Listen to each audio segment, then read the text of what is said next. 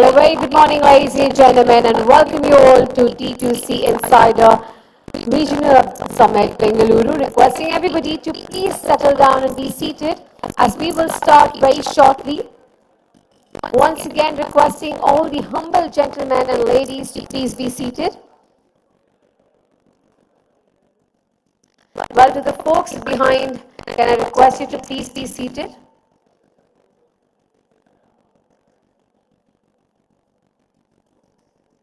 While we conquer the world, we would like you to conquer your seats right now. So requesting everybody to please be seated and settle down.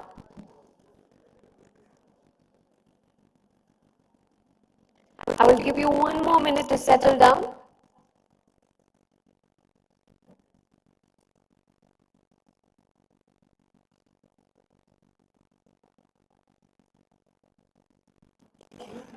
Check. Well, what a lovely audience, I must say. All of you are so disciplined and everybody is just up notch right here. I love it that all of you have just been seated wonderfully. Thank you for this warm gesture. I believe that this is a good morning sign from everybody. Okay, my name is Suman Rangnath and I will be your host today. Good morning, ladies and gentlemen. Can I hear some? Come on. Good morning, ladies and gentlemen. Lovely, love the energy. But before we start off, I want to just do a very small warm up and then I will introduce everybody to the event for today. May I ask everybody to, you will say your name out to them. So you will do this with the people in front of you, right next to you, on your left, behind you, everywhere. So you will move around the place for a little bit, okay? Okay, can we do that? And when I say pause, you will pause wherever you are. Okay? Great. You're with me on it? Yes, okay. On the count of 3, 2, 1. Can I see all of you shaking hands and greeting people? Come on. Go introduce yourself. Step out of your zone right now. Hi, Suman. How are you? Hi, how are you? Rocking. What's your name? My name is Vaishuman. Vaishuman. We are manufacturers. Okay. We are based out of Bombay, and we are the ones who are manufacturing for Bowl Care and Misters, Oh. Positive Gym. We are manufacturing for more than 40 brands. Very lovely. Lovely meeting you. Let's stay connected, Suman. Yeah. I want to see you guys meeting and greeting, and I want you to guys move around. Come on, move. I want you to introduce yourself. Get out of the comfort zone. Lovely, lovely. Okay, check, stop, pause, pause. Everybody, pause. I'm going to give you hi. Can I please have your attention now? Everybody, wherever you are, stand right there. Can I have your attention? This was not going to be a networking session. There's plenty of time for networking. This was just going to be a hello greet session. Okay, now does everybody know how to give a high five? Yeah? Yes or no? I can't hear you. Yes, okay, so you're going to give high fives to people that you haven't said hi to, and you will slowly come back to your positions. Okay? Okay, come on. Can we do that on the count of 3, 2, 1? I can't see you guys giving high five. Ladies and gentlemen, may I please ask you to please come back to your positions. Come back to your tables, please. Come back to your spots. Come back to your spots. Please come over to your tables. We will give you plenty of time for networking, I promise. But please come back to your space. Yes. We said that why don't we create a WhatsApp group and why don't we start talking to each other and helping each other out. And with that simple context, a WhatsApp group got created. We were about 20 odd people initially who became a part of this WhatsApp group, and we used to keep exchanging notes. Someone got stuck in ROAS. Facebook has always been troubling us. Sorry if I don't know if there are Meta guys out here, but Facebook has always been troubling us. It's very difficult to get listed on marketplaces. Weight discrepancies keep coming in every single time, and how do we kind of solve for it, right? And with that simple idea, a WhatsApp group got created, and we started exchanging notes amongst each other. From there, WhatsApp has always been a driver and a limitation because you could only add so many folks into a WhatsApp group. Back then, this limitation was about 256. So slowly and steadily, the WhatsApp group kept on growing. We were very sure on two things, that we wanted to have it a very moderated community, that we never had any good morning, good night, festival wishes on the group. It was all purely business. And at the same time, we always wanted to have only founders and CXOs as part of the community. So the first 250 members were all brands. When we launched the community, that happened for about a year. Then COVID hit. I think that was a big inflection point for the community, because when COVID happened, we all were stuck. right? We were getting a lot of demand because we were digital brands mainly, but we were not able to fulfill that demand, right? Logistics was stuck, warehouses were being shut down, etc., etc. So that's one pivotal point for the community when the community came together and started helping each other out proactively, right? Someone said that, if you want to ship out products, keep it in my warehouse. I do pharma, my warehouse is still open. You can then move it to your warehouse and so on and so forth, right? And that's how the community kept on growing. WhatsApp changed the limitation to 12 members. The community grew from there, went to 500 members. Again, the next inflection point came in for the community when, again, one more accident happened when we all decided that, okay, now COVID is done, let us all meet, right? And that's happened about in 2022, right? And when we were talking about meeting, it was like 20, 30 people, let's come and meet, let's do for a casual conversation. And then it ended up becoming like a large event in itself. We had 1,000 registrations for people to come into that event, and we could only accommodate about 250 of them, right? Reason, nobody was looking at D2C back then. Today, so many events are happening all across the country, right? But nobody back then was even looking at D2C as a landscape, right? So that's the point when we thought that, this is a very, very big need for the community to meet more often, and we should keep on doing more and more such events. And then, again, WhatsApp limitations kept on increasing, made it 1,000 members in a group. The community feature got launched. We hit about 3,000 members by the end of 2022. In 23 alone, we added about 2,500 members to the community. We are now about 7,500 people roughly on the community, with about 5,000 brands, 2,000 plus enablers, and 250 plus institutional investors, and about 700 to 800 angels. What we realized, guys, is that the community needs to do more than just being a WhatsApp group, doing more than just making people meet more often. And hence, what we decided is that let us launch certain core initiatives for the community, which can actually help our founders. Right? And the first initiative that we launched was a program called Elevate Super 30. Right? The idea of this program is to create a 3 months boot camp and help founders learn the D2C playbook. We have a couple of founders today in our room as well who are being a part of this program. I think Vignesh is here, who's been a part of our first cohort. So, very, very excited about how we are building this and how, all founders from the community have actually come together to teach young founders of the playbook of building a D2C brand. So right from a Kawaljit Singh from Fireside to an Abhishek Goenka from RPSG to Mohit Yadav from Minimalist to Aditya from Campus Sutra, all of it. To know everything what's happening in the D2C consumer landscape, just subscribe to that newsletter and you will see a lot more happening. You'll have lakh rupees cash to the top pitchathon winner, along with about 49 lakhs of credits coming in from different enablers. 9 lakhs of credits coming in from different enablers. Then we'll have two exciting and very, very exciting fireside chats that are going to be coming up. So we have One more today and make new friends and network. How many? I don't see a lot of hands. Then why are we here? Yeah? So you're not here for this? Are you? Okay, can I see your hand up too? Yes, lovely. Love the spirit now. Okay, ladies and gentlemen, let's move on now with our first. Well, are we ready to dive deep into the knowledge and enhance your brand building journey? We are kicking off our regional summit with a series of Elevate workshops designed to empower you with insights and strategies for success. As you know, knowledge is a key principle of our community. Elevate is an attempt to impart knowledge all within the community. So, ladies and gentlemen, now is the time we dive into today's exclusive workshops.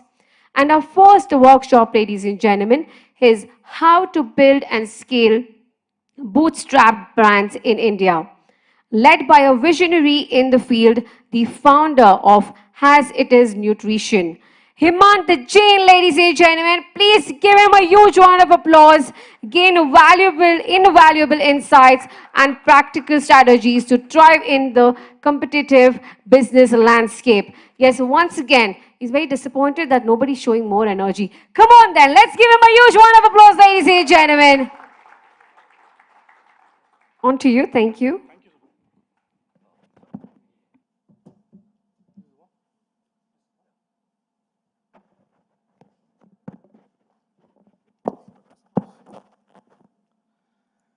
Good morning, everyone.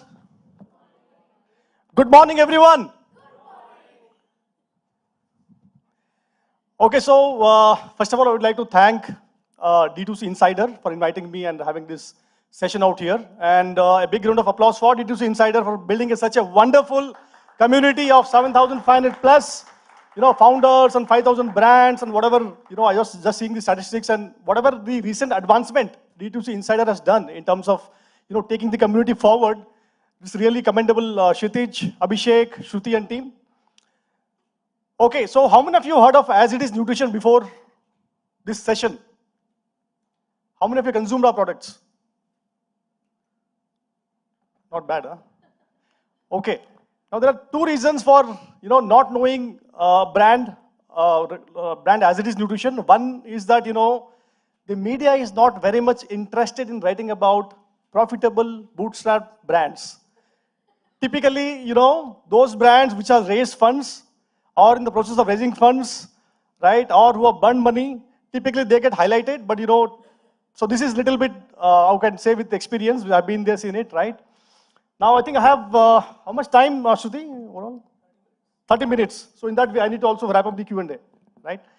Okay, guys. So can I have the presentation?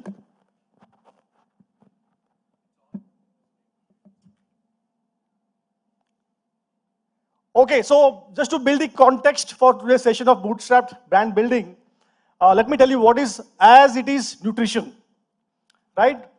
So we are into sports nutrition, whey proteins, amino acids, peanut butter, creatine, BCAA, and vegan protein, etc., etc. So how did it started? So we started in the year 2018, and how we started? So actually we are domain experts of sports nutrition. We are not, techie guys who become entrepreneurs and started, D2C brand. We are actually domain experts. We are into manufacturing of nutrition supplements for the last 20 years. That's been a family business. And we had launched many other brands in the last 17, 18 years. Around 2017, 2018, we did a lot of research and 2-3 things came up. One is that the whey protein, the sport nutrition product sold in India, 70% of it is fake. Okay, you have factories in Meerut, Ghaziabad, where this get manufactured. Even today, how many are from Delhi here? You know this place called Bhagirath Palace in Chandni Chowk?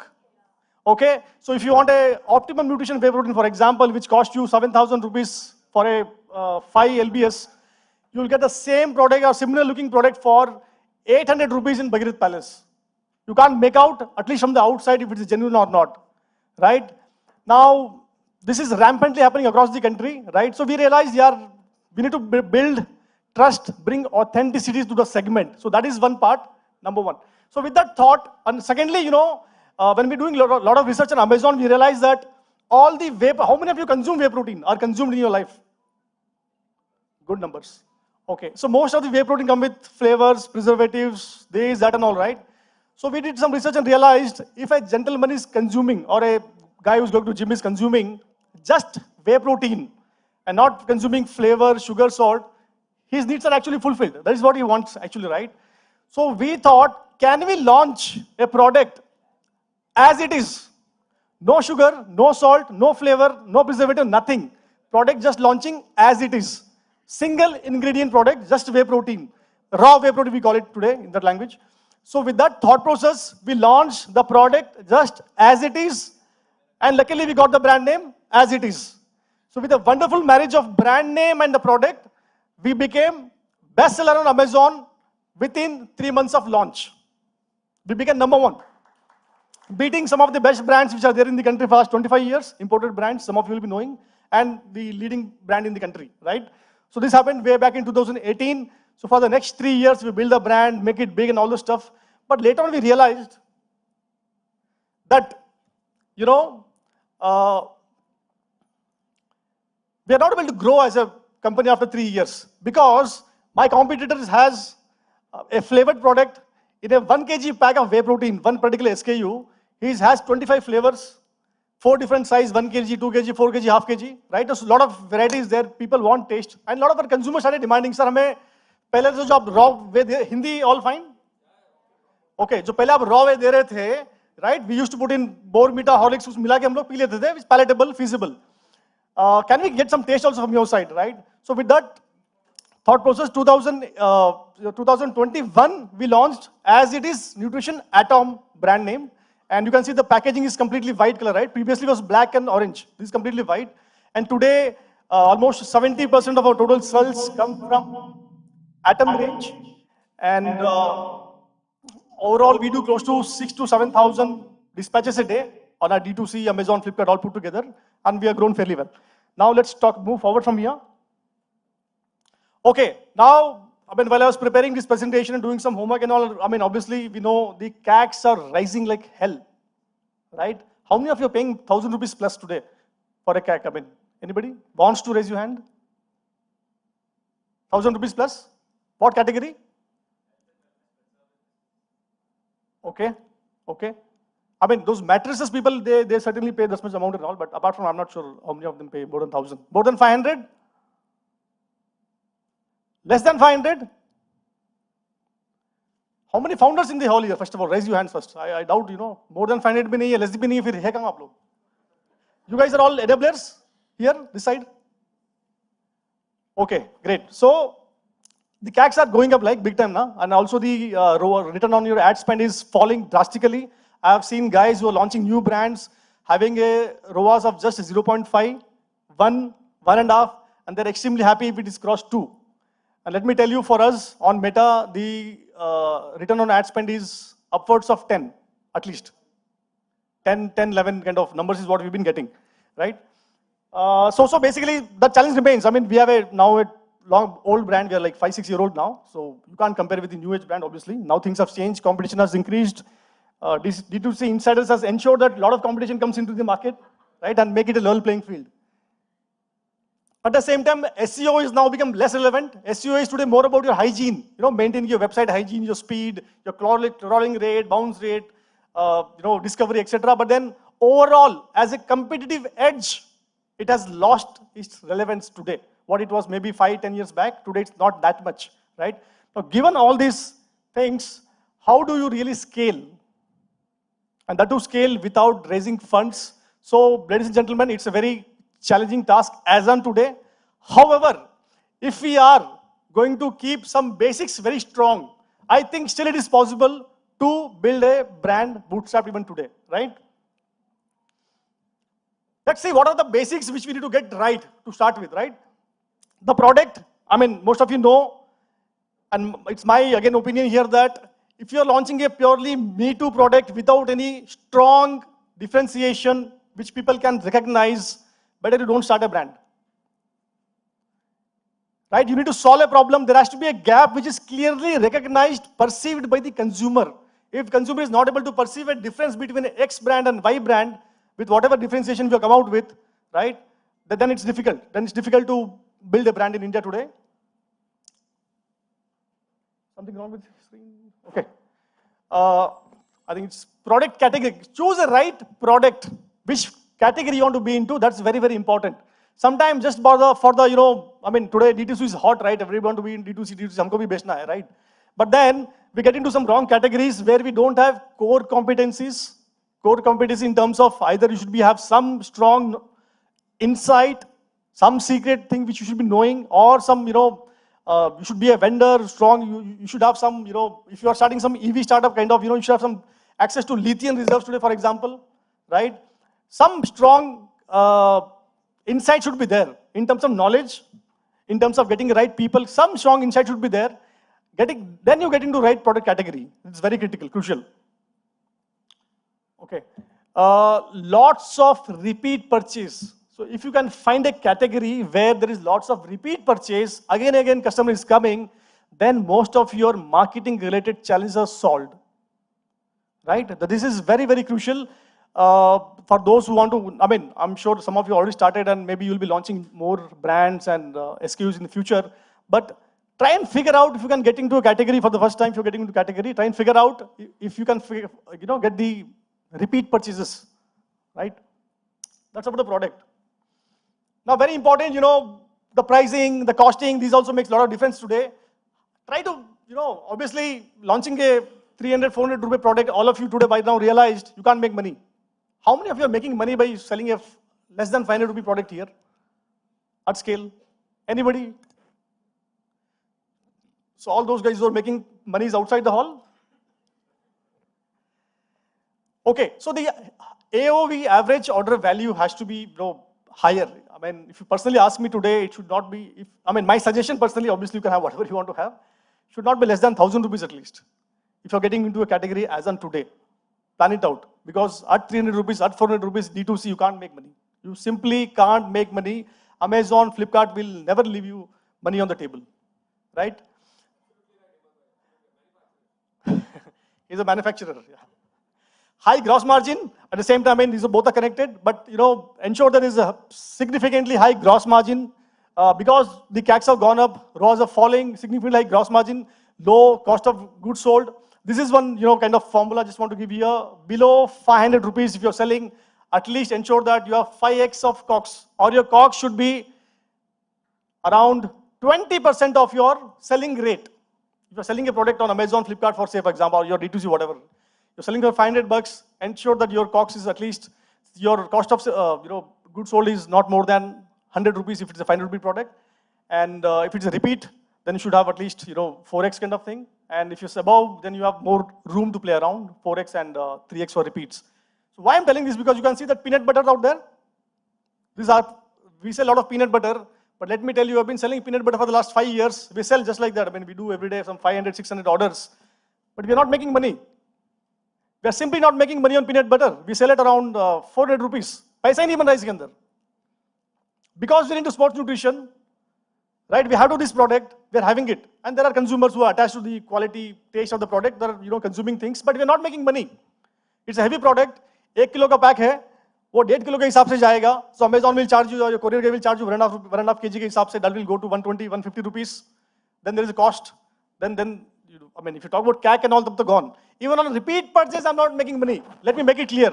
Even on repeat purchases, we're not making money. We're just break even, right? So that's why that image out there.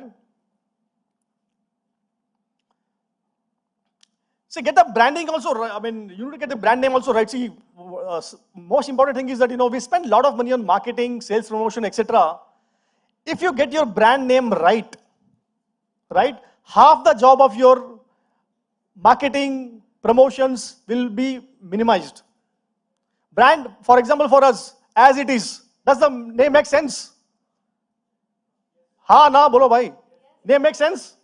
Right? So because we are directly connected with the product, right? ये as it is है, मतलब जो product है अंदर वो as it is है. जो हम बोल रहे हैं वो है इसके अंदर, right? The communication is very clear. So, obviously every time you can't get such brand names, but whatever nearest brand name you can get, try to get those brand name exactly connected to the category, right? So there are obviously, I'm happy to see that today a lot of innovative names have come up, which are connected to the category. Straightly, there's a lot of recall happening. Invest a lot of time on, getting the right brand name, can be compelling. Now, brand name is one. I have seen a lot of these startups, D2C brand owners, after having whatever you started your brand, your communication over the period of time, there is no consistency in brand design, right? You saw those pouches in the starting, black and orange color, right? Even today, we have maintained same pouch for the last 5 years for the whole as it is range. The packaging is same, black and orange. You just go on Amazon, you will check it out. For one of our SKU, we have 29,000 reviews on Amazon, right? So, the idea was, if wherever the guys keep searching and they keep on seeing some products, so apna sab jagah same dikhega, right? So you spend, then you don't have to create a lot of this, you don't have to spend money on creating a lot of remembrance value, right? So maintain consistency in design, don't just change the color overnight of your branding colors, okay? For that you have to maintain a brand. How many of you have brand guideline book? Please raise your hand. 1, 2, 3, 4, 5, 6, 7, 8, 9, 10, 11, 12. Good. So let's say, if you want to get it done through a professional, they'll charge you 1 lakh rupees, something like that. But then internally also you can have it. Have a brand guideline, give it to your designers, wherever you outsource is, in-house, whatever. Let them have a, isi ka hisab se banana ye. These are the fonts, these are the brand colors, these are the, how it will go on a stage, how it will go on a web design, how it will go on banner, everything is defined. So your job as a entrepreneur is reduced. Also the brand guideline is required because a lot of D2C guys cannot afford to have a brand manager full time. Today a brand manager will charge you monthly 3 lakh rupees and upwards.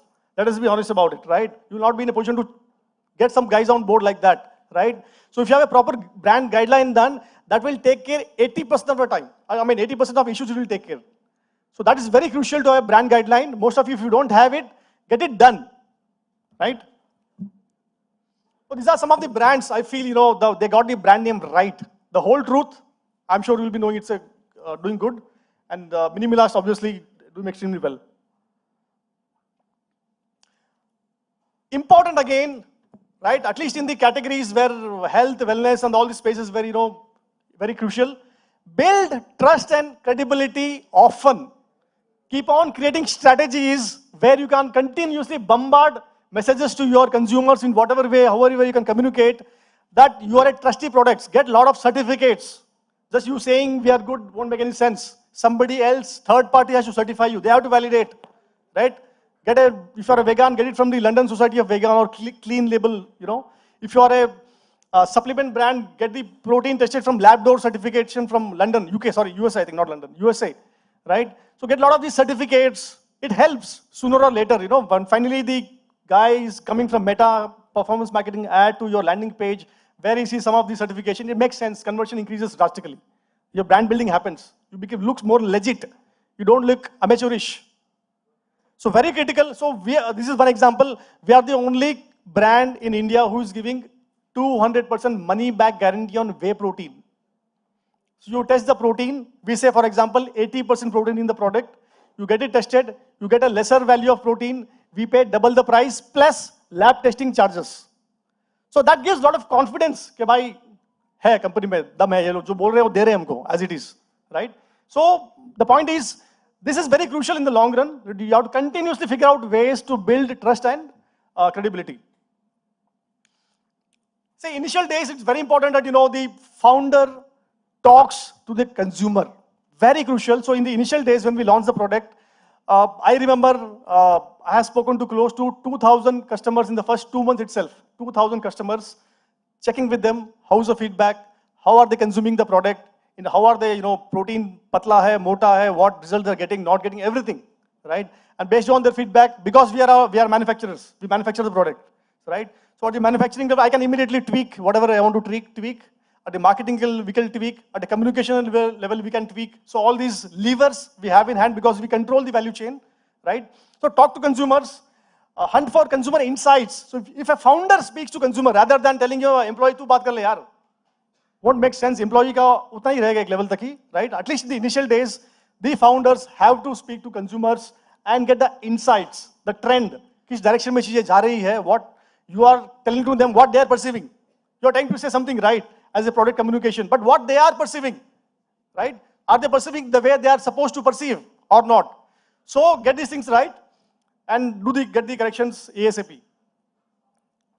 And some of these, initial mistakes, a lot of entrepreneurs do initially, don't launch too many SKUs, right? You have started with say 5 SKUs.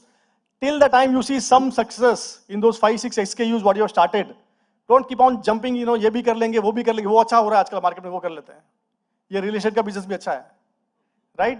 So don't jump quickly. Figure out whatever you started with, जो आपके 4-5 SKUs हैं, उसमें कितना improvement का scope है, उसमें और क्या consumer insights हो सकता है, right? Plus work on what you got. Until unless you don't solve the basic problems, don't jump to new categories or within the category itself, ये भी कर लेंगे, वो भी कर लेंगे. You are preparing yourself for the failure, right? Okay. Use as much as free marketing resources as much as possible. So I'll give you an example. We have a brand called Zenith Nutrition. As it is one brand, we have a brand called Zenith Nutrition. How many of you heard of it? Okay. Very less. Anyways, it's not a brand which is scaled today, but we have started this brand in 2009, selling it online. So we are, as I told you, we are manufacturers of supplements. And this Zenith Nutrition is in the space of nutraceuticals, vitamins, mineral, herbs, right? On day one, we launched 100 SKUs. Because we had the raw materials, we used to be manufacturer, we are manufacturers, we had the raw materials. On day one, we launched 100 SKUs. And to get the, marketing moving and all this, 2009-10 May, Amazon was not in India, Flipkart was selling books. So the online ecosystem was not really developed at all, right? So we started website and all. But to get free marketing, we were listed on all the websites. So those days there used to be websites called Alibaba.com. If you search in Google, these used to be the first one in organic. Alibaba.com, exportersindia.com, tradeindia.com, just dial, website like this, right? Indiamart.com, right? So we used to ensure that website like platforms like those, we had listed the products on 100 websites, 100 plus websites, early days, right? So any of those भूला भटका consumer customer कहीं पर भी जाता देखते हैं product सब जगह है, मतलब ब्रांड बड़ा है, right? So the point I am trying to, आज इतना उसका रिलेवेंस नहीं है, but still wherever free resources are available, try to list the products, right? Ensure once you see your initial success in D2C, immediately get on marketplace. I have seen many brand owners, they stay away from Amazon, Flipkart. See, there are some consumers, you do whatever, they're comfortable buying on Amazon, Flipkart only.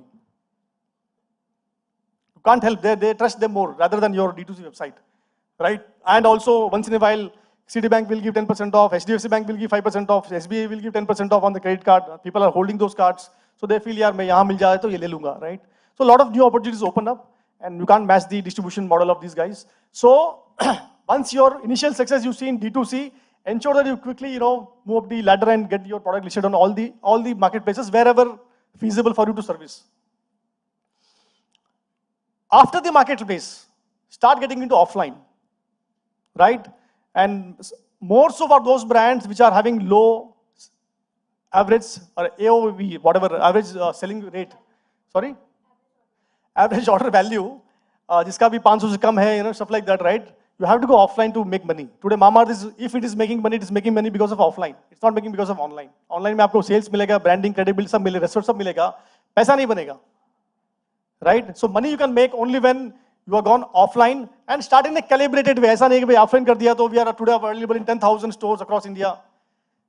Nobody will give you brownie points for that. The point is, आप 500 जगह पे भी हो, वो 500 का भी आप feedback low, how the things are happening in those 500 stores. Wherever you're selling, what is happening there? Sales हो रहा है कि नहीं हो रहा है, खाली वहां माल पड़ा है. Then again after 6 months they'll say बस अपना पैसा भी नहीं है और माल भी लेके जाओ वापस, right? So these things happen. So try to figure out how to, you need to solve the problem of the retailer also to ensure that stocks get over there, right? जब तक माल बिकेगा नहीं वहां पर, your cycle doesn't start, right? So start offline, start in a slow way, learn, then make it big. Another important thing is, you need to, in the initial days at least, you should outsource costly functions in a startup. What are the costly functions today? As a D2C founder, there are a few things which you cannot do, right? So what are the things which you need to outsource? Manufacturing, obviously, most of the time, if you're not a manufacturer. Warehousing. You can't think of today putting a warehouse in Lucknow, Delhi, Punjab.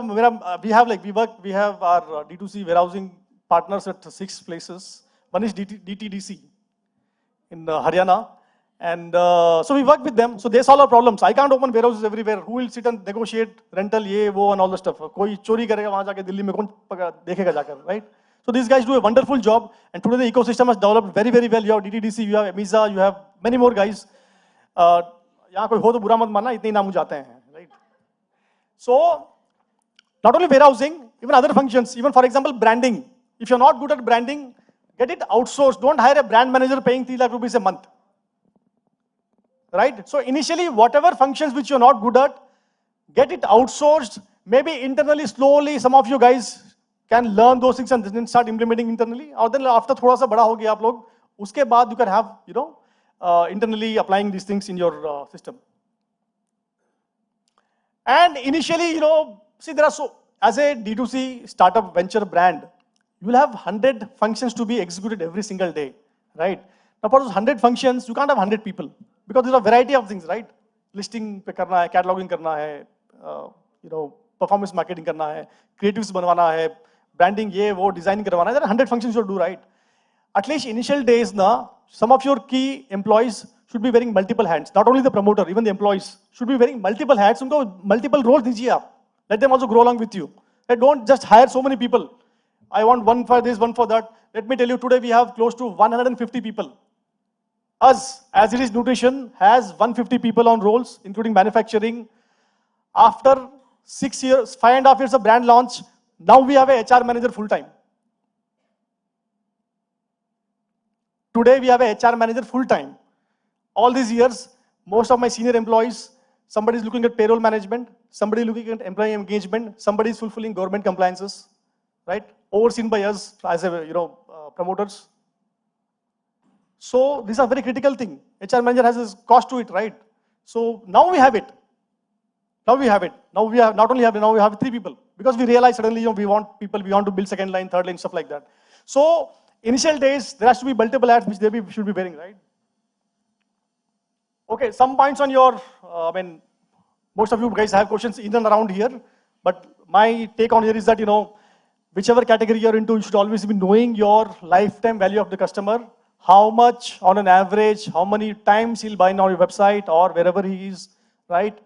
Without knowing that, you have no reference point for your cost of acquiring a customer cost, whatever CAC, right? How are you going to compare it? So blindly, you're paying CAC like anything, ROAS falling down, and the consumer is not coming back because your category is like that, for example.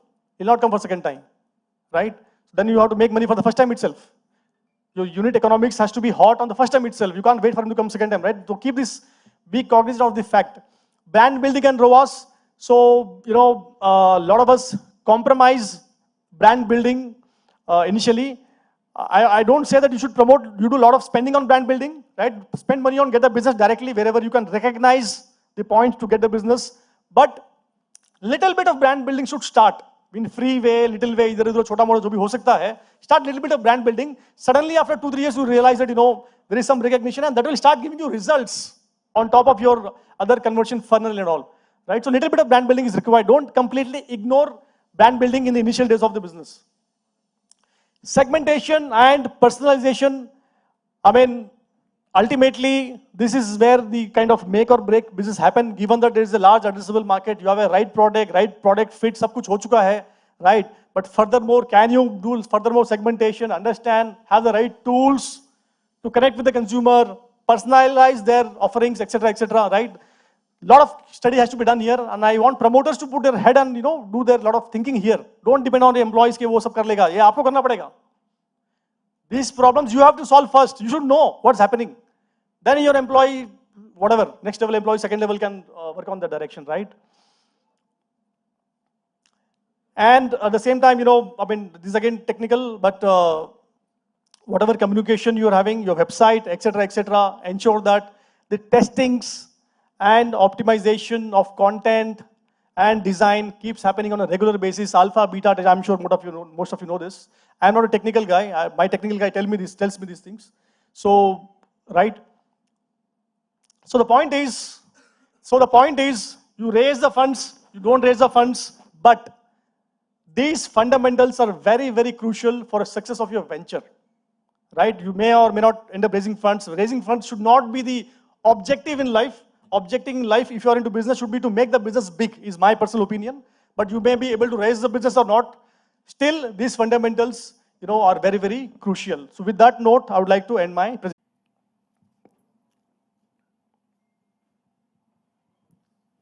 Don't ask me too technical questions. I'm not good at it. Same here. I won't ask you technical questions. Great. Don't worry. So hey, Ahmed, lovely talk. Achha, before that, just want to mention. So this is a family business for us, rather than right. Just not me that I have done this. So we have 3 brothers. Okay, I'm a second guy. Elder brother Arvind Jain. He is a scientist kind of guy, right? I'm Himmat, so I'm more of a branding, administration, etc. I have a younger guy who does the raw material purchases and importing. So between us, we have divided a lot of these functions, and we stay together in a single house, do business together in a single building, same place offices, eat lunch together, dinner together on the same thali. Just wanted to establish context here. And so basically, my younger brother builds the raw material, my elder brother manufactures it, and I sell it. So this is how our value chain is there, right? Thank you. Your question, please. Brilliant. I mean, this is how, even Ambani brothers started. Reminded me of that. Excellent. Like Ambani brothers, I was talking about Mukesh and they started like this.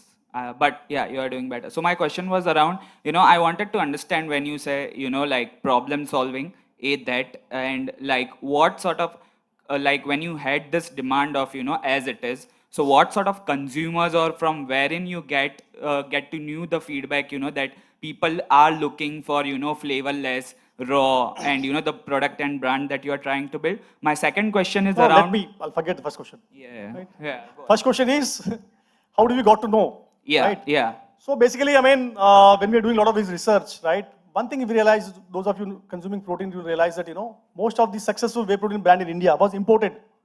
And by virtue of being imported, they're charging a bomb. For example, 3,000 rupees for 1 kg of protein. और हम देख रहे हैं यार ये तो raw material तो 1200 रुपए में आ रहा है. So why are they charging 3,000 rupees? What value addition they're doing? This is just flavors, right? These are all small additional costs for you. And we are manufacturers, right? We know the mathematics behind, right? So then we realized, yeah, why don't we then do some, why don't we launch a protein? And then we did the testing ourselves. This, just the whey protein, you can easily have it with Horlicks or in water itself. So even today, 70% of the as it is whey protein consumer, they wake up in the morning, they do the workout, एक scoop लिया, पानी में डाला, spoon से हिला लिया, P लिया. Right? So we realize कि अगर ऐसा हो सकता है, why should the consumer pay 3,000 rupees? Why he can't pay 1,700 rupees or 1,800 rupees and get the product? At the same time, you are claiming you're a clean label product, that they can't. Right? So you have a lot of positives for your side. So that's the reason we realized, let us try this, and we made a product affordable to the market. Right? And India is big, and there are n number of guys in tier 2, tier 3, tier 4 who want an affordable product, so we gave them affordable product. Yeah, so coming to that point, coming to branding and affordable product, like you rightly said, we come from India, but India is also the land of, religion, spirituality, culture, politics, cricket, Bollywood. So like, how do you compete yourself with, Baba Ramdev's Patanjali, like Sadhguru's Isha brands, and, like a lot of like BAPS is into it, ISKCON is into it. We have so many religions, gods and goddesses. So they all have like same brands they are also into these products. So how do you compete with them? Because they don't need visibility. They can sell it in 200 rupees, 300 rupees. They can sell it in lowest prices possible. How are you trying to compete? I think most of them may be in that category, but they're not known for it. Right? Yeah. This is predominantly a sports nutrition category. Got it. Right? Now, sports nutrition guys, typically, they'll not buy in Patanjali whey protein. What do you guys say, guys, right? They won't buy Patanjali now, right? How you pitch it, right? What is your USP? How are you positioning your value proposition, right? So when we do our promotions, there is, guys with muscles. Mera muscles nahi hai because I don't do too much of workout and all. But our brand ambassador, we have, by the way, we work with 250 influencers, right? So they work out, they showcase their muscles and all this stuff. There's a different brand positioning. And Baba Ramdev has a different brand positioning. So, right? Exactly. So my consumers are not watching Baba Ramdev's promotions. They are watching my promotions on their Instagram, Reels, YouTube Shorts, etc., etc. So we are there where we are supposed to be there. Hence they get to know about us, and we build the business from there. Understood. And last question was on the same line. Like, coming to the best in India brand and products in this segment versus the best in the world brand and products in this segment, where do you rank yourselves currently, and how are you trying to see things, See, globally, it's a big market. In India also now, in the last 5 years, market has expanded like anything, right? In India, I don't know if you want to talk about number game and all, we are in number 3 in the country as of today, including all those brands which are present in India, we are number 3 in the booking list. Okay. Yeah, done.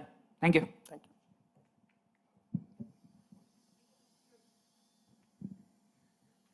Yeah. Himmat, so you were speaking a lot about the online scaling, but because now you can do so much. You can only do so much online, but after a point, like you rightly mentioned, you'll also have to go offline, right? So let's say for a sports nutrition brand like you, what is the kind of approach that you keep for offline? How do you scale? Because a lot of brands that are there here today, they are usually somehow the online scaling is sorted and offline scaling is still a black box, right? For a brand like you, how do you scale offline? See, basically, we are a different ballgame altogether, right? You'll rarely find a brand at this scale making money and stuff like that. What we did rather is that we actually we never wanted to go offline to start with. We realized because offline with a lot of fake thing happening, right? People manufacture fake things and all this stuff, and then they sell it. So distributor देख रहा है ये माल बहुत ज़्यादा बिक रहा है, इसका duplicate बनाते हैं मेरठ से, then बेचते हैं अपने, right? End consumer is not able to catch that sometimes. So we were not very, wanted to be, we were like, online we were happy. But online में इतना हम लोगों ने promotion कर दिया in our category, right? In our, to our consumers, right? That a lot of these consumers who are buying online, oh, they're, the 30 days used to get over after 30 days, right? The 1 kilo pack will get over in 30 days. So we'll go to the nearest store and ask her, as it is का whey protein है क्या? So everybody is going and asking to the stores. The store guys felt, यार customer तो खाली जा रहा है, so let me figure it out where is as it is and all. Then he used to call us. So that's the way we built our offline business. It's a pull strategy, it's not a push strategy for us at least. They start coming to us. Sir, everybody is asking for as it is, आप हमें माल दे दीजिए. Or let me again make a statement here. Today, 15% of our business is offline, everything on advance payment basis only, no credit. Our company has 0 credit. That also helps in brand building, right? So that's why it is. But having said that, if you're asking me today how a brand should approach, I think a brand should approach it, take it a little slow. Start with your city wherever you are first.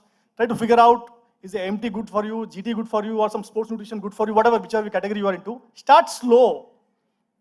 Figure out wherever you supply the goods, is he able to sell it or not? Take some time, 3 months, 2 months, check it out. Maal bik raha nahi bik raha, right? Nahi bik raha to kyun nahi bik raha? Talk to the store owner. Figure out from him. What are the questions consumers are asking for this product? Right? So with that loop only you'll get some insights. Sir, ek 10% ho zyada aap de doge to main kar lunga. Maybe you have a margin on your side, you can give it 10% more. Right? Slowly on these insights you'll build your marketing strategy and then you can grow offline in a big way. So you should start small, learn, then scale up. Do corrections, then scale up.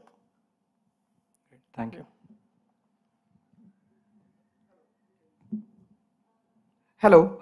Hello, my name is Rohit Keshri, and today my question is all about the funnel that you are using on your business side. Because again, you talked about CAC, you talked about a lot of ROS topic and everything, but everything connects with the funnel that we are creating here. So as a brand owner, what do you think is a good funnel? Like how a customer can. And I told you don't ask me technical questions. It's not a technical though, but again, like how someone is purchasing your product compared to someone who is your competitor. I'll tell you. See, That's basically, as a pitch or a USP or a value, we appeal big time to the top, to the tier 2, tier 3, tier 4 cities onwards, right? Now look at the consumer, prospective consumer cycle. What happens today for us? UP is the biggest market in India. Right? How is the consumer journey there, right? Typically, we have seen we do a lot of business in July, in the month of July. Why in July? Because a lot of students join college in June, July. They get into hostels, they get into college. Suddenly, once they're in the college, right, they realize that they want to look good, they want to impress, they start getting into gyms. Once they get into gym, either it's the personal trainer or they've been accessing their Instagram, Reel, YouTube, etc., that they realize, yaar, body to banani hai, to protein to lena padega, right? And suddenly you'll see so many of those, my influencers, whom he's following, they're recommending you buy as it is. And he saw results, etc., right? And this is also within your pocket. That is where the consumer journey starts. That is the funnel for me, typically, right? Yeah. I'm really happy that you're focusing on a customer persona a lot. I'm really happy about that. Thank you so much for the information. Thank you. One last question. My name is Sarvesh. I run a similar health and wellness brand. It's a services brand. I'm curious to know, how is your marketing budget allocated between influencer marketing and ads? Like you mentioned a lot about influencers and Instagram Reels, right? So how do you approach one more it? number I want to give here. Till date, we not as a strategy, but as a requirement or whatever, we are spending only 5% of revenues on marketing and sales and all. My expenses is just 5% till date. Now we are looking to scale up. So out of that 5%, for us, we have spent a lot. We do a lot of influencer marketing because it makes sense, right? People want to see kiska muscle bana hai, main bhi waisa muscle banata hu, right? So we do a lot of spending on influencer marketing, and for us, it's both 50-50%. Influencer and performance marketing, both is like 50-50%. Has been working well till date. Having said that, now the ground is changing. A lot of competition is coming, so we have to tweak and move forward with whatever next level of economics which makes sense for us, right? Thank you so much. Thank you, everyone. I once again thank D2C Insider for inviting me for this session. Thank you. Thank you. But I have a question too before you go.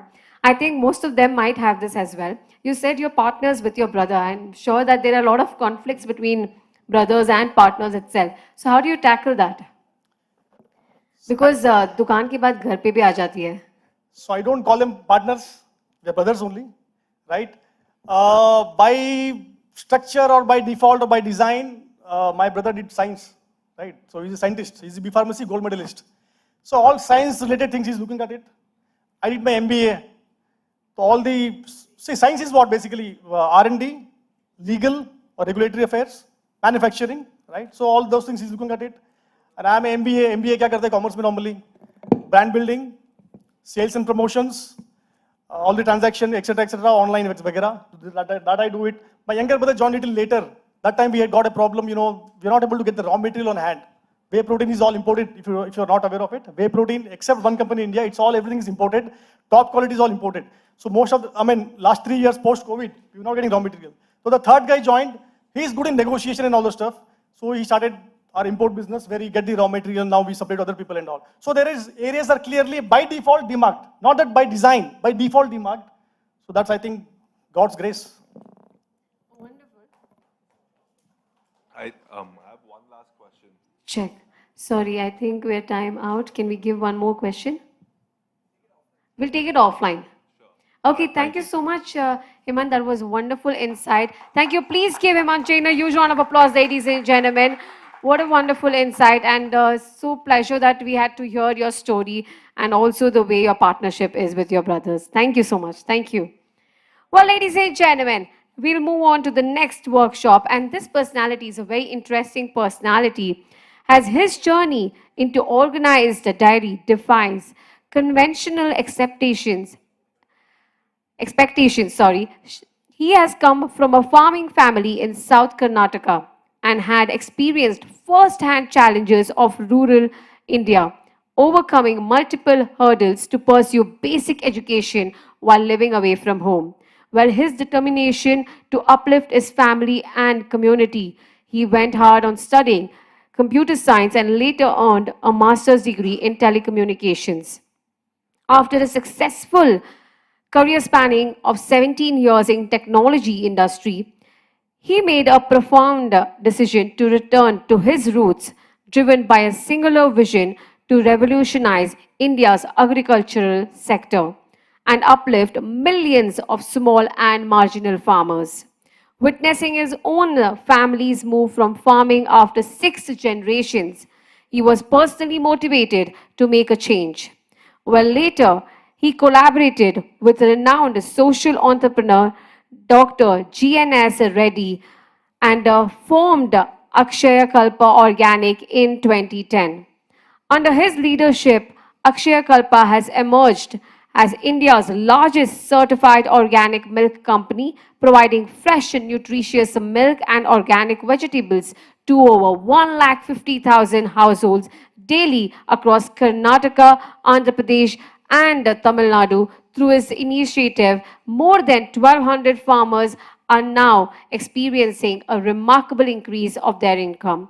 Ladies and gentlemen, please join me in welcoming Mr. Shashi Kumar, a visionary leader dedicated in transforming India's agricultural landscape for betterment. The brands, please put your hands together and welcome him on stage once again, ladies and gentlemen. Thank you, sir. It's an honor to have you here today.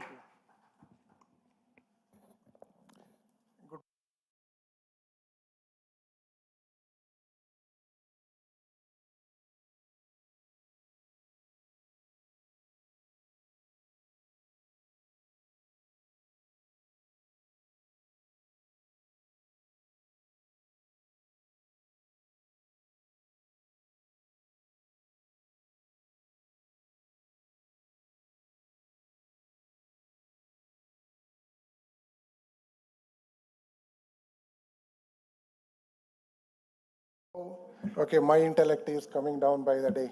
Okay. Uh, Thank you very much. Okay, on the lighter side apart, thank you very much for a little bit exaggerated introduction. Okay, just I would like to share what we have gone through last 14 years. I'm not a very good, what you call, instruction giver, but I can share what we have done in last 14 years. Okay. So just quickly, just to understand what Akshakalpa is doing today. Last 14 years, we have been working with around 1,200 farmers, very focused. So 14 years of work, only 1,200 farmers, going extremely deep into farming. So Akshakalpa is known to be a milk company. In fact, it is not. It is a farming company. Just some of these learnings, what we have got, okay, through this journey, I'm going to share today. Right now, okay, we are working in 2 clusters. Okay, one is Tiptur cluster in Tumkur district in Karnataka. Second cluster is in Chengalpattu district in a Puriambakam village, okay, in Tamil Nadu. And our third cluster, okay, which will take around 4 to 5 years. We started working a year back, okay, in Rangareddy district, okay, in Telangana, and also a little bit in and around Shadnagar, okay, and also Mahbubnagar districts. So that work will take around 4 years or so. But our primary markets are Bangalore, Chennai, and Hyderabad at this point of time, being supplied from 2 clusters. Tiptur cluster supplies to all the 3 cities, and the Chengalpattu cluster exclusively supplies to, okay, Chennai. So this is photo of one of our farmers, okay. I don't know any one of you coming from farming family. I'm the one example of a person coming from a farming family and not doing farming. So there's the state of affairs in the country right now. Any boy or a girl born in a farming family, parents have a very simple, straightforward, let me say, expectation. Study well and get out of farming. I'm a great example of that, where my father saw a lot of value in an engineer earning better in Bangalore than doing farming. And coming from a good farming family, our family struggled to meet ends meet. So therefore, he never wanted me to be a farmer. So this is the status in the country right now. There are no youngsters in farming today. Okay, Akshakalpa right now works in 1,200 villages. Each village has one farm. We have set up 1,200 farmers. The whole purpose is it possible to galvanize young people to get back to farming? How we are trying to do is exactly how my dad did with me, okay, or any of the farmers right now aspiring to send their parents to, their children to the towns and, okay, cities to earn livelihood. Creating entrepreneurs, making them role models. For example, my father had a role model of an engineer. Okay, he made me an engineer. In 1,200 villages, what we have done is, we have created 1,200 role model farmers. This journey I'm going to share today.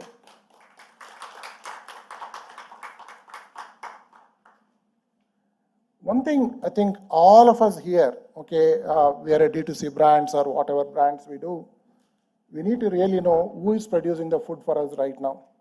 This is the standard profile of a people who produce food for us. To this entire country today, we like it or not, that's the fact. Most of the people are above 50 years of age, okay, struggling to ends meet. It is livelihood driven. So is it possible we can make a change to this? This is the question we have been trying to grapple, okay, with last 14 years.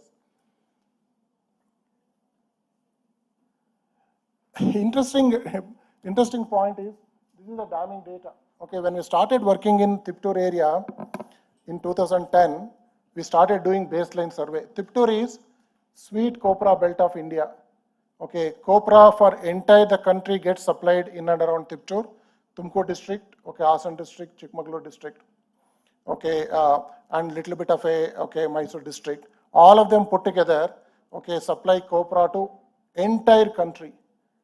Copra prices 21,000 rupees 3 years back, right now 8,000 rupees, okay, quintal. So that is the fluctuation farmer sees, okay, in the copra prices. This is the belt where we are working. When we started doing baseline surveys here, when we're working with farmers and trying to understand what's happening in the farm, we realize per coconut yield per tree per annum is 55 nuts per tree per annum in Tiptur belt, biggest copra belt in the country. Surprisingly, we were searching data what it was 100 years back. 1903 and 1905, there are 2 British Day surveys in our area. It pegged coconut yield at 185 nuts per tree per annum. You can imagine 120 years of intensive agriculture, what we have done, a coconut tree which was capable to yield around 185 nuts per tree per annum, we have brought it down to 55 nuts per tree per annum. What really happened? What really happened was we just focused on economics of doing farming. When the farming is actually, you need to define it as a kite, where economics is important, but economics to be driven by diversity in the farm, okay, and also ecology of the farm. We don't focus on diversity and ecology. We just focus economics with lot of technology, good seeds, good manure, okay, good chemical fertilizers, everything. We try to focus on economics. That is when the farm productivity goes down. This is the realization, okay, what has happened to us. The work what we do is very simple. What Akshakalpa does is, this is one typical collection center. If you go to any village, people stand in a queue. Majority of them are women. Okay, people are aged. They produce 1 liter, quarter liter, half a liter of milk. Stand in a queue on collection centers, collect milk, goes to a chilling center and reaches consumers. In this process, nobody knows at what cost the milk was produced, how much money farmer is making, okay, what is the quality of a milk, what is his lifestyle, where it is produced, how the animals are taken care, what is his family like, what in which puka house he lives, or what kind of house, nobody cares. So we go to these kind of villages, we pick one among them. Just only one person in a village we work. We don't take more than one person in a village. Really go deep into the farming and groom them into entrepreneurs. This is the work what we do. In the process, okay, the fundamental steps what we are doing is, Akshakalpa, as I mentioned, is the farming company. How do you shape the soil? Trenching and bunding, okay, and taking care of the topsoil is the topmost one. I keep going to the field. There are a lot of companies selling agricultural inputs. I don't see any company going out there and saying, how do you do soil management? I have not seen any for-profit company going out there and doing soil management. I have not seen. So if you don't do that, you will face the same problem what you see in the coconuts, falling productivity. It has already happened. Just as a statistic, in India recently, okay, 2 days, 3 days back report, soil organic carbon in India in arable lands. Arable lands is land which is cultivatable. This is published by Government of India statistics, okay? 0.4% in an arable land. To make farming viable, cultivatable, okay, without using a lot of chemicals, you need to have a soil organic carbon of 6%.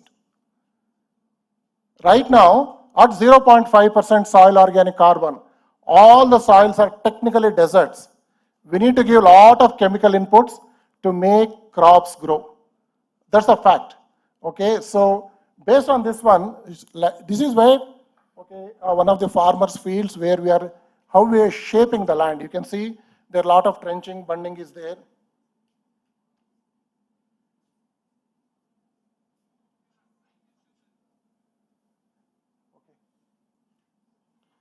How do you shape a land? Trenching and bunding and integration of crops. This is one of the farmer fields what you are seeing. Rainwater harvesting becomes very, very critical. So if you don't do this, okay, we're going to lose out the lands.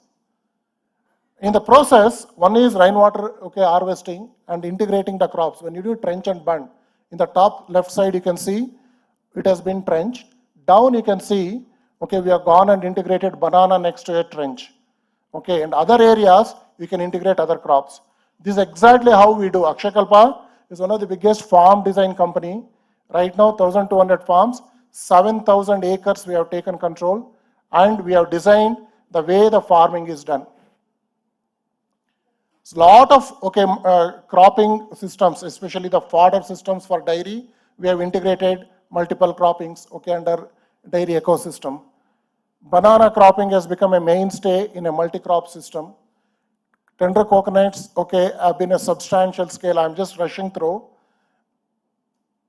Very interesting is when we started working with, okay, farmers in that ecosystem, biggest thing what we Akshakalpa does is manure making. How do you use a cow dung? How do you use an agricultural waste? How do you use a mulch to make a manure at a scale so that external inputs to the farm can be cut off? But in the process, what we realized was manure what we are making was lacking nitrogen. That is when we started integrating backyard poultry into farms.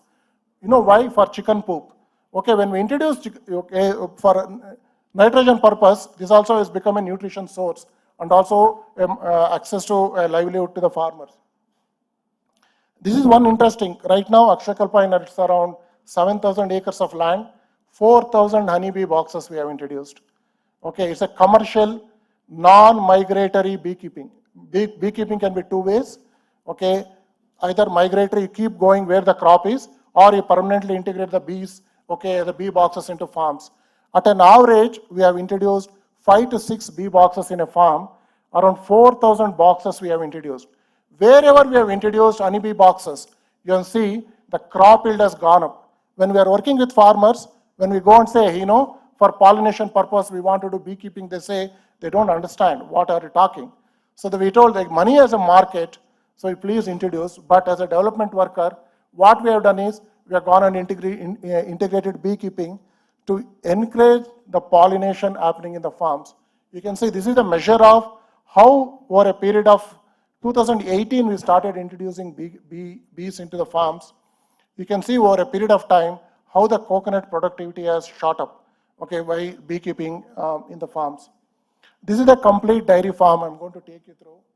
One of the biggest change what we have made into these farms, okay, this is, I'm not a very good presenter, but a lot of photos. We are able to get young people into visit these farms. This is the biggest change. 2023, okay, December, by end of December, we had got 13,000 consumers of Akshakalpa to visit our farms. This is the biggest marketing interface what we have done. They go and stay with a farmer, eat what farmer is eating, they understand what farmer is going through, his lifestyle, how much we are paying to farmers. They get to chit chat with farmers without any interface. They really understand what's happening, and they have become our biggest advocates. These are the simple facilities we have created. Any of our consumers can come and stay for free. So this is what we have done, okay, to consumer engagement. Okay, they can come and stay 1 or 2 days, 3 days, 4 days, but only obviously they need to work. Okay, so we're going to give the accommodation and we're going to give the food, okay, but they need to really work like a farmer. This is what we have done, okay, last 14 years, okay, around 90,000 consumers, around 1,200 farmers. And you'll be surprised to know these 1,200 farmers, they've enabled a 300 crore business, okay, just 1,200 farmers. We have not worked with, okay, millions of farmers, okay, we have not worked with thousands of farmers. In fact, 1,200 is the first step to say 1,000.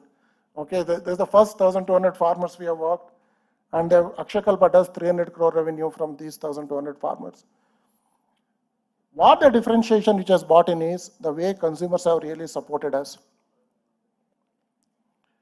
This is a very interesting slide. So we started tracking this one in 2014. This is the farmer's monthly income in Akshakalpa. So you need to really see, okay, we have reached 100,000 rupees a monthly income for each farmer. The equivalent to any job you can do it in a city of Bengaluru. We have enabled this. These farmers have become role models in those villages. Okay, this is what actually would drive, okay, next level, okay, in terms of consumer engagement. Consumers should know that they need to engage with brands and ask brands right questions. Can you encourage a consumer to ask, hey, you know, where is your food coming from? Which farmer grew it? How it was grown? Is farmer living comfortably? How the soil is taken care? What cost the food is produced? Is farmer profitable? These questions consumers should ask brands. This is the fundamental of building a very, very mission-driven brands. In my opinion, this is what we have done. We have encouraged consumers to ask questions, and we have taken them, okay, to those farms and put in front of farmers and say, hey, you can ask any question what you want. You can check anything what you want. This is exactly we have built India's biggest organic milk company. Right now we handle around 100,000 liters of milk every day. So that's the scale at which we operate. Okay,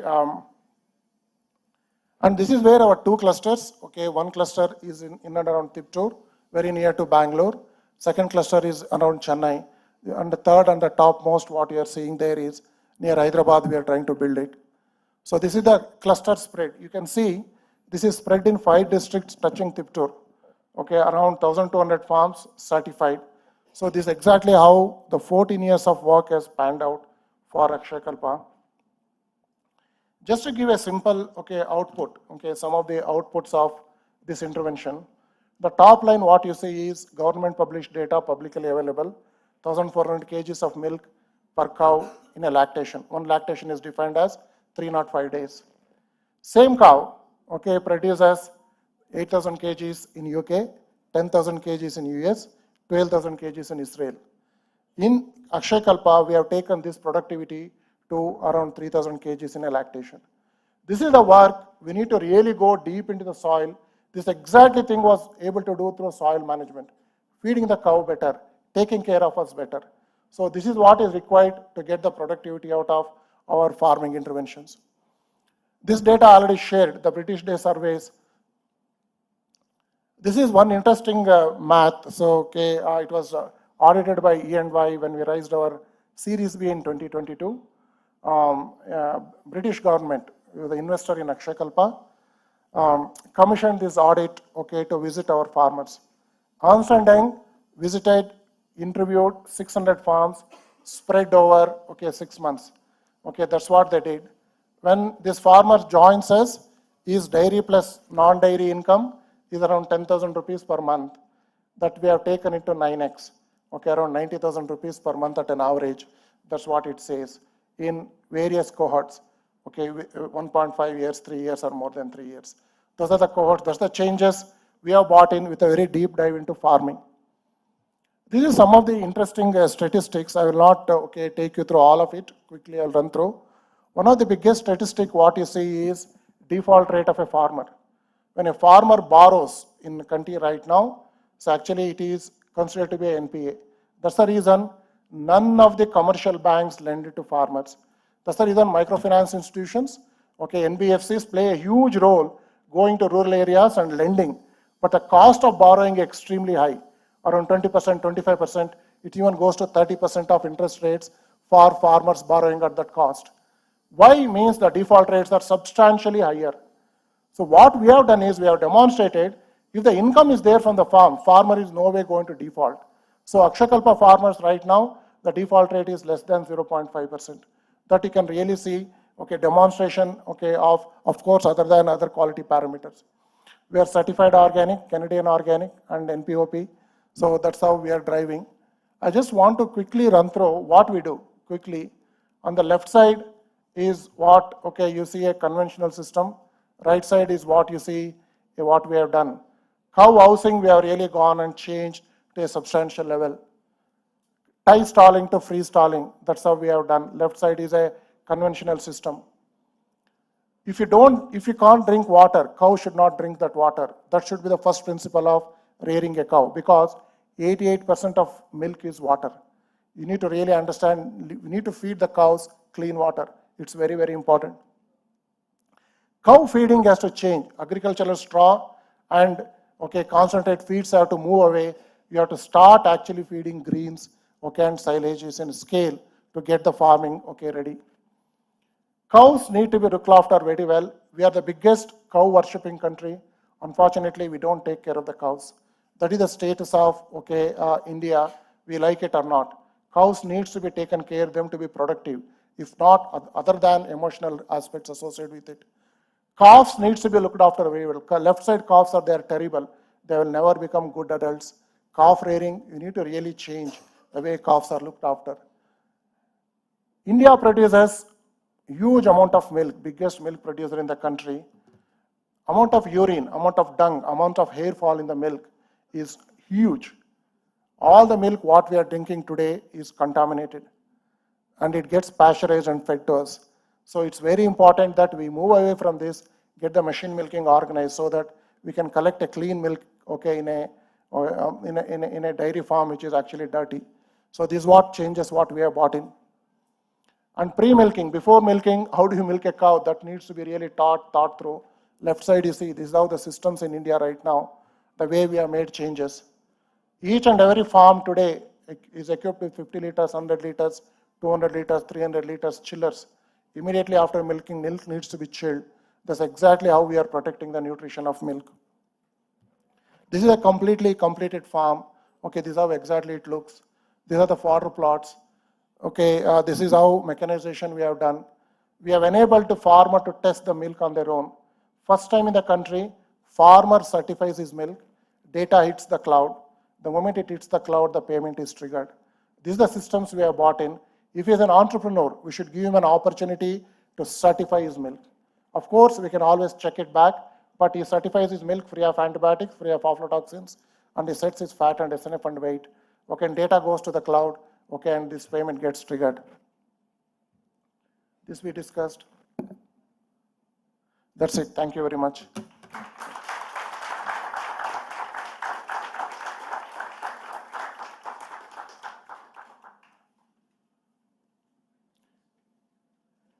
Any questions?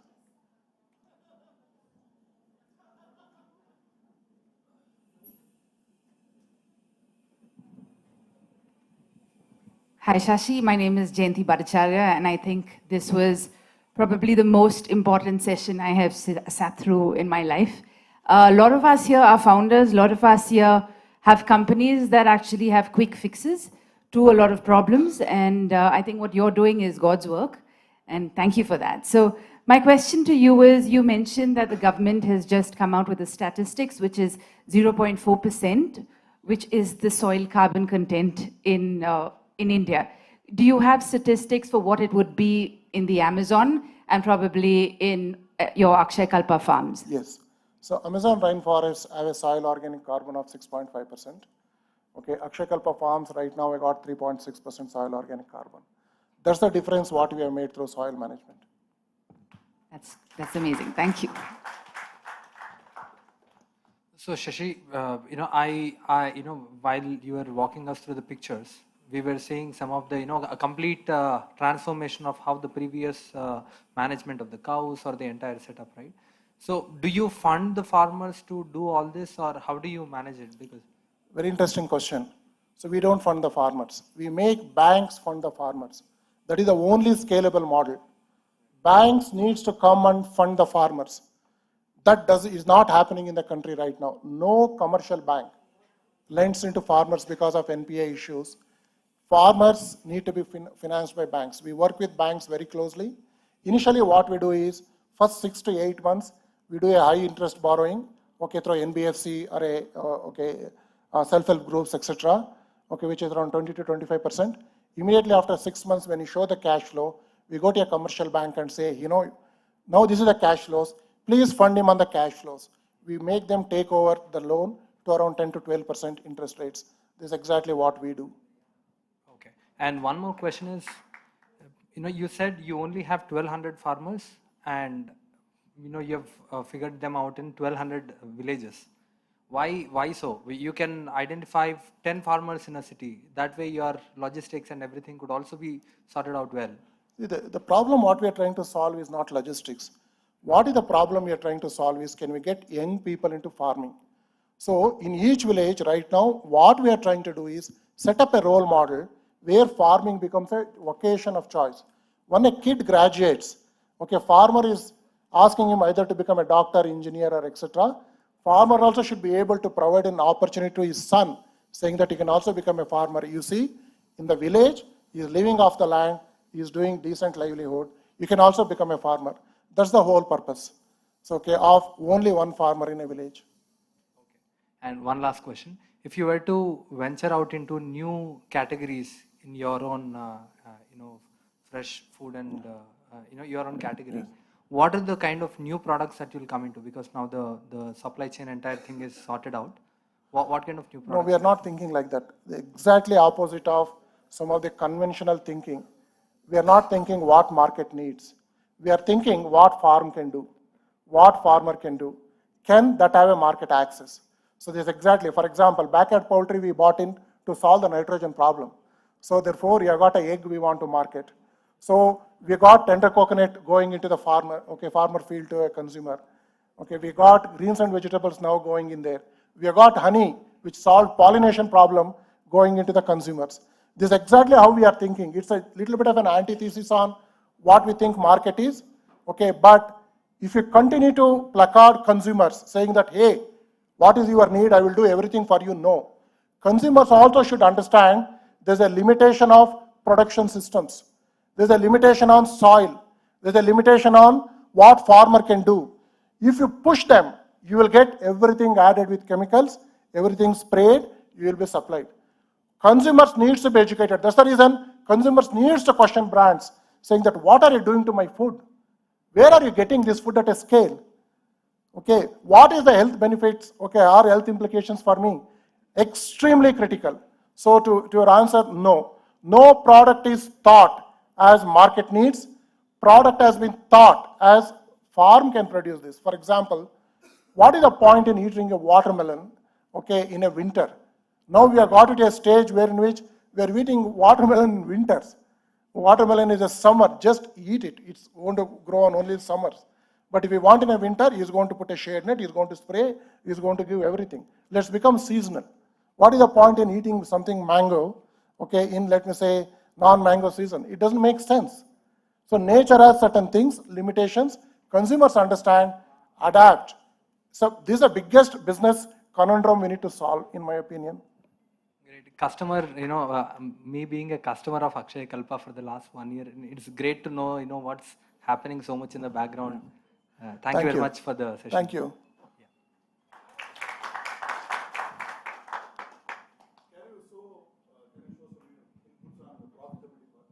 Yes, very good point. There's a question.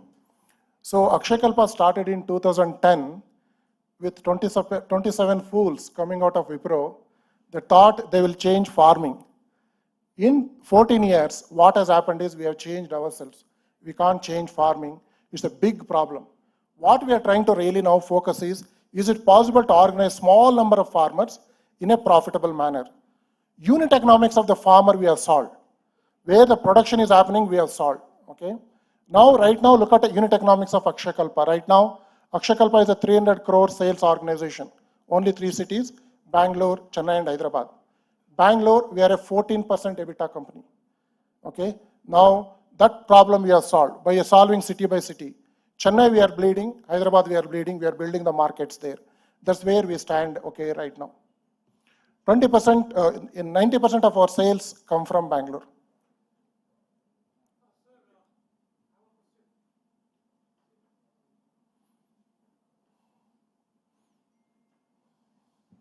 So you have approached your problem from solving farmers' issues, right?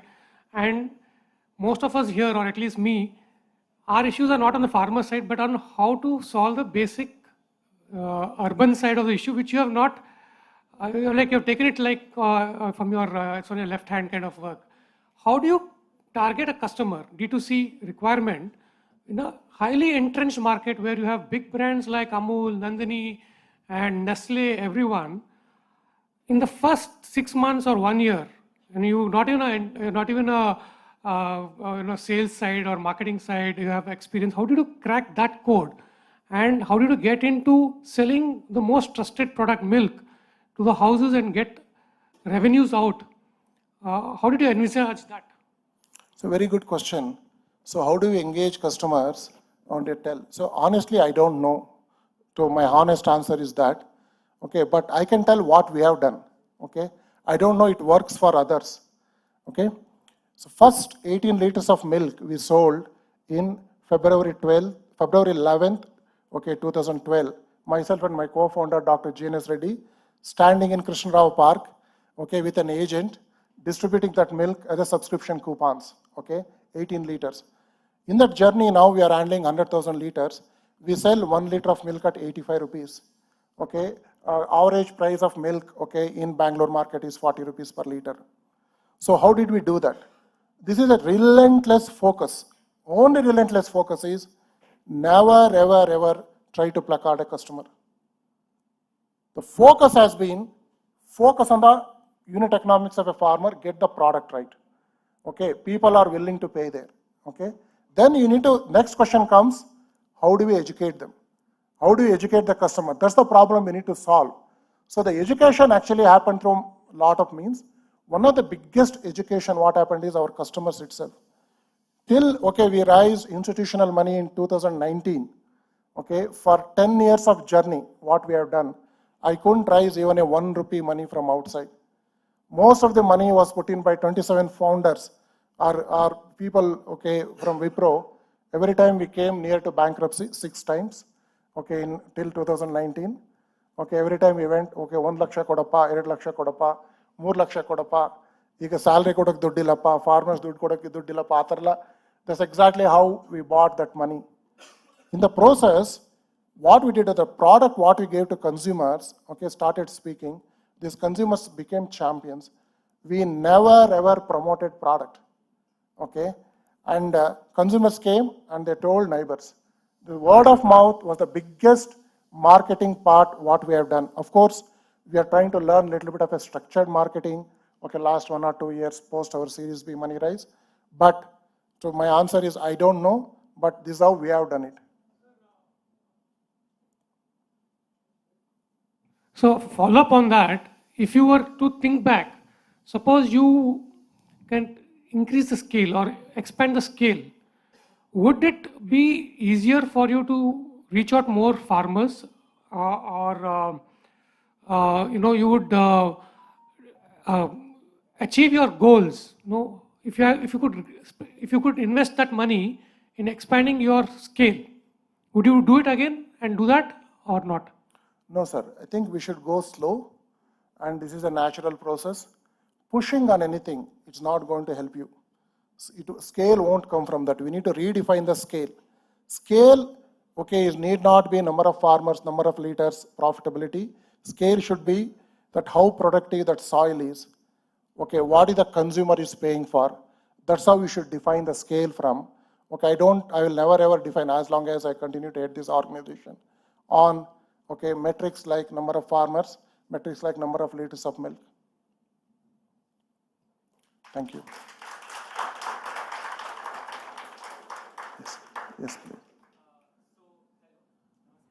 So I am from, So hello, I'm Dhairya. I am currently staying in Draper Startup House, Koramangala. And last week itself, we had a student startup founders meetup. So students in the age of 18 to 23 years old. And fortunately, I met 10 students belonging from, farmer background, farmer families, very much interested into, getting into farming. So I would love to, get them in touch with you. And I wanted to ask this, what's your message for them, and what should be my message or takeaway from them, See, if they are coming from farming families, going back to farming, and if you are in a city, going back to farming is very tough, because the farming support systems are lacking.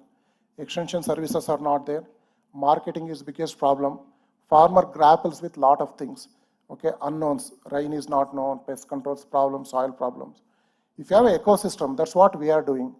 We have created a cluster. We operate in around 10 kilometers radius. Focused services to farmers. Everything is taken care. Farm design to bank finances to, okay, soil management to manure making to dairy to veterinary to para-veterinary, mechanical services, refrigeration services. Everything is given as a service. Then farmer starts focusing on production. Or else farmer will grapple with lot of unknowns. He will continue to solve them. He will actually defocus. So my message to them is, you need to get into those kind of a systems where there's got a support system. Right now, unfortunately to say, in India, we don't have those systems. And my second and last question will be around this. So since agriculture, farming and farmers, it's a primary topic, not just in India, but the entire world. And it's a very sensitive issue currently, been since a very long time in India. I wanted to understand, as a CEO of Akshay Kalpa, and the ecosystem and the stakeholders around, what are some critical burning questions that give you sleepless nights, and that make you think and work hard a lot? What are some pain points that you are thinking and working constantly on and want young people especially to work around and help you solve? See, the fundamental problem is we need to learn soil management. If you don't learn soil management, farming is gone. We can forget it. First problem we are grappling. For example, our second cluster, Chengalpattu, is a 1,400 millimeter rain area. That rain blasts in 3 months, takes away entire topsoil. Okay, how do you go to farmer and tell you need to shape your land better? That requires money, that requires lot of investments. Okay, that's the fundamental problem. The second fundamental problem is consumers, okay, thinking that they have got money, they can get access to good food. It is not correct. Consumers need to make an effort to get the good food access. It doesn't matter what they pay. So consumers have a huge role to play. How do you get consumers' mindset changed from currently I have money I can buy to, hey, how do I engage farming communities and work with them and get the food what I want? Can we get into a very good community-supported agriculture systems? In India, it is lacking. So farmer struggles, consumers get very bad access to food. So that's what is happening. These are the two issues, consumer burning issues and soil management issues, okay, which is making us, and for my shock, what I noticed is when I started doing surveys in Mehboob district in Andhra Pradesh, last 1 year we are doing a lot of surveys, visits, soil samples, testing. It's a disaster waiting for us. We believe giving access to water is solving problems. No. Okay, Krishna River has created more problems than solutions in Mehboob district. So that's what I see. Lot of lands which were growing great millets, lot of lands they were growing multi-crops has been converted into monoculture paddy. So this is the end of our farming systems. We don't really understand what are we doing to our soils. Millions of years they have been growing millets and multi-crops there. We have got, just as a human thought, as a development philosophy, we gave water and we converted it into a monoculture paddy. It is not going to help us, it is not going to help farmers, it is not going to help environment. Farming is the biggest sequestration mechanism of carbon. If you don't get carbon, your climate talk is nonsense. Anybody talking climate, they should get into farming. That is the only way to sequester carbon which is in the air and put back to soil. See what is happening in Delhi in and around. Burning stubble. Stubble is a great carbon. It has to go to soil. Why are we burning? Why don't we have extension systems to get that carbon back into the soil? We are not doing that effort. It's a hard work nobody wants. But to your question, we need to wake up. I think we probably have lost the battle. To be honest, last 14 years of my work, what I can conclude is we have lost the farming battle in the country. We can bluff ourselves, okay, into nirvana, but it is not repairable. It's gone. Thank you so much. That's really helpful, and massive respect to your work and contribution. Would love to stay in touch and contribute. Thank you. I'll just ask a question first. Sir, so this is more from a consumer perspective. What are the chances that a farmer can go astray and let's say after self-certifying, right? He is, let's say, buying the milk from a next door farmer and mixing it with your milk. No, why does a farmer go astray? Ask the question, no? Rather than doubting him, ask the question, why is he doing that? Because unit economics of a farm is not working. Right. He is trying to make his ends meet. Let's solve that problem, no? Then ask the question the farmer, hey, now I have solved it, why are you doing it? We don't ask the right questions. We actually doubt that should get out, work with him, ensure farming becomes profitable. Then he takes a deviation. Your question is right. Ask him, why are you doing it? So that's what my answer is. Yeah, that is if we find out. So do you have a system in place? Yes, mechanisms and systems exist today. The highest possible quality systems. For example, antibiotic residues. We spend our monthly antibiotic test bill is 50 lakh rupees per month. That's what we spend testing antibiotics in the field.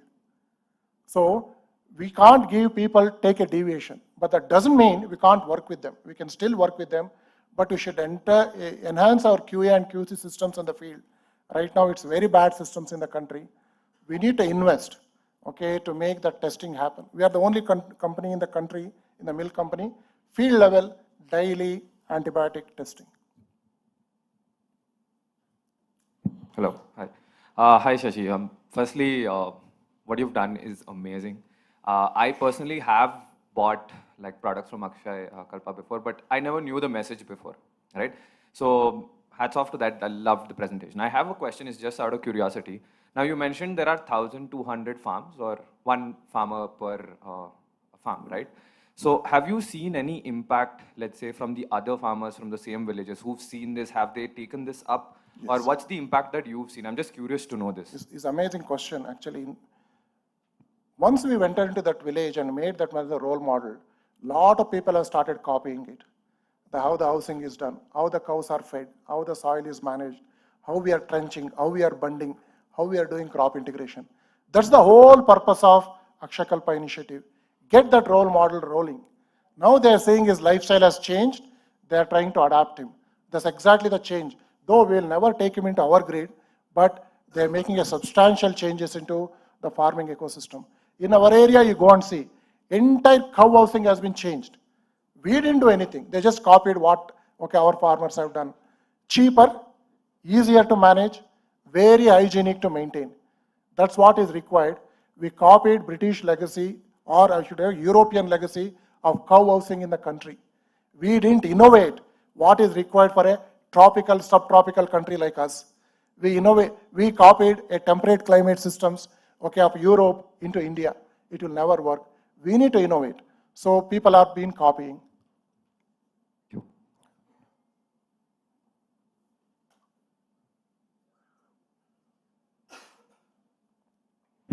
Hello. Good morning, sir. It was an excellent presentation.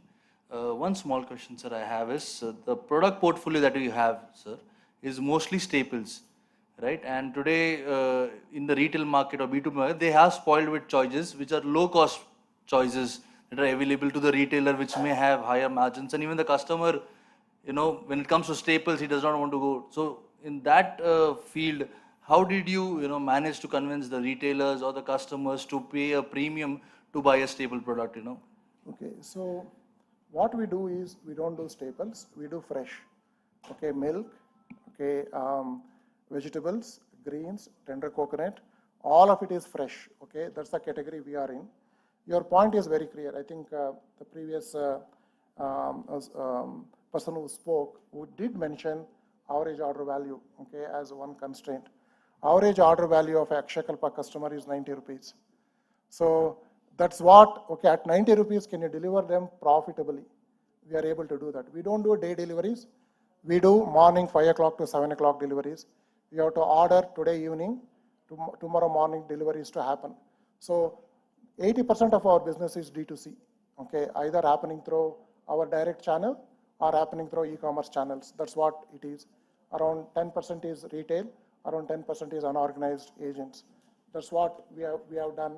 But we have cracked the 90 rupees delivery system. One delivery boy does around 40 deliveries between 5 o'clock to 7 o'clock, okay, in the morning. So that's the system we have cracked. So there's a very different system than what D2C actually it is. Now it's a D2C now seen as a point to point. What we have seen is point to many. That's exactly how we have solved the delivery ecosystem.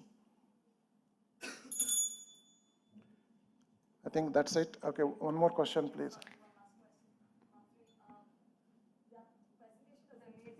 How passionate you are about what you're doing. This might seem like a weird question, but when I saw the milk yield, there's a vast difference between what US or Europe produces compared to India. Is this because of the type of cows, or they're overworking the cows or extracting too much? There are a lot of myths about cow yields. For example, UK, if you go to 1970s, data is available, okay? 1970, UK was doing 3,500 kgs of milk, okay, per cow, as a national average. Right now, they do around 8,000 kgs. What transferred them from 1970s to now is properly better feeding the cow. Feeding the cow and managing her better. Okay, to feed a cow differently at various stages. When she is milking, she requires high energy diet and a lot of proteins.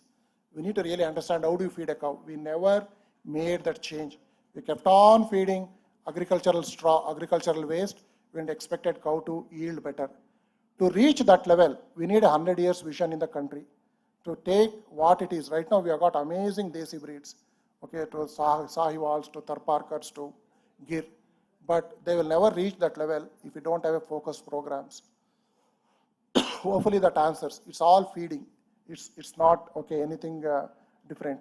The cows in the Western countries, they are also local breeds to that area. We need to really understand. They have bred their cows, they have fed their cows properly.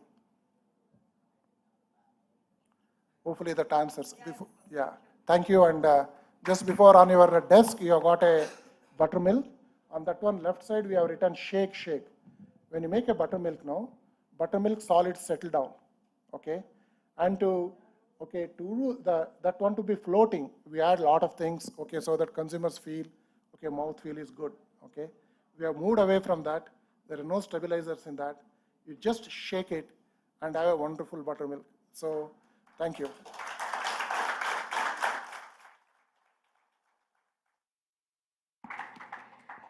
Thank you so much, sir. They say that one person is all that we need to change. And I think agricultural and the farming industry is now evolving due to people and great personalities like you that are bringing in change. And I think down the lane in 10 years, I think we'll see wonderful changes as well in farming, as everybody now has been starting. And this wonderful cause will definitely bring farming to another level. Thank you. A huge round of applause to him once again, ladies and gentlemen. That was Shashi Kumar from Akshaya Kalpa. Thank you, sir, once again. And we're very glad to have you this afternoon over here. Ladies and gentlemen, let's move to the next session. Are you all ready for the next workshop? Can I hear some energy? Let me see that you're all up. Can I hear a huge round of noise? Come on, can you make some noise for me? Come on. Okay, that sounds wonderful. I see a lot of people on that side are not really keen. Are we all keen for the next workshop? Yeah? Let's do it. Can I only hear it from the left-hand side? Come on. Come on, only from the left-hand side. Can I hear it loudly? You can just make some noise by clapping, okay? Okay, only from the left-hand side. For the next session, are we all ready? Lovely. And from the right side, are we all ready? Great going. Okay, ladies and gentlemen, the next workshop, the next coming up is fixing the funnel, creating a conversion-focused checkout experience with head of D2C strategy, cash-free payments. Ladies and gentlemen, they will be sharing insights on optimizing the checkout process for improved conversions. Please put your hands together and welcome them on the stage. Thank you.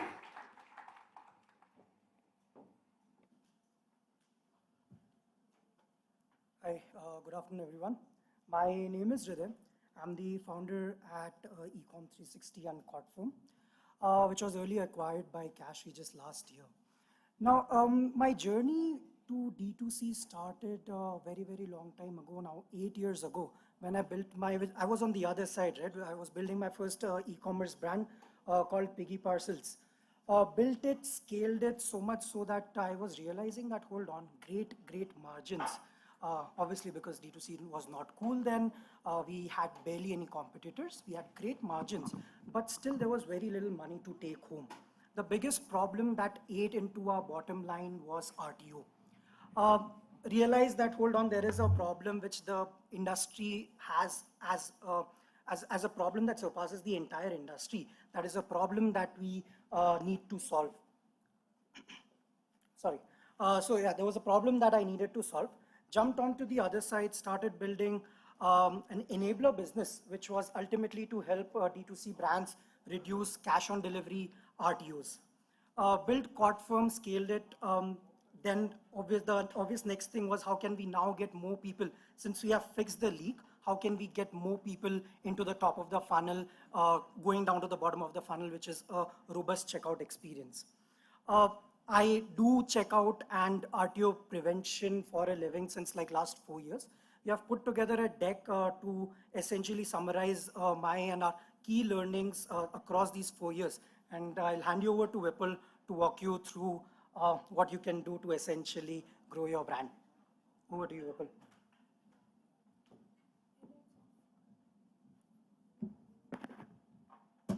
Hi, everyone.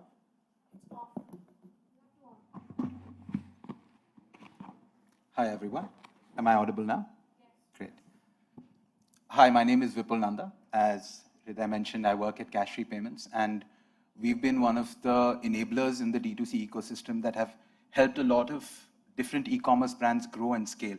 And over the last 8 years that we've been in existence, our focus has been on trying to partner with brands and grow their bottom line.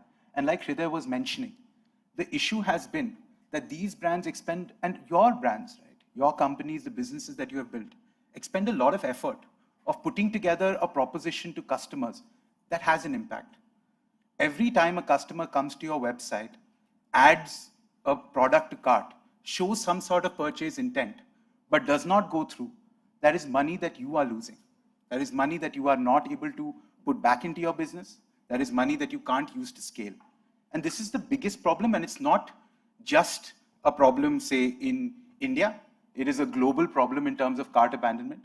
The global average for D2C cart abandonment is at 70%. And I looked this up while making this presentation. It was at 70% in 2012. It has not gotten better, despite various different means of people trying to make it better. Now, even if you remove a vast proportion of people who are just coming to browse, who just want to add a product to cart to see the price and figure out what is happening, even then, there are lots of reasons why conversion isn't working that well for D2C brands.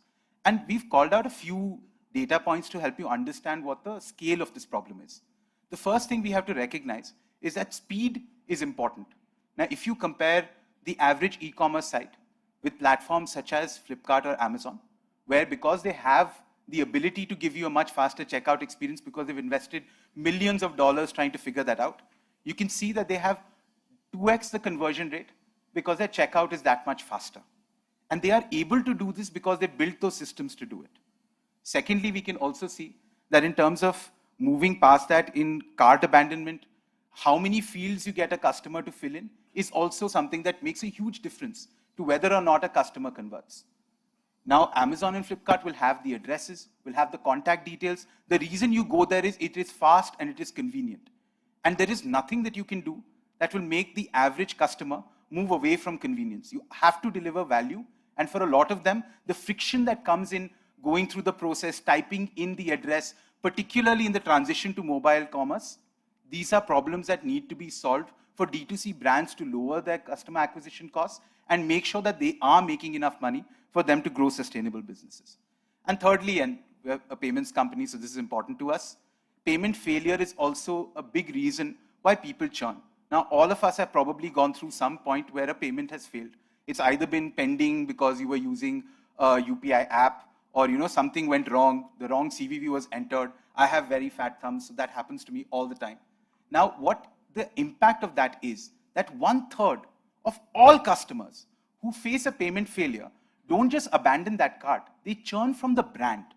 This is money that you have lost. This is money that you will not get back. And your ability to get them to come back on the platform will mean you will have to expend more effort. And that doubles the expense that you have to put in there. So what we've tried to talk to you about today is, right. So what we've tried to do is break down the journey and talk about the 6 things that you can do to make your conversion journey deliver more value to you and your customers. So the 6 things we're going to talk about are speed, effort, trust, affordability, return prevention, and payments. So speed is a fairly simple concept. How quickly can you capture that purchase intent? Now, every second that you save off your checkout will increase your conversion percentage massively. And we've seen that with the example of Amazon and Flipkart that we showed you. Even in terms of effort, like we called out earlier, changing the number of fields that you have to fill in from 16 to 6 reduces your cart abandonment rate by 50%. In terms of trust, you know that even if customers are browsing or if they have even a small amount of intent, if they don't know your brand, and the first customer that your D2C brands get, you want to be able to retain them. But if they don't convert because they don't know you or they don't have a reason to trust you, that is a big delta that your business needs to be able to engage with and solve for if you want to continue to grow sustainably. Then there's affordability. Now, BNPL has had its ups and downs, but I think the biggest indicator that it has a future is the fact that large platforms like Amazon and Flipkart now don't show you the cost price of the good. They show you the EMI price of that product. Now, across almost all of their portfolio and SKUs, above a particular price point, they will show you the EMI cost and not the actual cost of the product, because they've realized that that is what is driving a lot of conversions. And your ability to be able to show that to your customer means that you will grow as a business if you are able to do that. And finally, in terms of payments, like I called out, a smooth payment experience is essential in avoiding customers from churning from your brand and raising your customer acquisition cost. So let's first talk about making the checkout experience fast. Now, there are a large number of things that you can do in this space: address autofilling, one-click checkouts, what have you. But one of the main things that has not been solved over the last decade even has been the guest checkout experience. Why that is because a lot of brands and businesses want to know who they're selling to. They have some understanding that they want the data, they want to have this customer that they can reach out to again. They want to make sure that they have an account so that they can say, this is part of my mailing list. Early in my career, I was working in conversion rate optimization. And in that time, we were working with the founder of a mattress brand. And he said, I don't want a guest checkout. I need to know who my customer is. The conversation had to be telling him, you are delivering a giant piece of furniture to their house. You are collecting their phone number. You know everything about them that you need to know. What additional value are you getting by getting them to create an account? The point is, the best fix for that, and that's what worked for them as well, was that when they delivered the mattress, even if that person had a guest account, they put a little flyer in it saying, for your next purchase, you will get 5% off if you scan this QR, and that made them create that account. So there are ways that you can fix for it. Allow guest checkouts to happen on your platforms, and you will see a marked increase in how your ability to convert your customers in your funnel. Then in terms of saved information, this I've mentioned before, typing in addresses is a fairly obvious pain point to everyone. Indian addresses are not that standardized. The length of them, the number of roads, which cross you are, right, which main you are, all of those things take some amount of effort, and it is something that customers are not likely to do. And there are various people who've tried different ways to solve it. Now, even Android and iPhone are saving your addresses and prompting you to put it in. And if the fields are changing even a little bit, then the address goes wonky, and so that ruins your experience as well. So ideally, you would want to be able to provide your return customers an experience where all this information is present to them. Now, this doesn't just have to be address. It could be credit card numbers. It could be CVVs. It could be anything that will make your process of concluding that transaction and concluding the checkout journey for you as smooth as possible. Then we have an effortless checkout. Like I mentioned before, the input fields and what information you're getting from your customer, these are really important. Now, one challenge that comes up here is, like I said, you want to know more about your customers. We live in a time when everyone's talking about data and your ability to use analytics and understand more about your customers so you can sell to them better.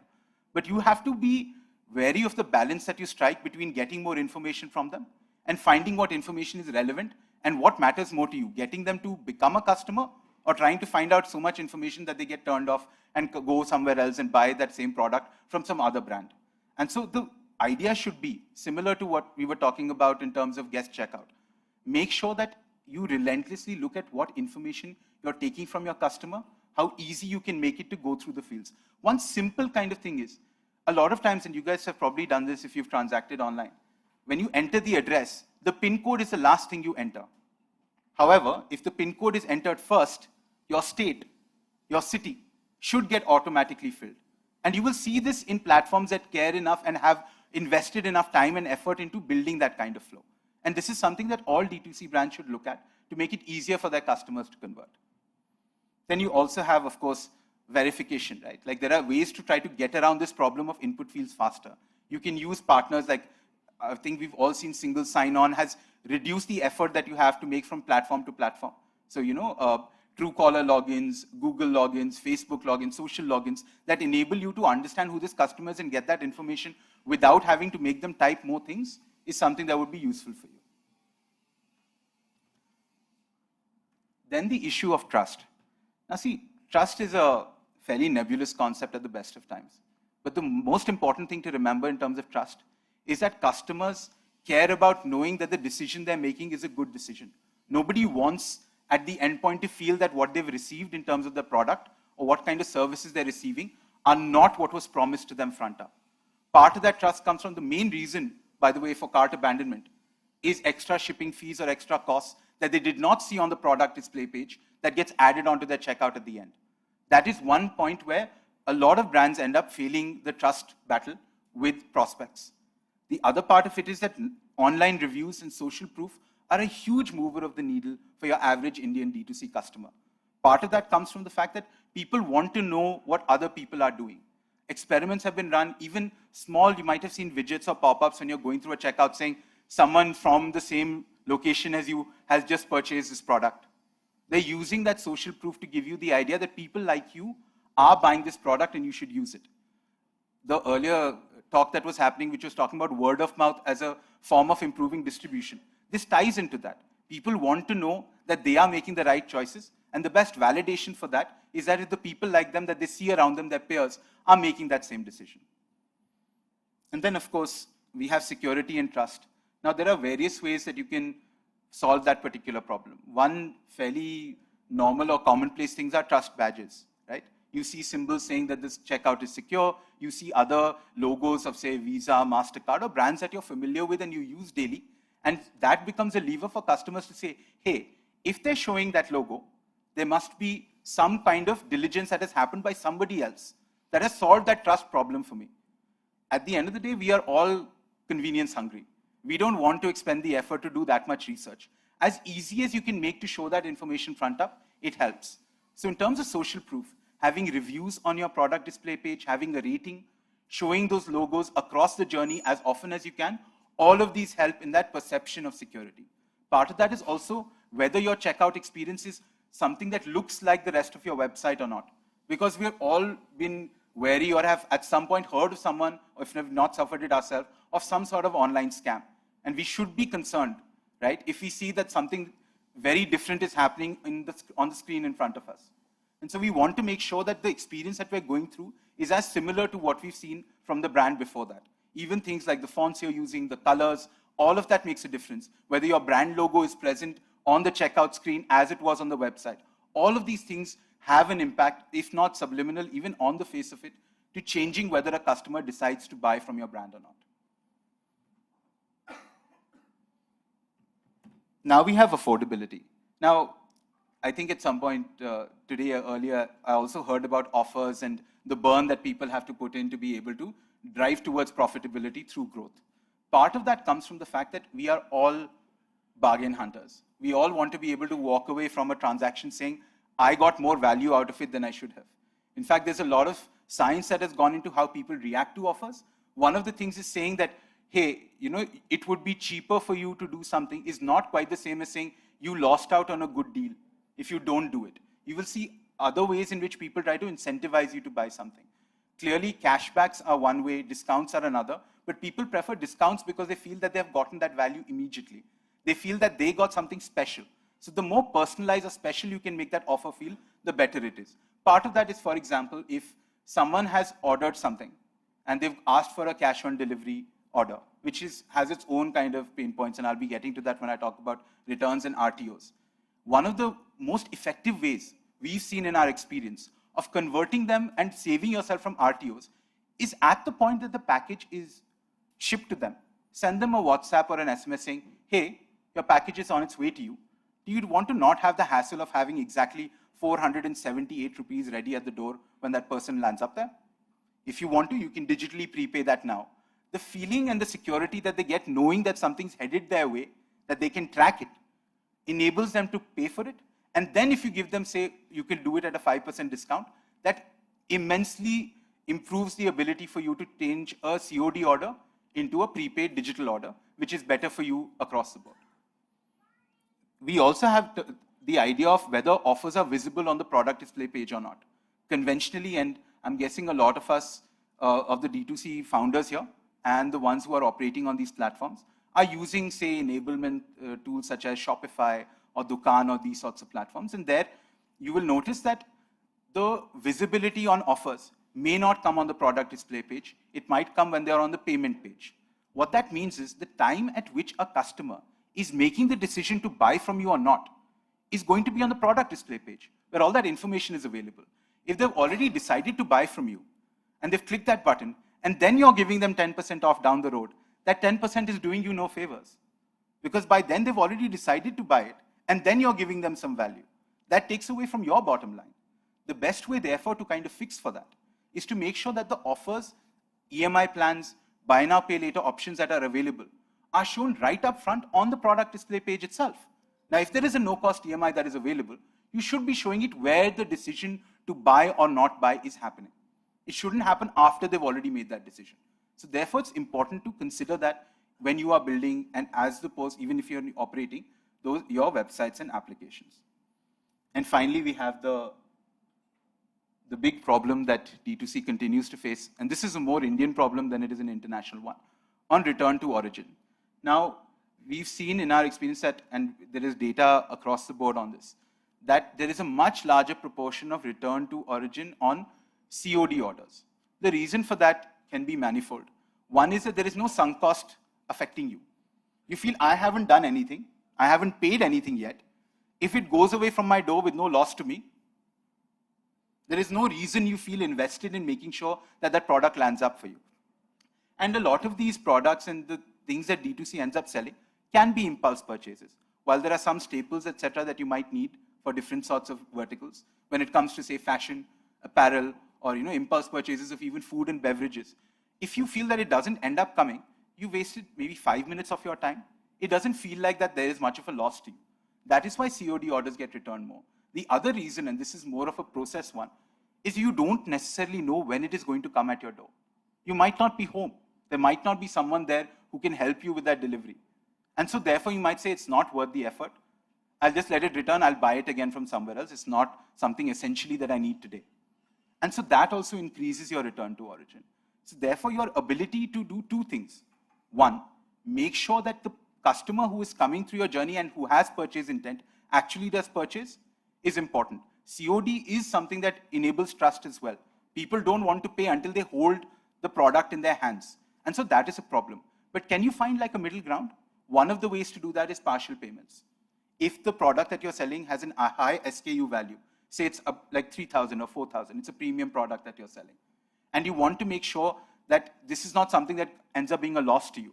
If you get them to pay some proportion of that money up front, you know that there is a reason or there is a likelihood that they will end up paying that whole thing as well, or that they won't return it because they feel that they've expended something. And they also get the benefit of saying, okay, I haven't paid the full amount, but I've paid a little bit. And so you get the benefit of that sunk cost fallacy without actually having to push your customer to pay more than they would be comfortable with. Then there's also, of course, RTO intelligence. The idea that there are some customers who are more likely to return orders than others. And we've seen this transition in a lot of enterprise e-commerce brands as well. Like I think Myntra, Ajio, all of these guys have been changing their return policy because their ability to sustain these returns over time has not been that great. The unit economics are not working out for them, particularly on COD orders and because of RTO. So the ability to intelligently mask COD as a payment option from those people that are more likely to do it. And there could be various levels of it, right? It could be super expensive and so they don't necessarily want to be able to spend that money, and that's a risk to your business as well because the individual item price is high. Or it could be someone who has a solid history of continually returning products. Or it is coming from a particular geography where there might be a delay or there's a greater likelihood of that happening from there. Your business should have the ability to control that. It should be up to you whether you want to offer COD to a customer or not. And that is something that RTO intelligence can provide to you. You can use data, analytics, and AI to make sure that the customers who are getting to see COD as an option are the kinds of customers you want to give this to. And the idea here is they don't necessarily have a transaction history on your business. They could have a transaction history on other brands. Someone who's new to your website or application, you might not have a history or a track record of knowing that they're more likely to return orders or not. But if you have a system or like a solution that is able to pull that information together from multiple different platforms and therefore help you figure out whether or not you want to offer someone COD, even flag it, even if COD has been shown so that you make sure they are nudged to prepaid at some point or the other. Those are things that help protect your business from RTO. And finally, payments. So the importance of payments is quite essential because if anyone is at the payment page, chances are very high they do intend to buy. If they were just browsing, they could have gone to the checkout, they would have seen all the address filling that they have to do and given up. The idea is if they've given that kind of information and they have some sort of purchase intent, and at that point they face a payment failure, that is the worst point in the funnel that you can lose a customer. Now, the best way to make sure that happens is two things. One, recognize that there is no solution. Even AWS doesn't promise you 100% uptime, right? Payment processors, and I feel strongly about this given I'm from cash-free payments, but payment processors also have times when they go through downtimes. There are times when maybe a particular payment method is not working. It isn't necessarily that the entire payment aggregator will fail. And when that happens, your business needs to be able to be insured or insulated from that risk.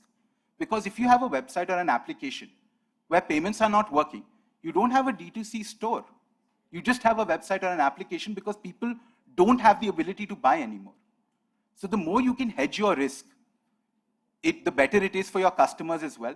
And you can offer them a failure-free payment experience if you're able to use technology to have more than one payment aggregator and route payments to the payment aggregator that doesn't have a downtime at that particular moment. So you ensure that at any time a customer is going through your journey and your checkout journey, they have the exact payment experience you want, which is fast and failure-free. Then also there is the other aspect of it that payment costs and processing costs can vary between the providers that you're working with. And there are, if I'm guessing at least some of us in this room are using Shopify or any of these platforms. There the flow is that you leave it up to the user to decide which payment aggregator to choose at the checkout page if you have more than one.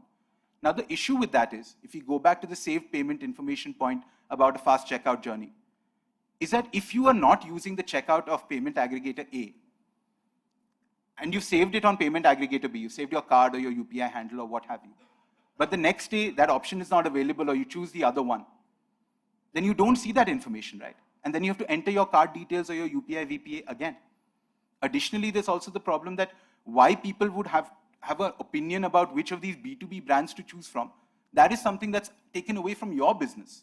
Leaving it up to the user means that there are losses implicit in that arrangement. One of those losses is your ability to leverage the difference that might be there in costs between the payment aggregators. So this is also something that technology can solve for you, right? The same way that you route payments on the basis of whether or not the payment aggregator is up, you can also have a means of saying most of the time this payment mode should go to this payment aggregator because they're offering me the best rates on that. So you can maximize both in terms of reducing the payment processing cost and ensuring that your customers have a payment, like a failure-free payment experience. So there's also a fairly exhaustive checklist that you can access if you scan this QR on all the things that someone should look at when they're building a checkout or that they're trying to optimize that checkout. You can scan this, it will take you to a Google form. After you enter your email address, you will see a link at the end, and if you click that link, you will get access to that document. So please feel free, and yeah, any questions? Please.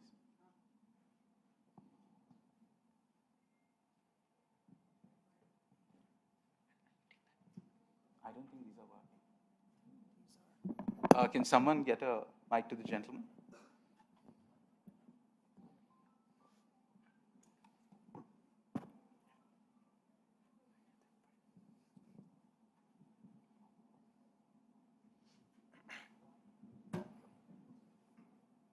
Should I go first? Okay. My name is Jayanti and I run a company called India Hemp & Co. Now, we are actually your customers. Cash-free has been amazing with us, and we found you guys through the IAM, the tie-up you have with IAM. But for me, one of the biggest pain points with a payment gateway is a POC, because right now we used to be with Razorpay, now we're with you, but it's almost a similar problem because when I have people screenshotting payments saying, my payment's not getting through, how can you automate something like this where if it's at 12 o'clock at night, I know that, I have a customer who's really, really worried saying that, okay, I don't know if the payment's gone through, but it's been debited, but I have no answer because I have to wait till, the next real day. So is it possible to automate something like this on the back end for us to make it smoother for our customers? That's a great question, and I'll go first. Yeah. So we have two different solutions for you. One is that we've recently just built and launched the ability for you to raise a ticket. Now that's fairly standard. It's not like a new feature. But what we've also built is that there's a tech team that's on standby 24/7 now. So if you raise a ticket, ideally it should be responded to. If that has not happened, and that can be the case, I would be happy to connect with you after and figure out how we can make sure that your experience with Cashfree continues to be as positive as you mentioned. But this is something that is a standard problem. We're doing our best to make sure that the information goes to the right person at the right time. Obviously, outside of business hours, this is more difficult, but we're trying to solve for that by making sure there's a tech team on call. So if there are any concerns or tickets raised at that time, we've been able to reduce the time taken to respond to a ticket from around, if it happens past business hours, the original was around 18 hours for a response, because the person would come at like 10 a.m., look at the problem, start solving it, and then be able to give a solution by the evening. Now, because there'll be a tech team on call, the response time has gone down to 6 hours. So I would be happy to speak to you about and figure out what the issue is, and we can take it forward from there. Hello, I'm Dhairya. Very interesting topic, to work on. And I'm not spreading here panic or rumors, but as we all know of, come the election season and the impact it has on the economy as well. It's been on the news, you can check the news like Axis Bank, HDFC and ICICI, especially when Paytm announced that, they are partnering with HDFC. So all these major banks have been facing a lot of issues and some low value transactions being going around in the customers. And, that's also a key reason why they have been facing outages in the payment gateways. So whether you are using Google Pay or Paytm or PhonePe and you have a HDFC, Axis or ICICI bank account, it's going to cause issues when you are trying to do payments on the UPI. And I've seen it a lot because myself been working with PVR, and PVR just, started with 350 rupees, 4 movies per month. And it's facing a lot of issues because of these reasons, as well as, a load of users coming on the network. So my question is all about, in the worst of the worst case scenarios like these, we have been through pandemic, unfortunately, and such catastrophe events where at times internet also is not accessible in the first place. So in the worst of the worst case events, why can't brands and, overall, why can't we switch back to other alternatives? Let's say at times when people want to have cash on delivery, because there's this Indian mindset that believes, hey, mere ghar pe product aa gaya, I'll test it, I'll first check if it's all good and all original and all, and uske baad hi main पैसा देगा या फिर 7 दिन trial के बाद ही मैं पैसा देगा. If that's the Indian mindset and model, why can't brands work around that instead of, sort of forcing or plugging, the UPI and online and this and that, is my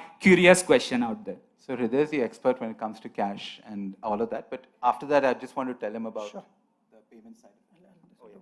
So we call cash on delivery like the necessary evil, right? D2C founders, D2C brands, or e-commerce in general, they do not like cash on delivery as much as at the end customer side, a person would like to have the option. That is why what we see and what we with Ecom 360 enable brands is, how can we make sure that how can you offer cash on delivery as a payment option to the maximum number of people? And second is, how can we incentivize people to use online payment methods? So it's not that we take away the ability to place an order and pay via cash on delivery. It's just that brands like to incentivize their customers so that, RTO is not an issue. When you're talking about, a payment not going through and then someone doing cash on delivery, the intent to make a purchase is very, very high. In those cases, the order would get delivered, cash would be collected on delivery, not a problem for the brand or the end customer, right? I think the payments bit, I would let Vipul answer on what happens when there is a failure. Ultimately, I would say PVR should definitely move to cash-free flow-wise. Yeah, sure. That is the answer. And $350 is not a small ticket size when it comes to UPI payments, especially. Exactly true. So on the payment side, we have to realize that payment aggregators, and we use payment aggregator and gateway interchangeably, it's not the same thing. The banks that you're referring to are the actual payment gateways. So most Indian banks, not most, about I think 12 to 15 of them, operate payment gateways. Aggregators are essentially putting them together in one place to make it easier for businesses to access that. We have the industry's highest number of integrations on both UPI and cards. We have 8 banks on UPI. We have 8 providers on cards because 2 of them are not banks. They are basically Visa and MasterCard. The impact of this is, if any one or any even 4, 5, 6 of those banks are down, you will have 2 banks working. Now, if you're talking about catastrophe, apocalypse, then obviously, I mean, if NPCI goes down, it doesn't matter what is Yeah. happening because that is a public infrastructure thing. And so there are limitations to what you can do. There are two things that we've tried to do. One is that we have AI-driven routing between these providers. So if there's any sort of downtime on one of them, and that's the service that we're providing to our customers as well, right? If there's any downtime, then we will reroute you to a provider that's being able to process your payments. We are also flagging if there are particular, say, cards or particular instruments where there is a downtime or the success rates are low, so that we get the customer to pick a mode that is more suitable to them. And like you said, COD should always be an option. We are in the Indian market and we are not, our job is not to change the customer's mindset. Our job is to make sure we make it as easy for them as possible and we find the right balance between brands, as Hriday was saying, and taking the necessary evil, if we like put it that way, of COD and making sure that their businesses grow. If 40 to 50% of your customers are choosing COD, that's not going to change, but we can reduce the RTO impact on you by trying to put in some sort of balance. That's what we're going for. Makes sense. Thank you. Hi, my name is Vivas. I run a brand called Rascal. Honestly, we are a very offline brand so far. We recently got funded, so we're trying to move online. We're in our first step, really. So everything that you said so far is new to me, but I like how simple it was. So thank you for that. But talking about online, and this is not really a question, I just want your view on this, and payment kind of fits in. I feel like a lot of online is about individualism. It's about me buying what I want, which is in some ways very different from how our country is, right? The great Indian family always went shopping together. When decisions were made, they were always collaborated between the husband, wife, between the father, son, and the family came together. I just want to know, what's your opinion on online, and what is the category itself doing to kind of, keep that, I'm not saying tradition, but something that's worked very well of a group purchase together, like the family purchase, because I do understand that there is a individualism happening throughout the country as well, right? But our foundations are still based on togetherness and family, and that's really what it is. So it's not really a question, but I just want your views on where the category is heading to kind of get the next million customers in and speak to the rest of them and widen the base. Or are you even thinking that is something that I just wanted to know? I think I'll take that. So I think the answer to your question is omni-channel. What we usually see is brands that are heavy online, they would want to go offline. For brands that are heavy offline would want to go online. Essentially making your brand available and available for anyone to shop, whether or not they want to walk into a market, they want to order from like a Zepto, a Swiggy, or an Instamart, a Swiggy Instamart, or whether they want to come to your own brand's website and essentially make a purchase. So I think that is how the industry has evolved. Earlier, we used to see most of the businesses primarily doing and focusing just on offline. COVID, the digitization, availability of internet happened last 3 years essentially. That is when we saw new brands completely focusing on the online segment because of this new market opening to them. At the same time, brands that were primarily just offline went online as well. Now is the time we are also seeing, again, online brands just because they want to be more connected to the customers, and exactly what you're saying, right? They want to essentially get back to how people can come into my store, experience the brand as a whole. These brands are also going offline. So I think the answer is omni-channel. And I know that we also have a session happening in the evening where we would primarily be talking about how omni-channel is the way to go forward. Just one small kind of addition to that. I don't think anyone in this room is in the business of figuring out what is right or wrong for customers and for society as a whole. But what I think Hriday says rings true because we want to be able to enable choice. Whether that choice is a group choice or it's an individual choice, our job is to cater to a demand. And our job is to enable that demand as much as possible. So I think it is not up to us to decide what is the right way for people to purchase anything. And I think there are some goods of having that individualism. There are some fallacies and cons to it as well. But at the end of the day, I think those are choices. So the reason why I think there's been a prevalence of online moving offline and offline moving online, particularly in the last 4 or 5 years, has been exactly that realization. That online brands were catering to a segment of Indians, but they weren't having that kind of impact because they wanted to deliver that omni-channel experience. And so I think the idea is we, as enablers in this ecosystem, should be enabling. Cashfree enables you to collect offline payments, they enable you to collect online payments. It's, as a founder, it is your choice to decide whether you want to go for one or just the other, or what combination works for you. And our job is to make sure that it's as easy for you as possible. Beyond that, we can't do much. No, absolutely. Sorry, I'm just going to take a second here. I wasn't asking whether it was about right or wrong, really. I get your point, but my question, I'll give you an example. So when one of our products gets consumed online, right, the data I possibly get is this person, him, bought this product, aged so-and-so, and, living in so-and-so space. But the truth is my consumption audience is very different.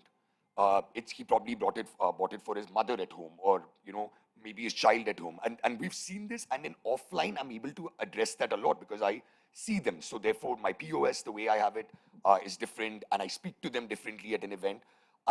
That's why I was inquisitive about, is online overall globally as well? Are we addressing that who purchases is not really your consumption audience as well?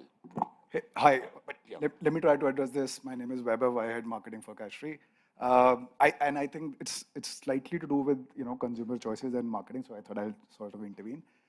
You're right, and the answer to what you're asking is different categories have different journeys, and there are a lot of products, a lot of categories where companies have solved for group purchases. If you look at real estate as an example, everybody have built-in products where you can see the house virtually, you can take a tour, etc. And you can actually sit with different group members and decide and make a purchase, and maybe the purchase happens offline, but everything else happens online, right? So there are different categories.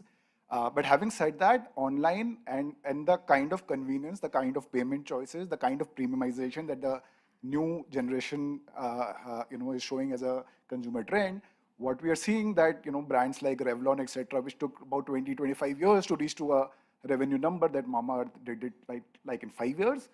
I think the third largest wearable company today is in India, right? So those are the realities of how consumer is making choices and what's available to him by ecosystem partners like us and brands like you.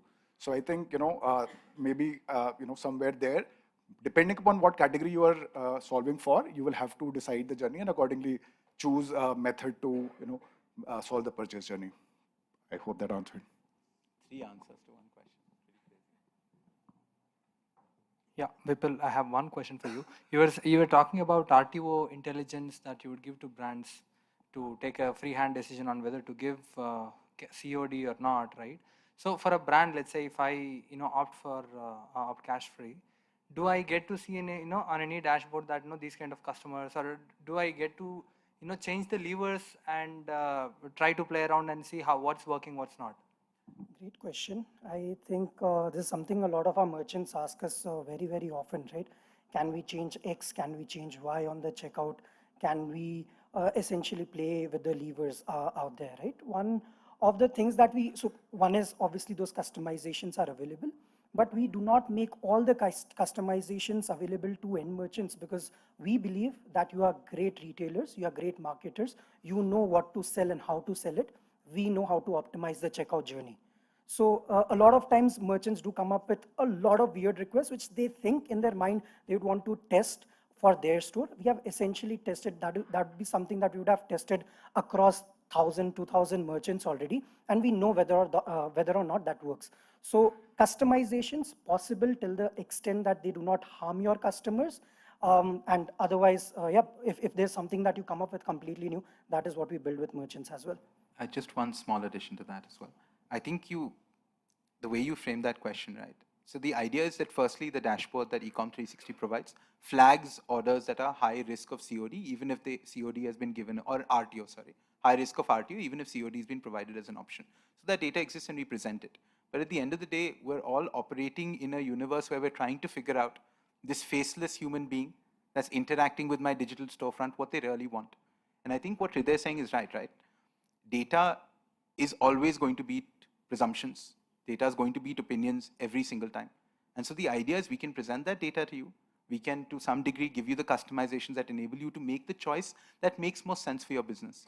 But past a point, a hypothesis is only as good as until it is proven or not, and what data points to you towards. And one last question. So we are building a house of brands, okay, that is into different categories and different segments. Some are into fashion, some are into F&B, right? So we want to understand what kind of payments will work for what. So do you guys actually give any recommendations, or when you handle brands one-to-one? Do you look at the trends in that specific segment or industry and give some suggestions on how we should go about the payments, or how does it work? Can I take that? So generally so we don't reinvent the wheel where the reinvention of the wheel is not required, right? If you look at your payment journey on any of the apps that you use very often, be it an Amazon or a Flipkart, we try to keep the payment experience as close as possible to that. Now, if in case you are selling, let's say, furniture, for you BNPL, which is buy now, pay later, EMI options are very necessary for your customers to be able to check out faster, to be able to make that decision and to make that purchase, right? So those are the kind of options we make available. We educate newer merchants who come into the industry that these are the options that are supposed to be available to your merchants. But again, which also ties into your previous question, right? EMI or cardless EMI for that matter would not be the only option. It will essentially be one of the options when it comes to the payments, because that matters for the category that you're in, but it would not be the only option. It would not be the first option. So there's a hierarchy, the sequence of payment flows that we follow, and essentially that is how the customer is used to seeing payment methods and payment options on any of the payment pages that they go and make a purchase. Anything you would like to add? Yes, sorry, but and also I'll just answer this one. Thank you. So the idea here also is that our team, when we start speaking to any sort of brand or prospect, we're very clear about what we do and what we don't do. But we do try to help out as much as possible. So if we're speaking to any brand where the average order value or the cart value that they would ideally want is super high, we do suggest BNPL to them, right? And so we have different ways of trying to get to the heart of the problem that you're pointing out. We have Manmeet Singh here, who is one of our leaders on the side. Like, he deals with the D2C brands that they work with. And in his experience and the experience of his team, they've worked with several brands. So when they're taking you through that journey, they help you figure out what makes sense for you or not. They help you explore whether you need to accept international cards. Now, if you have a furniture brand, you are not trying to ship it to London, right? Like, there's no reason why anyone would want to buy a table from here. Or if they do, then there would be some other way of doing it, not a D2C brand probably. So from that perspective, obviously, they are there to help you. They're there to help you understand how you can create value. The same is true for the Ecom 360 team as well. So when you reach out to us, we will just make sure that whatever we know, whatever knowledge we have, we're not trying to keep it away, because that will make you feel better, will help your business grow, and that makes more business sense for us also. So that's part of the process for our brands. I just wanted to add one thing, because someone asked traditional shopping when you're going with the family. I think as a brand, we should always look at, when it is about online, it's all about convenience, purchases, and when you want to experience shopping, offline still exists, and there is no proxy. You get, even Amazon, Flipkart, everyone is trying to do that, but they're not able to do. So, the kind of experience, the kind of happiness you get with shopping therapy is something when no one can beat. And the offline touch and feel experience is another thing that no one can beat in online space, right? You try to buy a few things and then you don't like, you have easy return policy, but this is all convenience. So we always have to think through, when it comes to experience something, offline still exists, and when it comes to convenience, then online is there.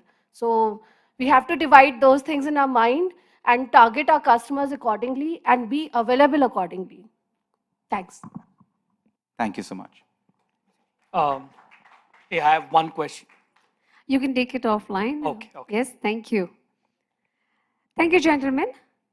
A big thank you to Hriday Agarwal and Vipul for joining us for this invaluable insights and enhancing conversion rates during the checkout process. Thank you so much. A huge round of applause for them. Come on, everybody in the house. Can we have a house full of applauses? Thank you. Okay, ladies and gentlemen, lastly, we have the fourth workshop.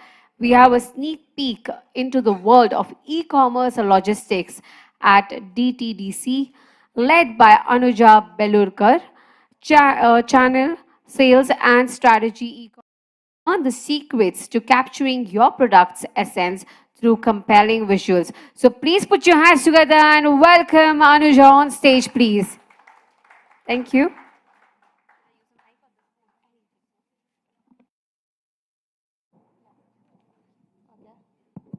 Hello, hi, good afternoon, everyone. Good afternoon, everyone. Great, because I guess there is half an hour of gap between you and the lunch that is going to be get served. So I'll try to make it as interesting as possible. So hello, hi everyone. My name is Anuja. I am working with DTDC. So trust me, I'm not going to tell you about how to reduce your RTOs or how to get the sales growing. I will just give you a sneak peek into what e-commerce is, how e-commerce is happening at DTDC, right? So, you know, DTDC is a community-driven, is a channel partner-driven organization. We have around 16,500 plus access points, right? So, we believe that each of those outlets that we have are basically our partners, and we do not call them our franchisees.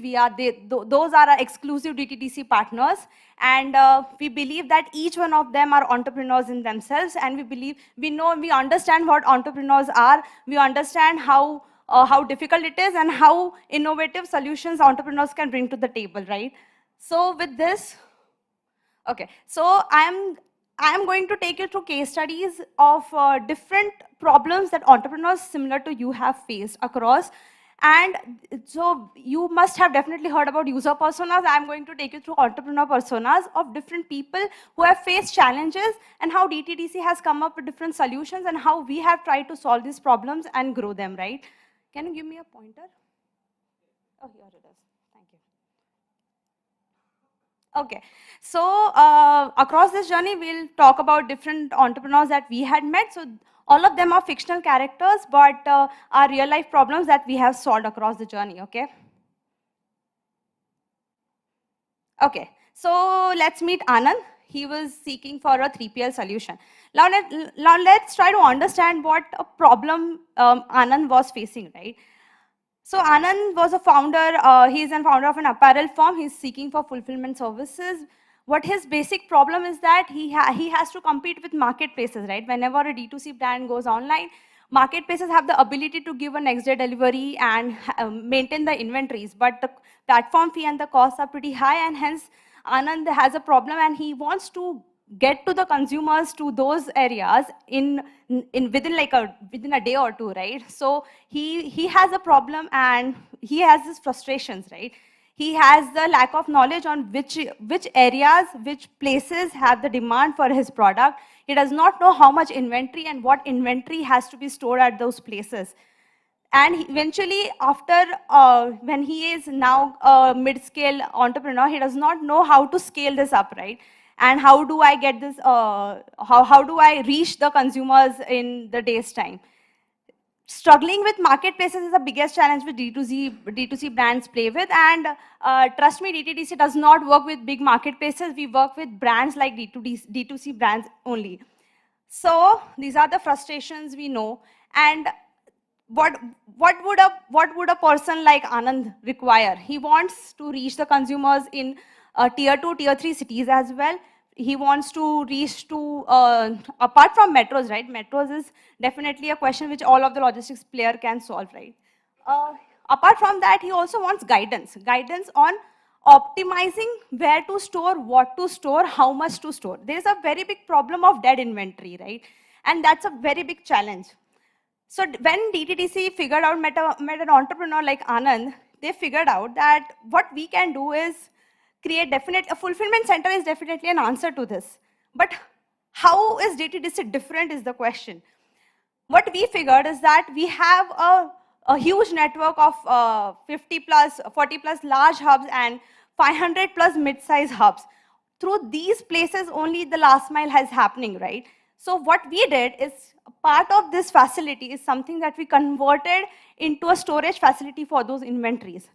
We designed them, we helped them design this, we helped them to understand what products to put on those places and where to put those places. Since these all facilities are shared facilities, we are not talking about one full-fledged fulfillment center. A shared facility will never have a problem of manpower reduction or manpower getting reduced or seasonal problems, and hence it's a higher manpower productivity kind of a scenario. Hence, DTDC is different from how we have designed that shared facility. shared facilities basically eventually helping them decentralize their whole supply chain, and these 40 plus and 500 plus hubs are not only in the metros or in the tier 1 cities, or also in tier 2, tier 3 cities, helping them get the last mile delivery faster.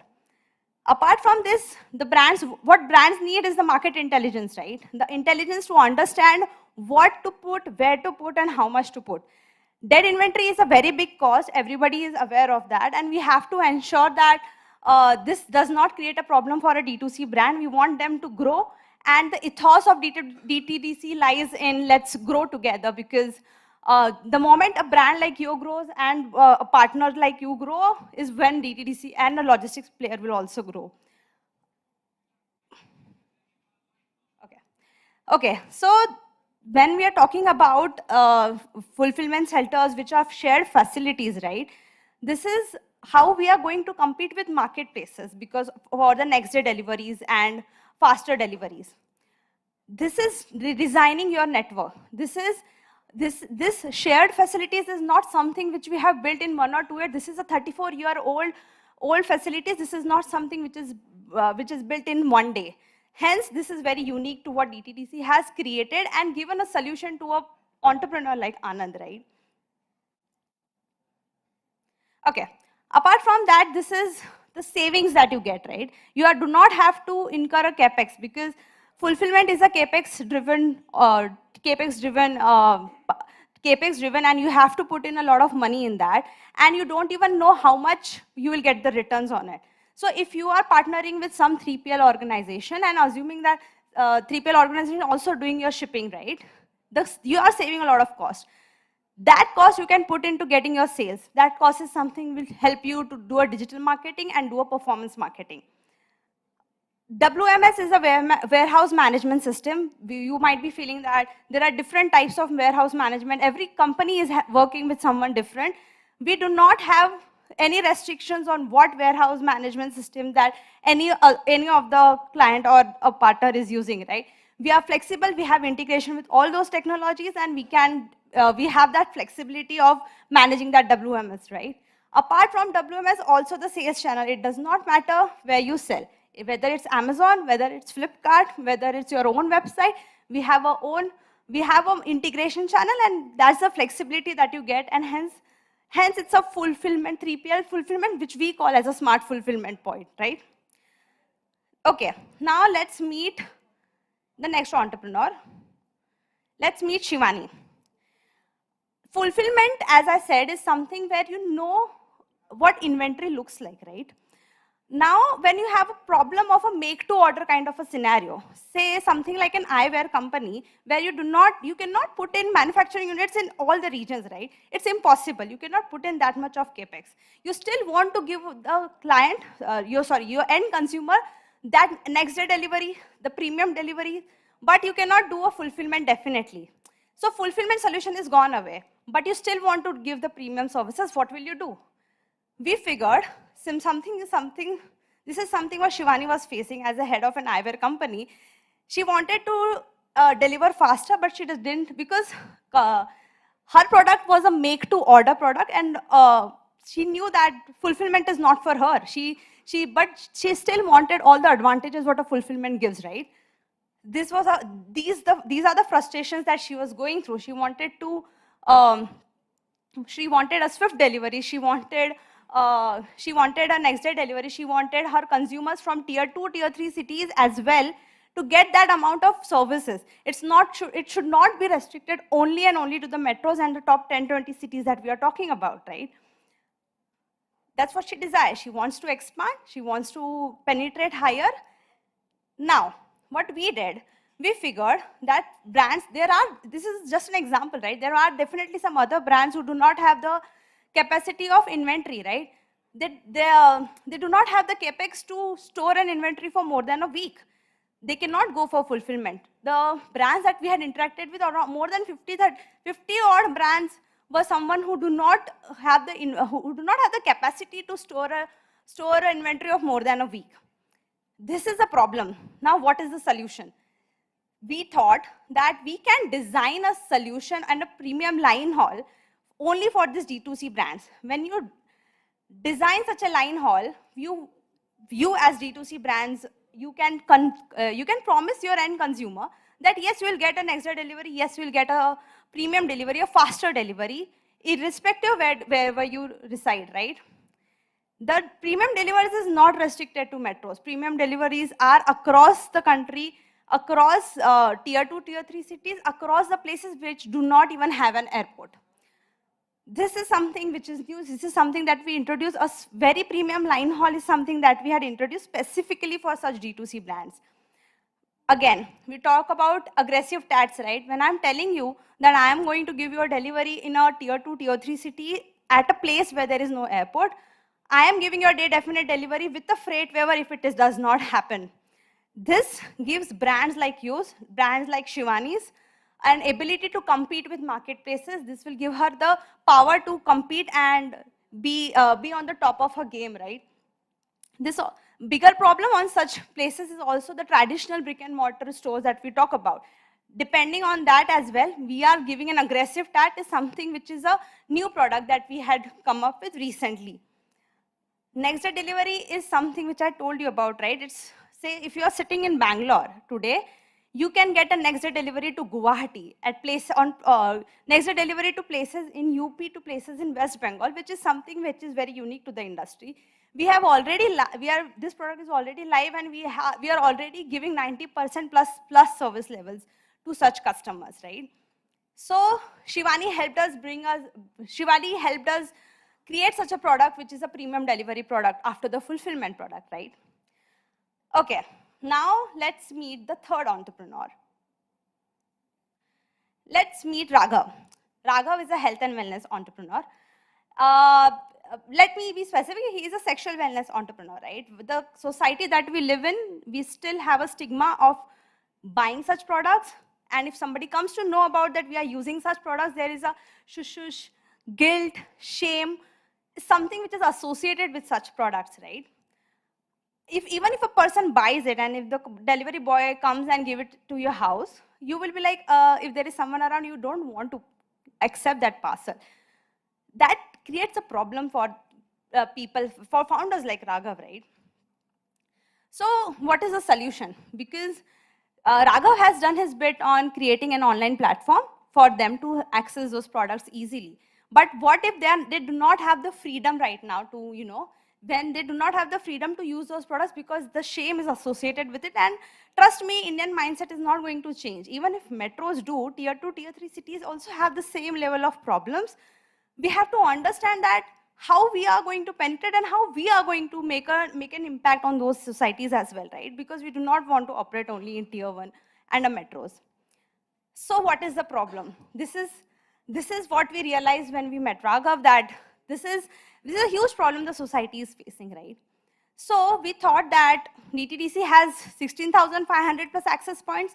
So what if we give customers of Raghav an option to just come and pick it up from the store?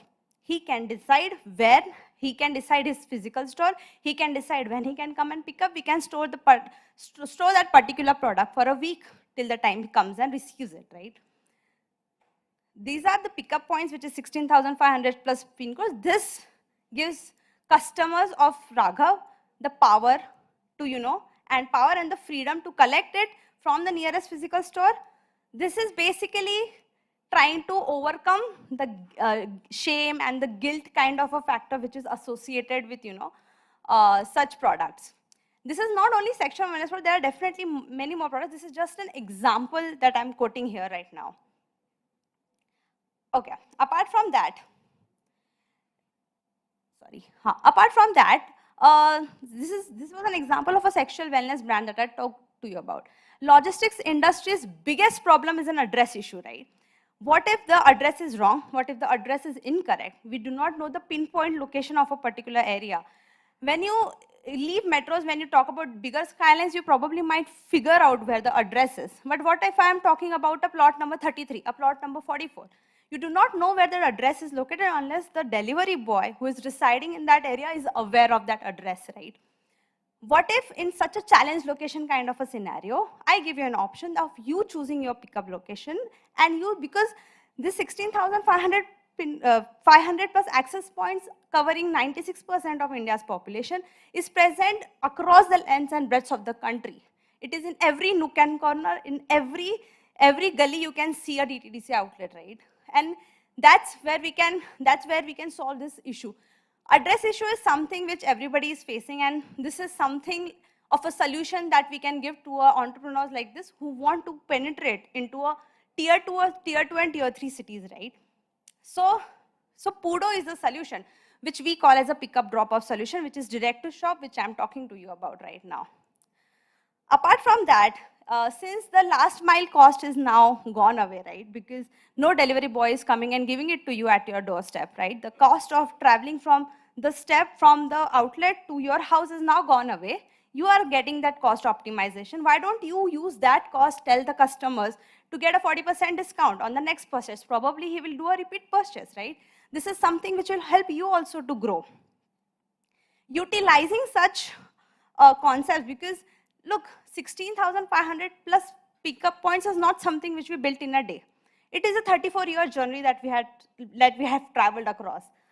We are just trying to figure out a solution in which we can enable a brand like that of Raghav to solve problems like this. Sexual wellness is something which has come up recently, right? Where it has got the light today. It has got because the education has come up in these days. Hence, we are trying to get in solutions every day. The world of e-commerce logistics is not now restricted to, only doing an air shipment or a surface shipment, right? It is something much, much bigger. It is more holistic, and we want to solve problems that D2C brands are facing currently, right? So this is one of the propositions that we had about Pudo. I have multiple propositions. We'll go ahead for the next entrepreneur. You guys are feeling fine? Is it okay? Are you hungry? Okay, cool. Okay, let's now meet Samarth, who is an apparel founder with a mid-level average selling price, right? Now, his biggest problem is returns. Everybody knows that returns is an essential evil of an e-commerce business, and we know even if it's an evil, we have to face it, we have to take care of it. Even if we don't, it's very difficult to convert a customer, right? Because if you do not give customer that amount of freedom, like as cash-free people also told that, right? COD is something, because I know everybody sitting in this room who had ordered for the first time online has definitely done a COD order, because nobody had the trust on it, right? The moment you do the first COD order, uske baad mein, then now have the trust, and probably the second time you'll do a prepaid order. But the customer to get from COD to prepaid, for the seller to get that amount of business, is something when everyone caters to the COD product, right? If I do not do a COD product, it's very difficult for me to convert a consumer. So very big problem that D2C brands like such face is that even if they have a COD option and say an average selling price, there is a lot of returns which come into picture, correct? Now, how do you take care of these returns? I remember when I had a order from some online shop, I had to go to some far away place to give it at their warehouse, which is a huge hassle for me. I had to travel, or either the company has to come and take that shipment, right? What if I give you an example of just dropping it off at the nearest location? DTDC outlets are present across the nook and corner. You have to now understand how you can use those physical outlets. That is something which is very unique to what DTDC has. Those outlets are something that we had turned into Pudo points. Pudo points is a pickup and drop off point. These places will help you get an Insta returns. Instantly, you can just go away, you can scan a QR code, get the shipment placed, and the return is done. You are saving that pickup cost as well. Again, when you know that the pickup cost is safe, you can use it somewhere else, judiciously invest in getting more sales, getting more investments, and getting more customers online, right? Okay. The quality check will be done by the channel partners that we talked about. Channel partners are everyone who is running an exclusive DTDC outlet, right? Apart from that, now let's talk about, this is just an example of drop-off, which we talked about before. Think of a social commerce seller, right, who do not have more than 5 or 10 orders per day. They do not want to end up getting into a contract with a bigger shipper company And probably they will just go to an aggregator, get themselves registered and start shipping. We got this insight from aggregators itself that, they have this problem of, huge calls. They do not know, because, when there are 5 to 10 shipments, I really, really want them to get delivered because I am starting my business. A social commerce seller's first few orders is something which is extremely essential for them. What if I can just get a discounted rate? I'll just sign up a agreement and I will come and drop it off at the nearest center. I just have to scan a QR code and I'll just get the connection. If I come and drop it at the nearest outlet location, right, I will ensure the same day that it is connected the same day and you get the delivery faster and the end consumer is happy as well, right? Apart from that, the returns wala thing, once the return is given back to the vendor, right, the client, it is eventually then added to the inventory and it is a faster delivery which will eventually help them get better sales. So this is basically a Pudo's two propositions that I have talked to you about. One was direct to shop, where we have talked about a sexual wellness brand where there is something where you can go and pick up yourself. Another is a drop off, when you can just put your parcel back in the nearest outlets and get the ball going, right? The third one is, sorry. Right, so I was talking to you about COD orders, right? Let's meet Meera, who is an entrepreneur whose majority of orders are COD orders, right? And her majority of customers are young bachelors and people who are working in IT companies, who are working in, say, manufacturing units, etc. Her biggest problem is RTO. RTO is something which is a nightmare that still haunts us, right? A puzzle unsolved. She is unable to get those COD shipments. Why? When a delivery boy goes and calls that IT guy, he's like, "मैं meeting में हूँ, I cannot come downstairs." But what he cannot just go to give it to the security guard since it's a COD order, right? He'll attempt once, he'll attempt twice, say thrice, then the shipment it will just go away. There are some manufacturing units, right? And where delivery boys do not get an entry, how will they deliver those shipments? This is something, the problem which Meera was facing with, right? These shipments is something, when we talk about going on and talking to those people, right? They will always be like, COD has, these people already told us COD is a zero investment, it doesn't matter to me because it's just a time loss and not money lost, right? But for her, it's a sale. For her, it's extremely important to get those COD shipments converted. How can we help Meera in solving such a problem is something which we call as a redirection at a Pudo point, right? Sorry, okay. Redirection is something where you can decide where to get the parcel. After the first attempt, you can decide to either schedule the delivery on the time you want, or you can just tell that you can keep it at yourself, I will come and collect it in the next 7 days, right? 7 or 8 days. So this is something which is a Pudo proposition overall, which we had worked with across, which is a pick up and drop off, direct to shop redirection and drop off. Okay, so after this, let's meet the next entrepreneur. Let's meet Raman. He's an early stage entrepreneur.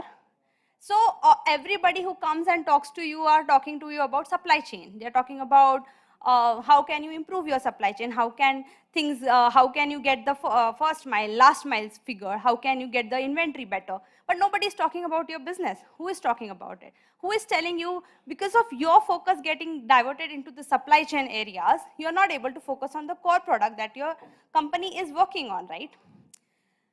What I am trying to solve here is, again, how can I help you with my whatever assets that I have? How can I create a partnership with you where you can probably sell with us? You can ship with us. How can you grow your market? How can you increase your visibility? Everybody here knows that, listing yourself on a marketplace is a costly affair, even if it gives you really good visibility. It's probably good for starters, but not for a longer run, right? That's why we could talk about a D2C brand. Now, what I can do for him is something which is a problem, which problem we are trying to solve, right? The frustrations that he has and the wants that he has is something which probably many people are facing today, right? He does not want to go through the cost of listing on marketplaces. He does not want to get overwhelmed by supply chain problems. He wants to focus on his business, his product, his quality, and how can he scale up, right? Now, apart from that, since he's an early stage entrepreneur, he also wants to understand who all are his customers, who all can help me, say I have a dry fruit brand, right? I do not know where the demand is coming from. I do not know where are the places where I can focus on, right? So these are the problems which an early stage entrepreneur faces, right? So we have designed a solution of a market, sell and ship with us. So we have an app, which is a MyD2C app, which is basically where you can schedule a delivery at your home, get it picked up, and the connection would be done. Using that asset which we have created a market, sell and ship with us kind of a proposition.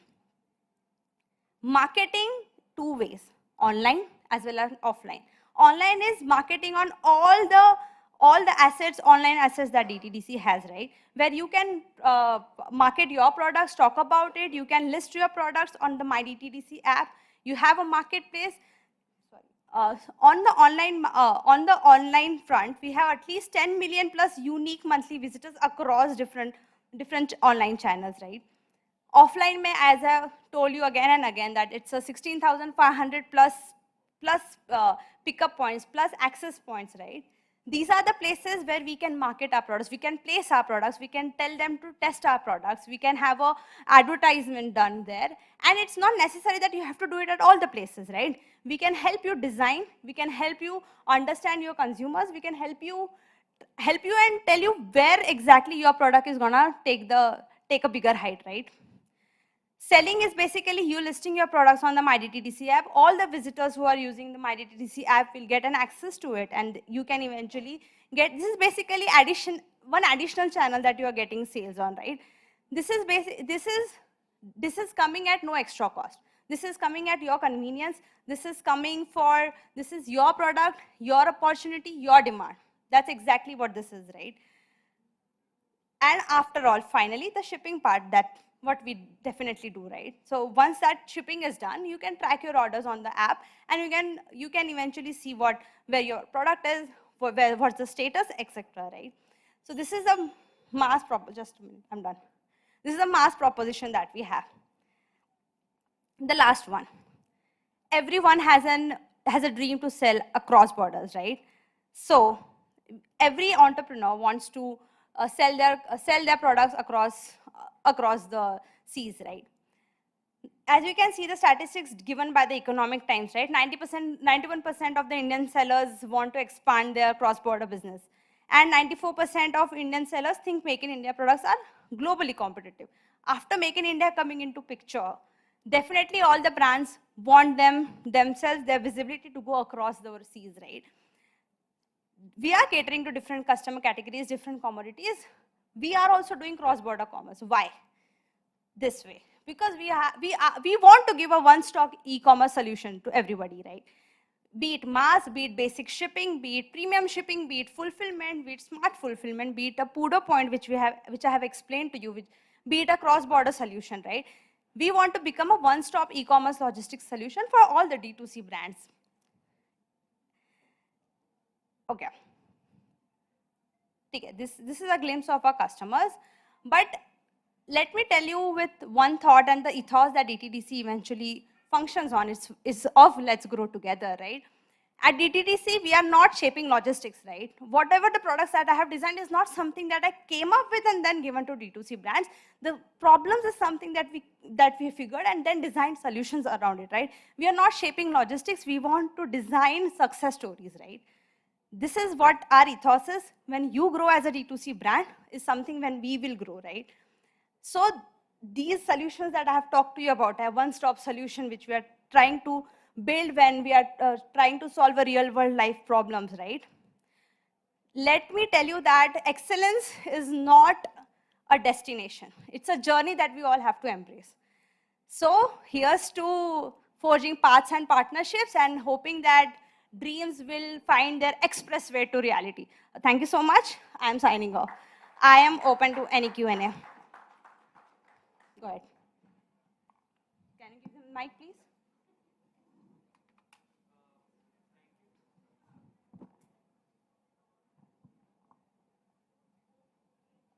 Yeah, done. Thank you so much for this presentation and taking us through the journey. Like 34 years of experience, DTDC. It's a homegrown, brand. It's there on the mouth of everyone. Like I just wanted to understand a few key things. Like first, like being a one-stop shop with that ambition and with this years of experience, honestly, don't you at times, like be the company or yourself, the team at time feels like trying to do a lot of things, one at a time or together? Because I've seen something similar with Just Dial, trying to be in a lot of good places all at once, one at a time. So A, that isn't that challenging, and B, I was trying to understand, when you say like 16,500 plus pickup points and the accessibility that's there, I just wanted to understand, where some regions like Nandurbar, Amravati, or some regions there are prone to terrorist activities and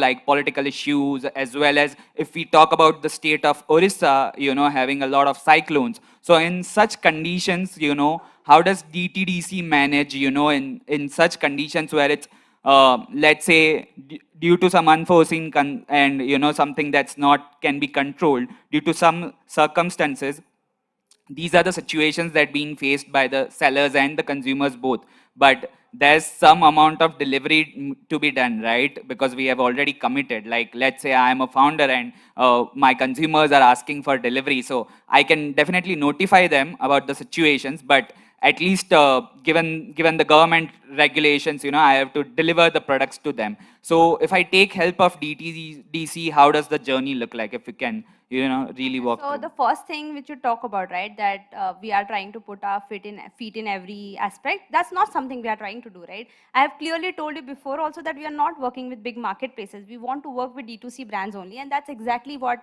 we want to do. We do not believe in working with Amazons directly. We want to work with D2Cs, right?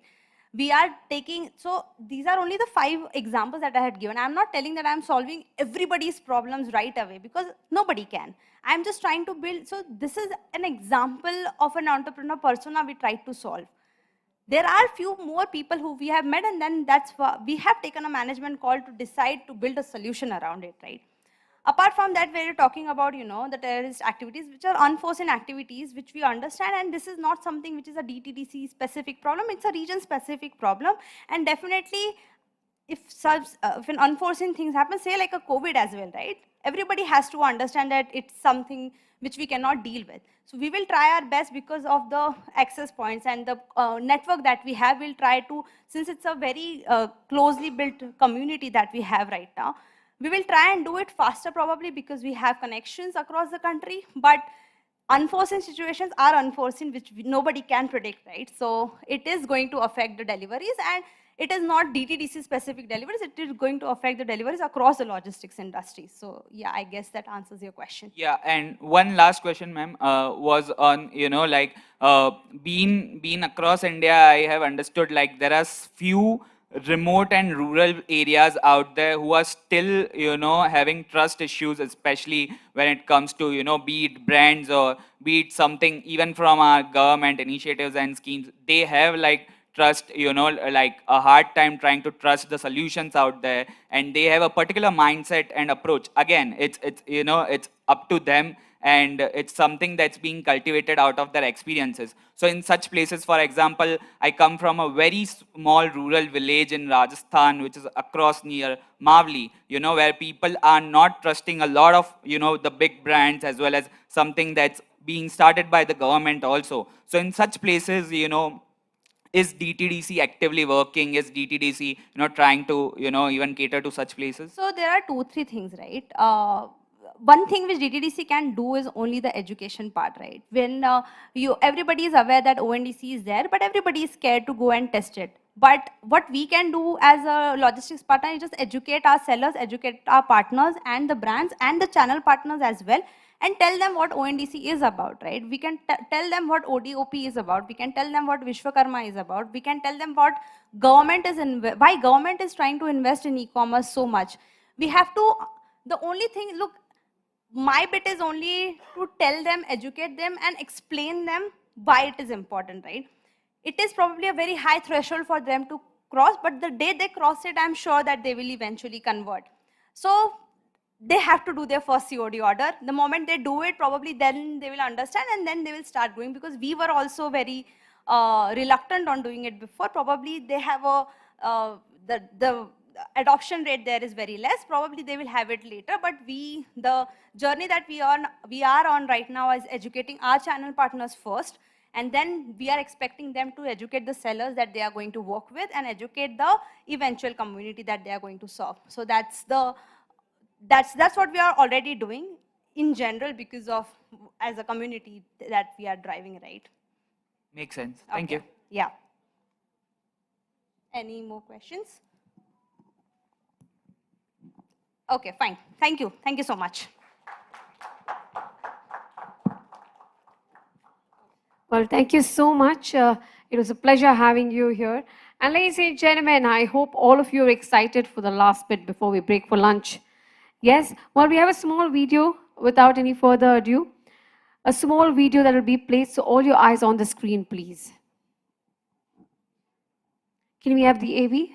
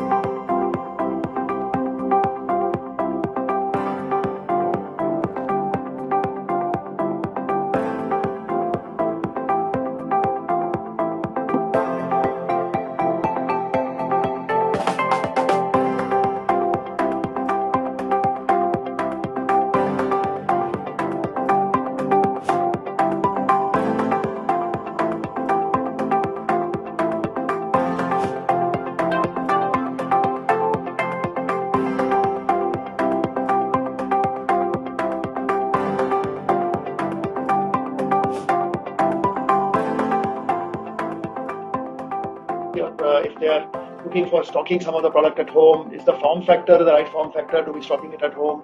Is there an impulse angle saying, I've just finished a nice meal, can I just quickly order a dessert for coffee? So again, it goes back to consumer, and then what are the use occasions, and then you superimpose why should they buy my brand if you have such a great product? So I would certainly experiment with quick commerce.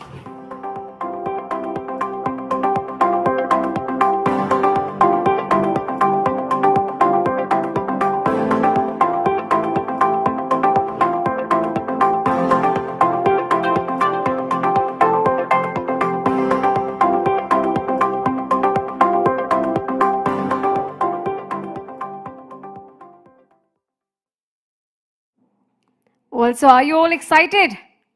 Yes, only one person out of so many. Are you all excited? Okay, ladies and gentlemen, Elevate within D2C. Insider represents our commitment to fostering knowledge, sharing, and community growth. Elevate Super 30 is an immersive online growth program designed to empower aspiring founders in accelerating their D2C brands. On inaugural cohort, launched on February 3rd, continues to thrive with 26 dynamic founders hailing from diverse sectors such as beauty, personal care, apparel, food and beverage, and many more.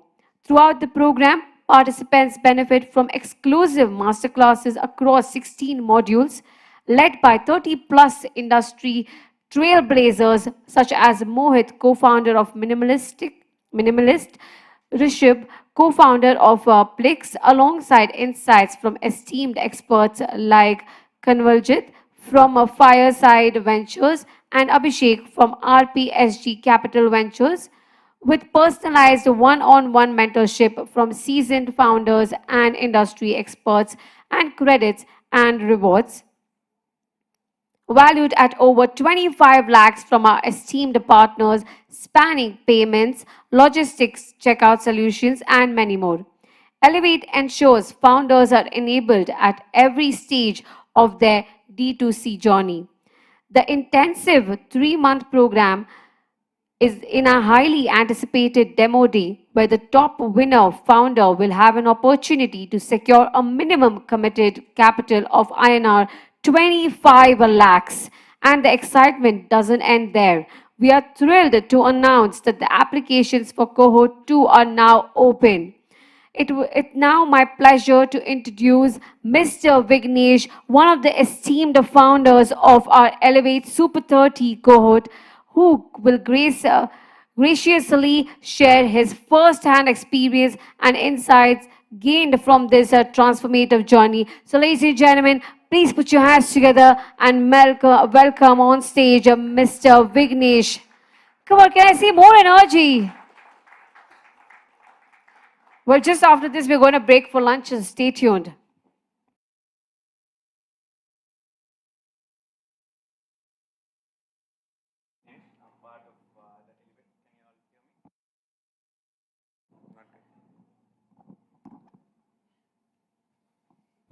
Check. Yeah. Can you hear me now? Yeah. So I'm Vignesh. I am part of Elevate Super 30, the accelerator program for startups. Basically, I'll give you a little bit of intro about myself. I run an online health and wellness platform. It is predominantly a coaching-based business, and we've serviced about 50,000 clients until now. We started it completely bootstrapped. I would say I just started it with 5,000, just starting a landing page and running ads and so on. And right now we are about 250 plus employees, and we've serviced about 50,000 clients. About 60% of them, thank you. About 60% of them are from, NRIs, I would say, and only 40% is from India. That's probably because the pricing model or how the COVID accelerated our, awareness about health and wellness. It started as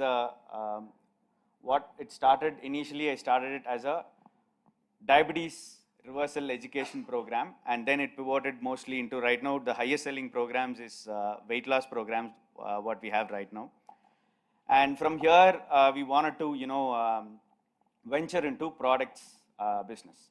And so when we wanted to venture into products business, I predominantly come from a traditional brick and mortar kind of a business. I've not essentially run any product business until now. We have restaurants, schools, and real estate, very importantly. But right now, how we scaled the service business, I was unable to get more clarity or insights about running a product business. And that is how I've already been with D2C Insider. I love the community. I'm also part of their Super Angel Syndicate.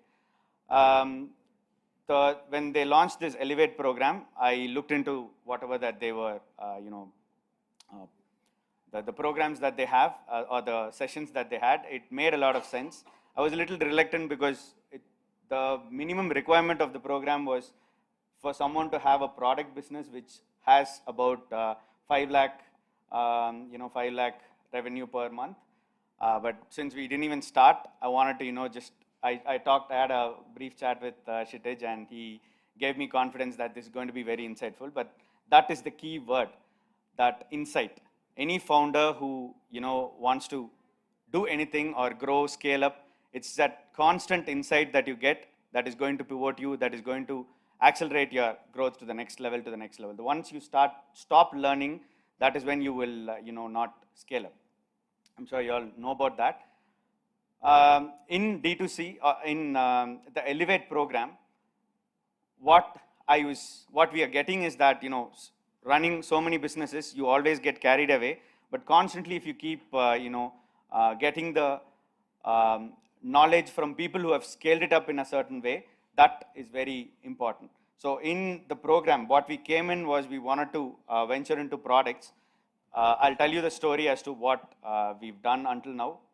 It's just that we had two problems that we wanted to get into in products. As a niche, we wanted to take, one, we wanted to get into activewear because we are, like I said, if I have serviced 50,000 clients, we would have definitely reached out to at least 10 million people who know what our brand is.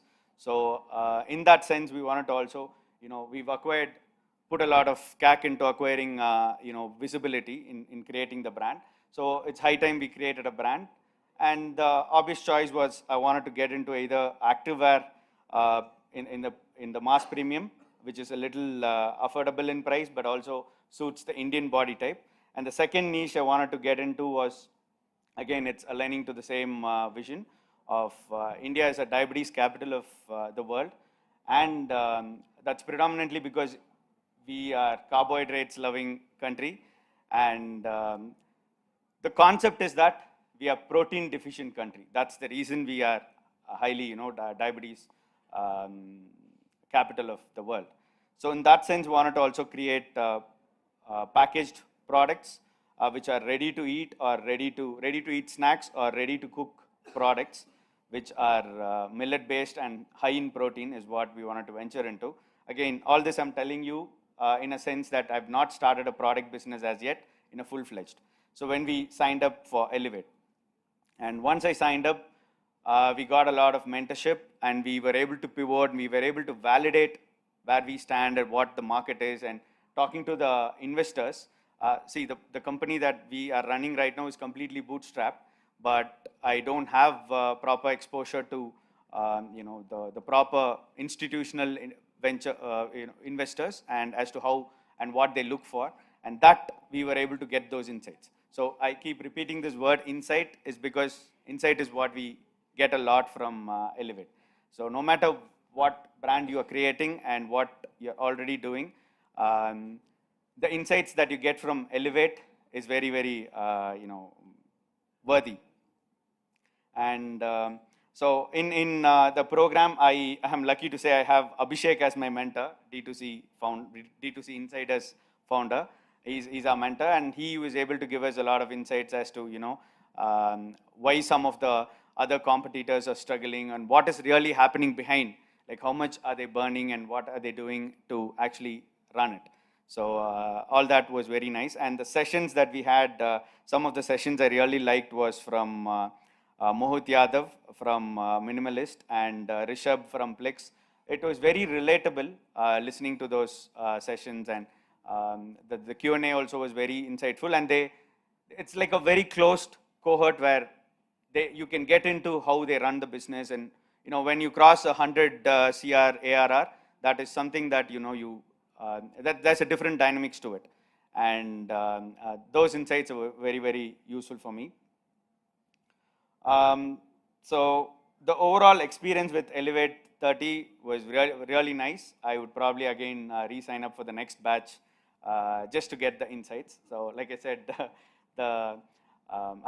you're hungry for knowledge, and then when you don't stop, you can constantly keep growing. So that's about it of my experience on Elevate 30. If you have any questions, I'm happy to answer. Sounds good. That's it.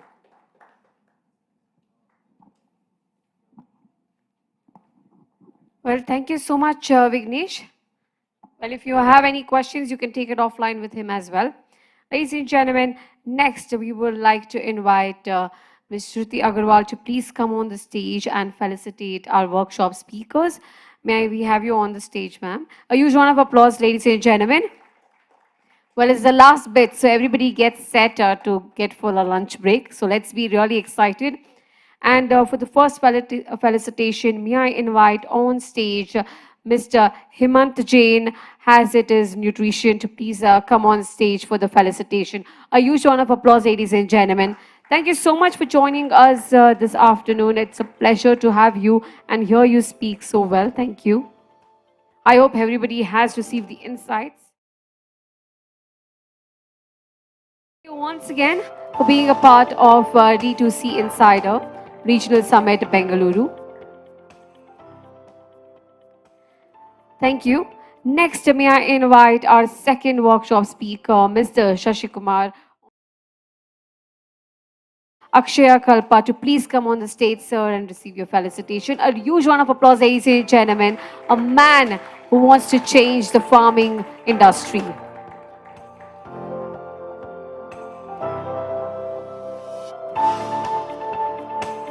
Thank you so much.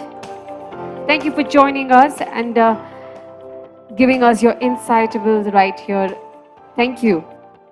Next, ladies and gentlemen, may I invite Hriday Agarwal and Vipul, head of D2C, to please come on the stage and receive the felicitation. A huge round of applause, ladies and gentlemen. Come on. From cash-free payments.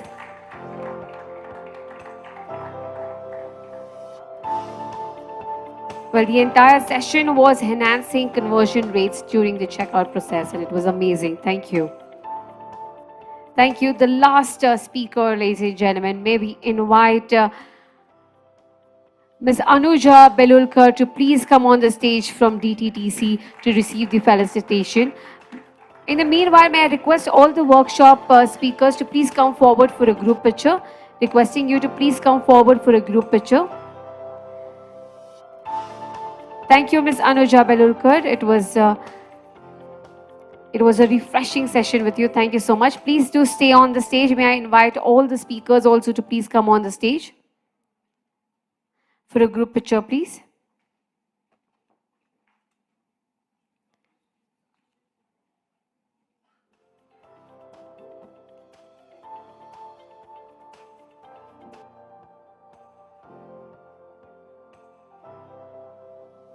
Yes, maybe a thumbs up will do. Come on, let's show a thumbs up. Come on, lovely, great.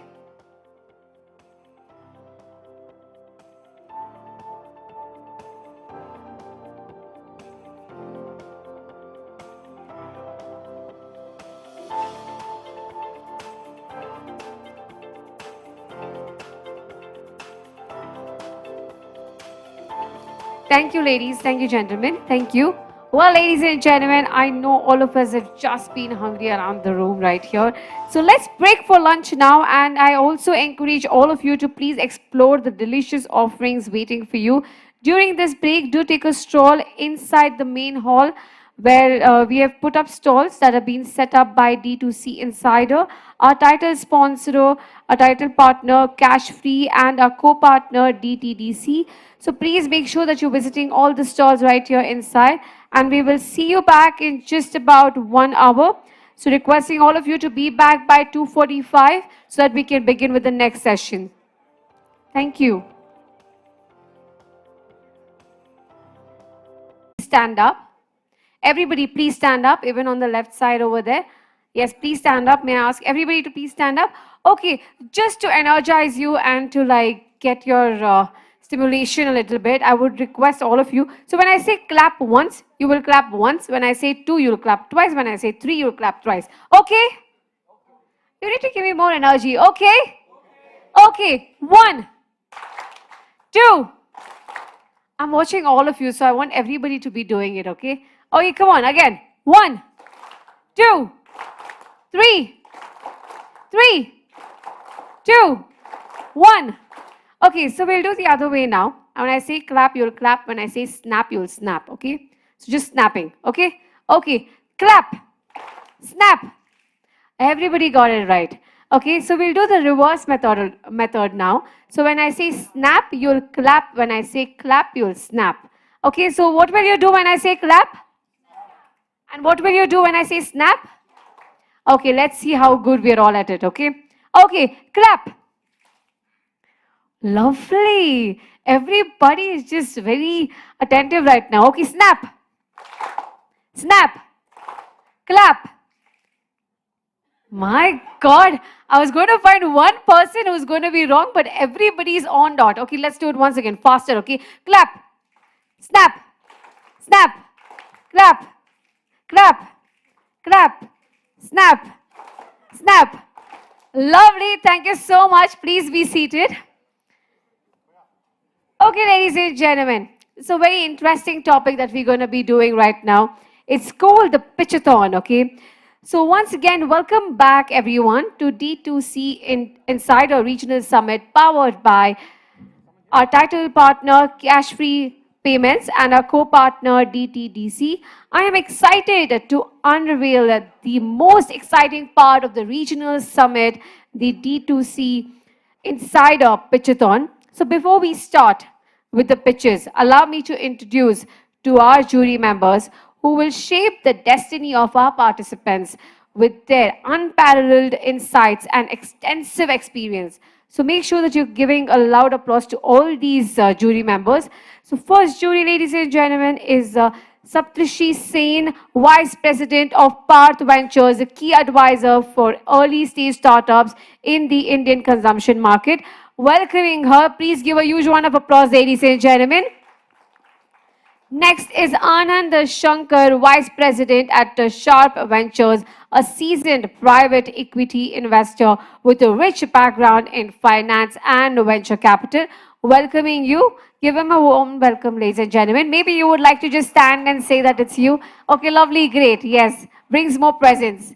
Next, ladies and gentlemen, is Ankita Balotia, Vice President at Fireside Ventures, is driven by passion for brands that delight consumers and leave a gentlemen, a huge round of applause. Come on. Okay, Antara Rai Chowdhury, the next jury member, Associate Vice President at Spring Marketing Capital, brings invaluable expertise in cultivating new consumers, brands, and products, making her your go-to resource for strategic guidance. Welcoming Antara as well, ladies and gentlemen, a huge round of applause. Next, we have Kokul Gopal, Weltis Capital. Welcome. Applauses, come on, my dear audience. I think you would like to see them in person, is it? Yes, is that what we're waiting for? Do we have you here? Well, also next one is Urvashi Nanda K Capital, ladies and gentlemen. She's right up there. Thank you. Okay. Well, now can we give a huge round of applause to all the jury members? Come on, ladies and gentlemen, for their valuable presence in our D2C Insider Pitchathon. Now we have some incredible brands lined up, ready to pitch their innovative ideas and ventures, aiming to raise the stakes. This is your chance to witness and giving a chance to all the creativity within the D2C ecosystem. Each pitch represents a story of passion, dedication, and a pursuit of excellence. Let me explain you the structure of the pitchathon. Each pitch will be for about 15 minutes. Pitch is for 5 minutes, and then the Q&A will be for 5 minutes. Business shower, 5 minutes, where the investor will use their collective resources and experience to help the startup address their key challenges. So we will have the timer as well set up on the LED. Okay, we'll have the bell ring. Okay, we'll have the bell ring about in 5 minutes. So we'll have to make sure that you finish your pitch in 5 minutes. Okay, ladies and gentlemen, for the first one, let's kickstart the event. I would like to invite Anil Kumar, co-founder, Turtle Innovation Labs, for the first pitch. Give them a huge round of applause, ladies and gentlemen. All the best, team.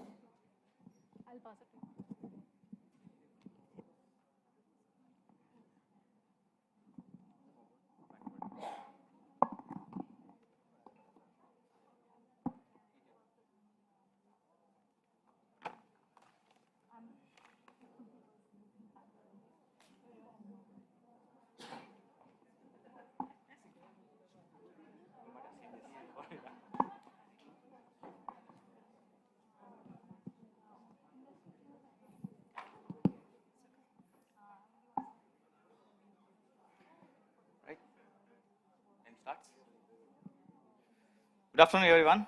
Myself, Anil Kumar. Dirtle is a eco-friendly version of cleaning industry. Myself, Anil Kumar. I'm the co-founder and CEO of Dirtle Innovation Labs, and this is Ms. Archana. She is another co-founder and a formula specialist behind what are the products that we are demoing today. And the other one is Dr. Anjali Kumari. She is a anesthesiologist plus a formula specialist. Today, every one of our household uses at least 5 to 10 bottles like this in every quarter. At least we can say like every month, at least we use 3 to 5 bottles. A floor cleaner, a bathroom cleaner,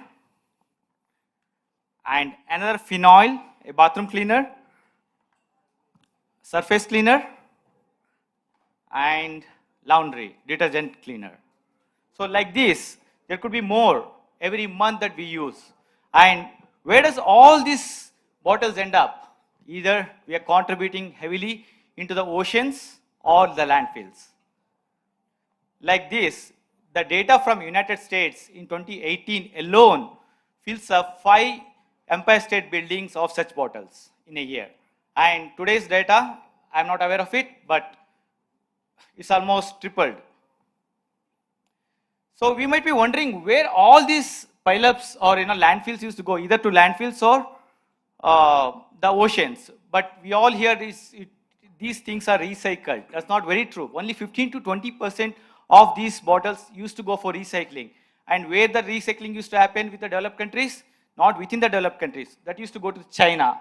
And China banned such bottles and import of such plastic materials in 2017. Thereafter, the entire developed countries is moving towards sustainability and stopping single-use and discard plastic bottles. Whereas a country like India, we are just starting up to create awareness about this kind of use and single-use and discard bottles, and we are going to move towards sustainability very soon. So that's where we came up with an idea. Why to use the bottle and water? Why you are paying for the water and bottle? Let's stop paying for the water and the bottle. Let's just pay only for the actual ingredient that is being used. Not just the ingredients. Let's pay only for the eco-friendly and harsh-free chemicals used in the industry. So we came up with a tablet. All you need to do is just use your own use your own water, use your own bottle, and we provide you the tablet, make your own solution. These are product. Product is branded as Dertile. The primary reason for using this name Dertile is so that every single household in our industry, in our country can remember the name very easily. So as of today, we have 5 line of products, multi-surface cleaner, which can be a replacement of a product like this, where you pay about 70 to 80 rupees for half liter, and all you need to pay for us is literally 20 rupees, right? And we also provide a very elegant titanium bottle, where this can be reused multiple times over the years, and the quality of the bottle still remains the same. We have heard people asking, can I use this for a drinking? Yes, you can, because our products are eco-friendly. You can use it as a drinking as well as a cleaning bottle. The next one is a car windshield cleaner. I'm sure every one of you who owns the car use the car windshield cleaners. So all you need to do is just drop the tablet into your windshield tank, put the water, it will be done. The last 2 products are washing machine drum descaler, where you have seen most of your washing machines has to be cleaned every month. It's due to the hardness of the water or for various other reasons. So we provide the drum descaler in the form of tablets, and this can be used once in every month or once in 2 months based on your usability. And the last one is a flow cleaning tablet. So far until today, every one of us are using these kind of flow cleaners and the phenol, in fact, which is still a dominant market in the Tier 2 and Tier 3 cities of India. So what we did is we replaced this with a tablet form, and we provide it in the round tablet form. All you need to do is just take 10 liters of water, drop the tablet, within 2 to 5 minutes, based on your water quality, it will dissolve and you can use that solution as a cleaning for your home. And this is 100% pet friendly, and it also helps you repel some of the bugs. Not 100% like good night, but to some extent. So majority of these products are dominated by the brick and mortar stores. The primary reason is these are heavy to sell online, and the leakage and the logistics will not be that viable to support the D2C industry. And we already have got leads from various countries to white label or to license, and we are working on those formulas. So our current competitors back in US is Blueland, back in Australia is Tratile, and in India we don't have any competitors as of today, but I mean in the tablet form at least. So you might be wondering why P&G or HUL might not have done this for decades, right? That's a question that being asked by everyone. So the primary reason is the HUL or Racket or P&G, they started the business with a water and bottle, I can say that. And today, they can't kill their own business. If they try to come up with a product like this, they will cannibalize their own, multi-crore industry if this becomes successful in their own domain. So that's the reason they avoid creating such product as of now, but they will wait and see the market trend, and they will either create the product or they will acquire a company like us. So this is the current status of us. We started selling in the month of December. That was a very small scale production that we were doing with a hand machine, and we had a capacity of probably 10,000 tablets a month, but we couldn't cross that limit due to the various manufacturing issues. But today we have our own manufacturing plant, also a very small plant that is, we can produce about 1 lakh tablets a day. And we already have 30 lakhs worth of orders in pipeline, which we are not able to fulfill with our current line of distributors. So we are seeking about 5 CR for the upcoming round, where we are looking for primarily for a market expansion. Hi team, sorry. When the bell rings, it stands for time up, and then the Q&A is up. So we can have question and answers. Meanwhile, she is going to do a demo of how our multi-surface cleaner works. Same exact thing that we need to follow for floor cleaner or a laundry. For laundry, you just need to pick up a tablet and drop it into a drum. The beauty of our laundry cleaner is it's a mixture of fabric conditioner, a mild fragrance, and the laundry detergent. You don't have to use a second party fabric conditioner like Comfort, where you need to pay another 4 rupees per wash or 5 rupees per wash as of today. So it includes detergent, fabric conditioner, and the very good fabric fragrance provider. Yeah, so I had a couple of questions. One is just wanted to understand whether this will involve some sort of habit shift at the customer end, right? Because one is you said it will take 5 minutes for the tablet to dissolve. Correct. And I mean, this is not just pouring a liquid and then getting immediately started. That's one. Second is also wanted to understand how is the pricing now, right? So on a per ml basis compared to a switching cost for a customer, because value for money is something that plays well in the segment. So I'll first answer your second question. Value for money. We are 50% cheaper than the current industry. If you ask me like how much this will cost about 3 rupees per tablet. And in this 3 rupees, you can wash or mop up to 4 floors, 4 bedrooms or 4 rooms. And we also given a mark, it's not visible due to our manufacturing challenges. There's a single line that comes in between where you can even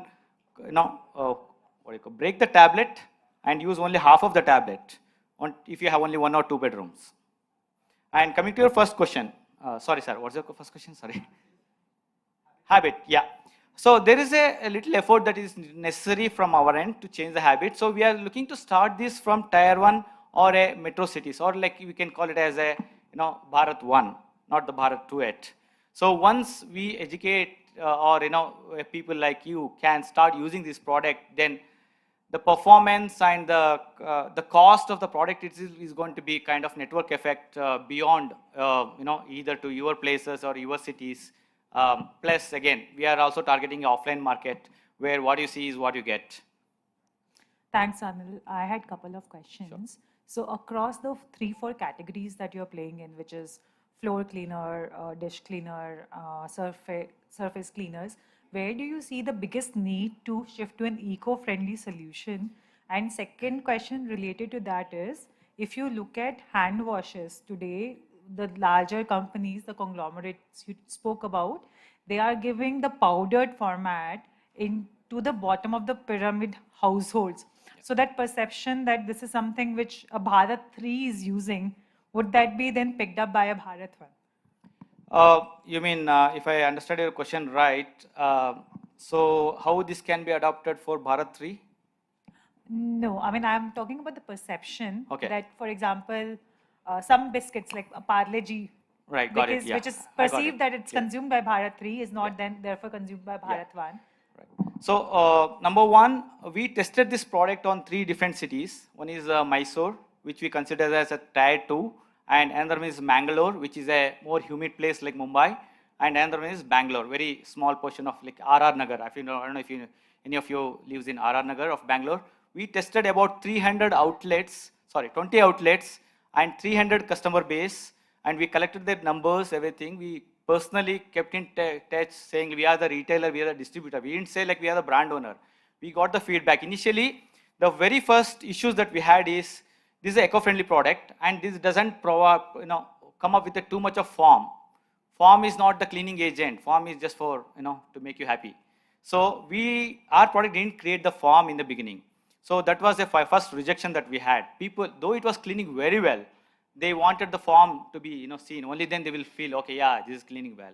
So we worked on that formula, and now we create a minimum formula. We don't go for very dense foam, but very minimum, so that the water consumption is going to be minimized. When we have the more foam, we need a more water consumption.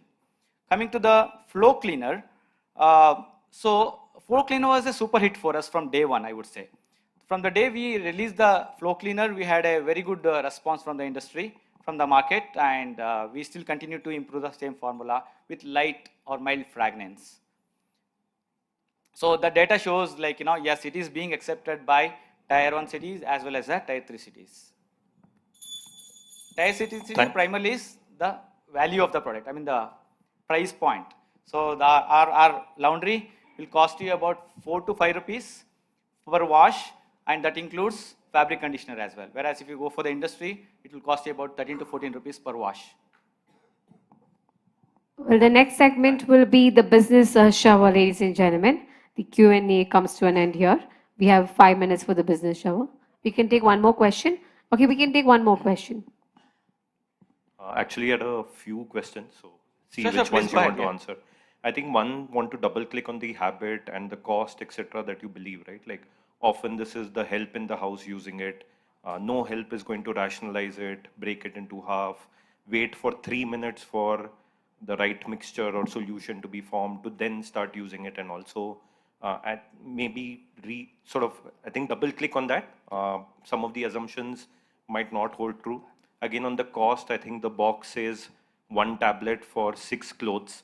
I don't know what's your tablet pricing, but looks like typical load would be 20, 30, 40 clothes, right? Then you're putting 5 tablets. So yeah, effectiveness, you're again expecting a help to calculate, put the right amount, right quantity. So have a lot of questions on that. I think competition, my sense is maybe you're underestimating it. It's not the form factor.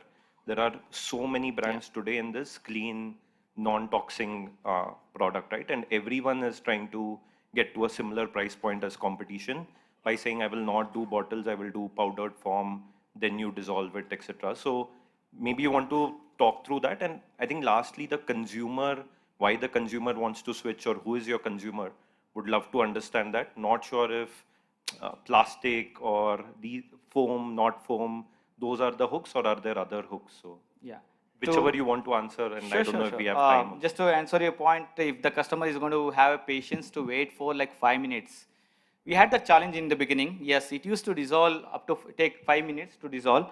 I will show you a flow cleaner. I just took half so that it will go inside the bottle. I don't have a bucket.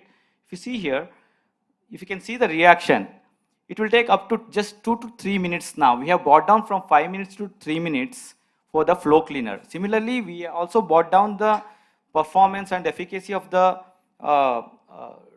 laundry detergent to so much that the tablet doesn't remain anymore in the hardest of the hardest water. If you go for the hard water, usually the tablet or any powder will not dissolve. You see the powder, stayed on the clothes or something, or your clothes itself will get, kind of start fading. That's one challenge. Plus, coming to the fabric conditioners, what the fabric conditioners you use today is nothing but animal, fat. It's nothing but lipids, animal lipids. So that's why you see that comfort or the similar kind of products will get stick to into your clothes as electrons, and that will produce the smell after you start wearing on a friction. Whereas our product is not using any kind of animal fat. It's 100%, we call it as NCAP technology. We use NCAP technology to take the fragrance into consideration. Sure. Yeah, it's getting dissolved. The top one is, I used both surface cleaner and floor cleaner. So the top one is a floor cleaner. You can see the moment the maid starts seeing the the whitish solution, she will start washing. By the time she continues to wash, probably first room is done, the tablet will be completely dissolved. Cost is definitely half of the existing market products. No doubt in that. I think similar question stemming from that. There's so many players who are doing clean products Yes. now, right? Like let's leave HUL and PNG separate. What about other startups that are also in this space? What will make a customer gravitate towards your product compared to them? Sure. We have seen many products in the eco-friendly version. Most of them are in a liquid form as of today. There's none in the tablet form. We are the first one in India at least coming up in the tablet form. And coming to the eco-friendly, whenever you hear the eco-friendly, you always think, oh, this is going to be expensive. At least 20 to 30% expensive product. So we are not expensive. We are in fact the other side. Like we are like almost 50% less than the regular harmful chemical product. Okay, ladies and gentlemen. As of today, we manufacture by ourselves because we couldn't find any third-party, manufacturer. Plus, for now, we want to keep it in-house. The primary reason is we don't want people to copy it so drastically. One day, somebody is going to start copying it for sure. But for now, it's our opportunity, it's our game. So we will wait until the second product is released. Then we'll go for the contract manufacturing. But Hi, the we're formula so is 100% sorry in-house. that we'll have to cut you off right here, considering the time limit, ladies and gentlemen. Now is your business shower. You have 5 minutes exactly for this, and we cannot give you more than that. So what should I speak in business shower? So it's up to you. You can ask for the help in the audience for your business, that anything that may help you promote or help you solve your solution, like, problems and give quick solutions. So you can ask anything. The audience is up to this, so you can ask the audience as well. Sure. So what the primary help that I need at this time is the manufacturing support. Okay. So we have a small manufacturing unit. Like so far we have invested about 35 lakhs. By the way, we recently, just last week, we got a grant of 30 lakhs from government of Karnataka, and we are the top winner for the government of Karnataka for this year. So that's one thing, and we are looking at a manufacturing. So we both have limited manufacturing experience. He has better than me, in fact, but combining together, we still feel like this is a pharma level of manufacturing precision that is needed for this kind of tablet. So if you see, you will get a chance to take a look at our tablet. If you look into our tablet, you don't see that very soft finish on our tablet.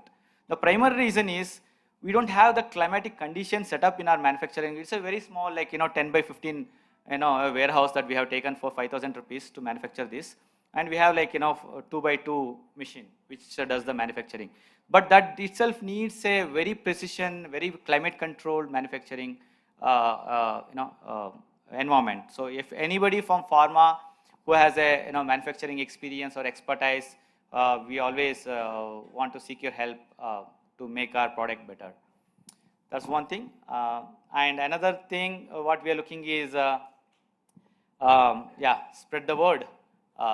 So this is a product which combining multiple eco-friendly part, and we can go for more eco-friendly. In fact, the one example that I can tell you is the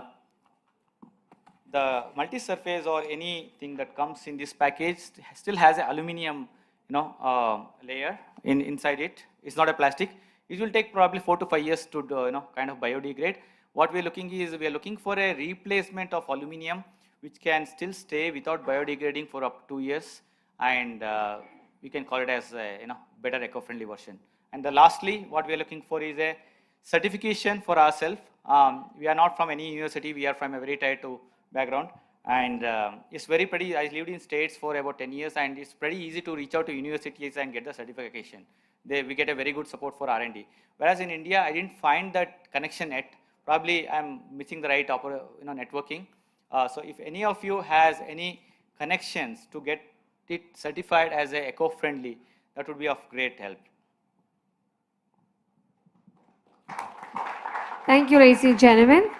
A big round of applause once again. Come on, can I see everybody in the house giving a big round of applause to Mr. Anil and team and the exciting pitch of the Tile Innovation Labs. Thank you so much. Thank you. Thank you all, and thank you very much, Archana, for coming up with such a innovative product. Thank you.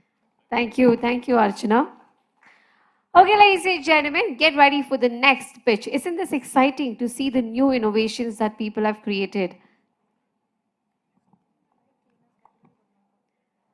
Well, so let's see. Next in-house that we have the next presenter is Azhar Sayed, the CEO at Dreamport Ecom Private Limited. Please give him a huge round of applause. Come on, ladies and gentlemen.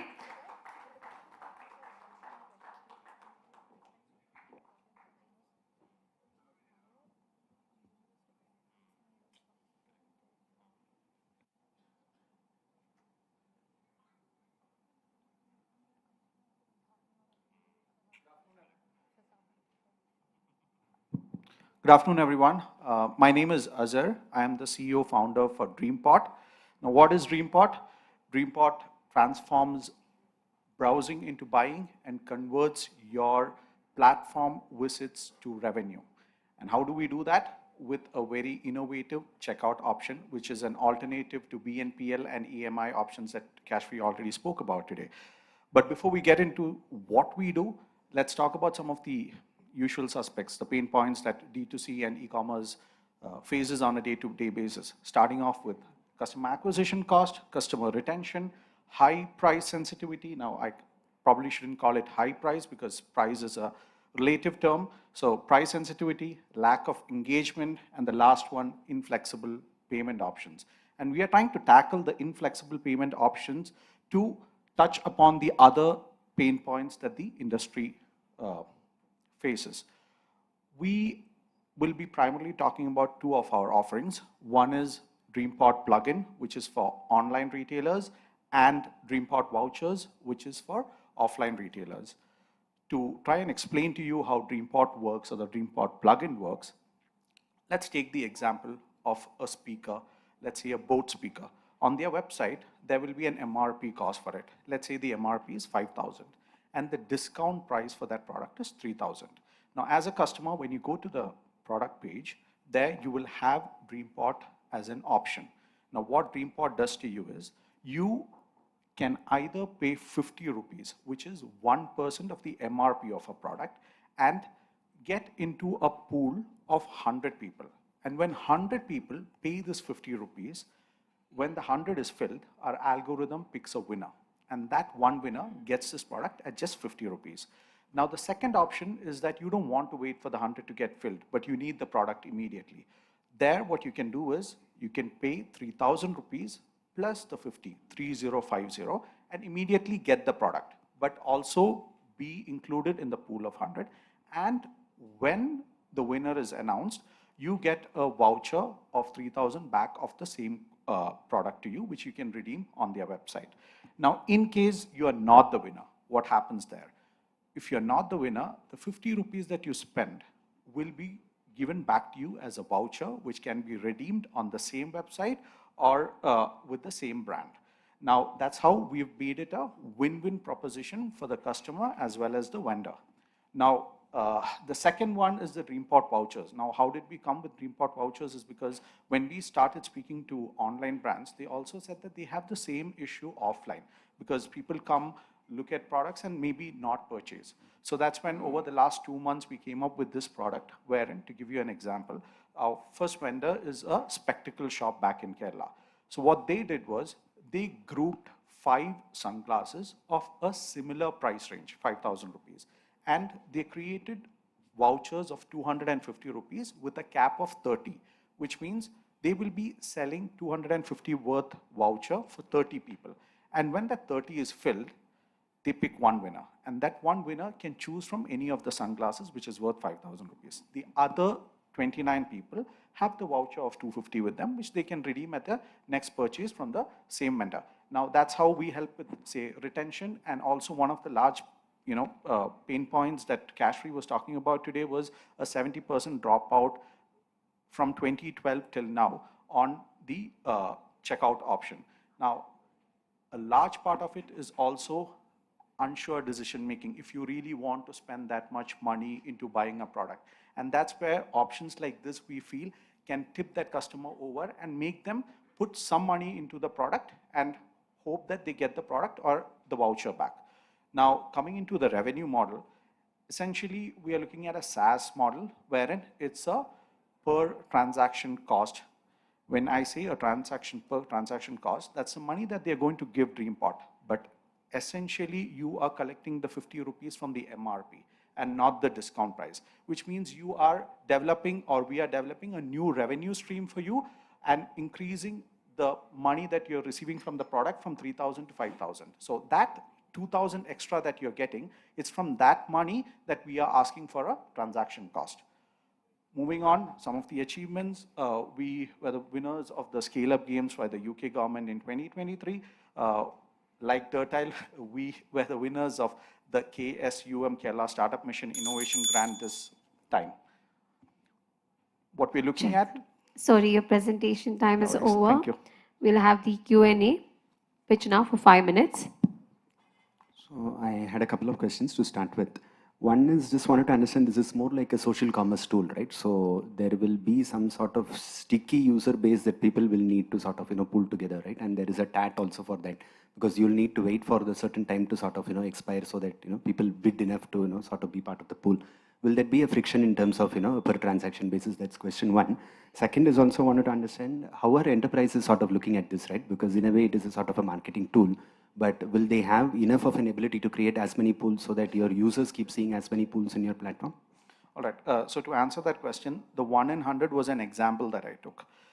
What we do is we give the vendor the option to create the number of people that they need on a pool. So it can be a 1 in 30, 1 in 50, probably, for, let's say, an iPhone, which probably is a hot seller, which is 1 lakh rupees, they could create a pool of 1 by 500, for example, right? So depending on the, the number of people that turn up on the store and all of that, we give that power to the vendor to, by the way, what we also do is, through our vendor portal, which we believe is going to be a differentiator with other brands that could come in, we, using a unique data that we have, because there's nobody else doing this kind of this thing, right? We will give them, suggestions on, how to do it, what are the app numbers, or what time of the day, etc., or what products to use it at, right? So that's how we are trying to solve that.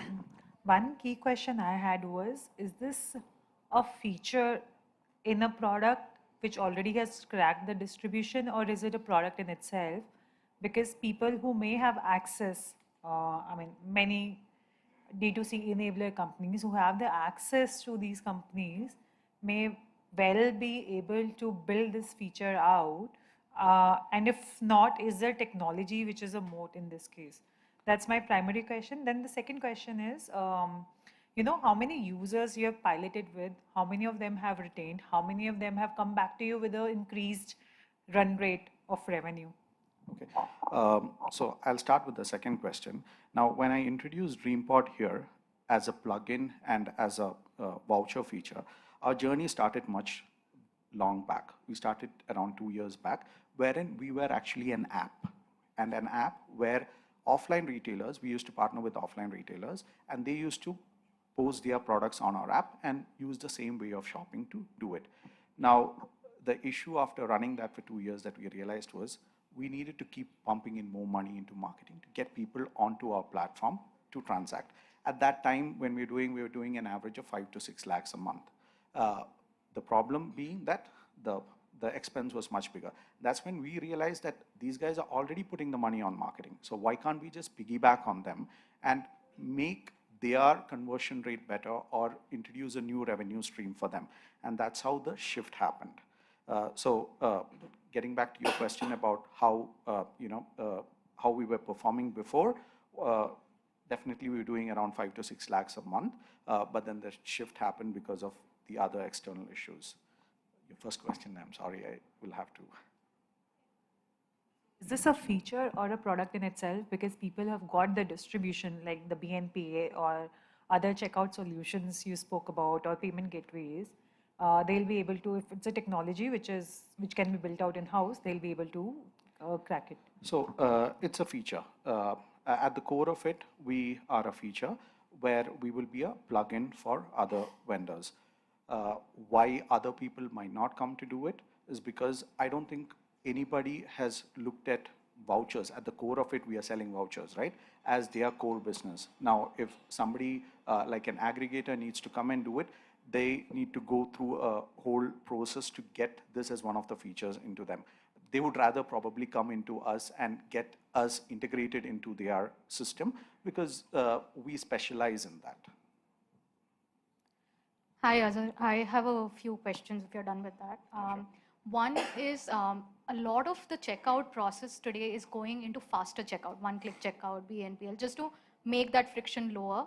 And this requires a little bit of time of getting that pool aggregated and then distributing the product. So would love to understand what kind of brands and what kind of customers are using you and for what use case. And the second is, how many brands have you partnered with today? How many have retained with you? Okay, so the second part of the question in terms of we are a very new product. We have the MVP ready. We have the integrations happening for 6 companies as of now. Nothing is out in the market yet. Our only experience in this was the app that we ran before. In terms of, sorry. The faster checkout feature. The faster checkout feature. So see, the core of this idea is an attractive offer. The fact that there is a possibility that you could get it at a fraction of the cost, right? A fraction of the cost. Now, we are expecting that that would supersede the fact that there would be one extra step into this. Now, when also talking about the one extra step, how we have designed the whole thing is, we will not ask more than your mobile number and your name when you first register or when you make the first transaction. After that, it's going to be an OTP process. So it's going to be just one process. We would love to, make that better. And that's why we need money to do that, because we need to improvise the product and make the friction lower in the coming time, because that would be crucial for scaling.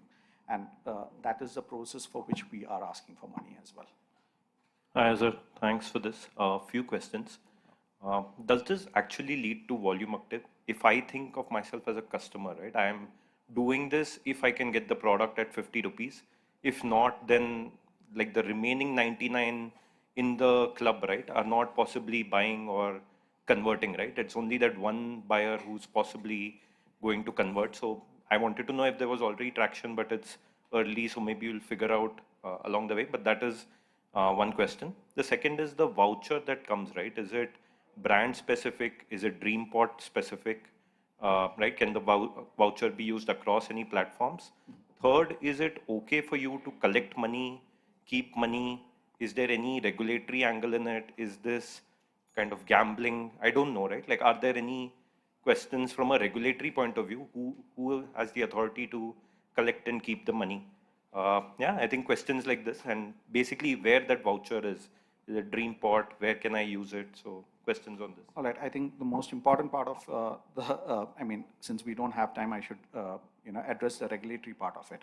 Now, the one thing that we can come under is a lottery, because you're picking a winner. But why we don't come under lottery is the core principle of lottery is that there is no recourse for your money, which means if you buy a ticket for 100 rupees, you win, you win. If you don't win, there is nothing that is coming back to you. And that's how we have solved it through the voucher part, which means essentially you're buying a voucher for 50 rupees, wherein the possibility of winning is an added advantage to it. All right. And why there is no regulatory angle to it is because we are a service, because DreamPot is collaborating with any of the vendors. And as a service, we are collecting the vouchers and we are repaying that back to the vendor. So there is no confusion on that part as well. In terms of, the retention rate, and you're speaking about the number of people that could be coming back, when we ran the app, it was between 1% to 2%, which means if there was a pool of 100, if there's a winner, then there'll be 1 or 2 people who go on to purchase that. How we plan to get that better is by giving the users more options to redeem that voucher, right? And that would be crucial, because you could have partner brands where you could redeem it anywhere else. And that would be a value addition that we can give to the user. And also that would make you probably spend that money, because if not this, you can spend it on something else that you have in mind. So we've thought through that, and that's how. Yeah, yes. Because what I didn't speak about was the DreamPot app. The DreamPot app is there where every vendor that we have onboarded will be listed there, and you can use that app to further redeem your points or anything that you want to do. Yeah, and that's also another opportunity because you're getting as many people coming on the DreamPot app that is using. So that's another whole revenue stream that we can work on. Yeah, thank you. Sorry, your time's up, Azhar. So you have 3 minutes for your business shower now. So you may put your ask to the audience. Right. So as a concept, as an idea, we've been running this for the last 3 years. But I feel that, Sir was just speaking about, what is the value addition that you can give to the customer? And that's where I think we need help in, because we need to move fast to get as many people collaborate with many different companies so that there is a value addition for the vendor as well as the customer. For example, any data, any insights that we can give to the vendor to make them understand what sells in what percentages or what pools will be a great advantage for them. At the same time, for the user or for the customer, it would be the number of points in which they can redeem these coupons, right? So these are partnerships that we feel that we want to get into, and any help on that would be enhancing our product. And that's something that I would really love to connect to anyone in the audience. Thank you. Well, ladies and gentlemen, thank you. Thank you, everyone. Please would you give a huge round of applause to Azhar Syed. Thank you for your pitch on DreamPot. Okay, for the next pitch, ladies and gentlemen, get ready, because Aarti Saxena, founder at Renewal Holistic Solutions Private Limited, is up for her next pitch. So please put your hands together and welcome her on the stage. Come on, everybody. Can I see everybody clapping? Come on.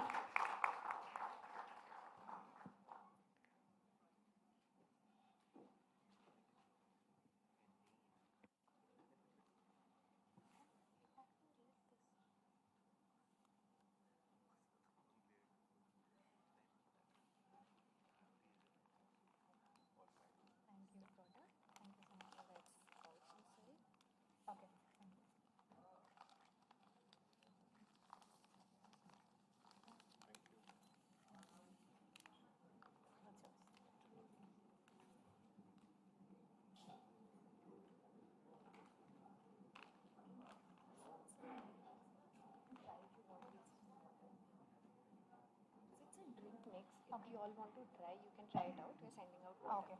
Okay. Thank you so much. Hi, Aarti. May we request you to please come up on the stage for the pitch?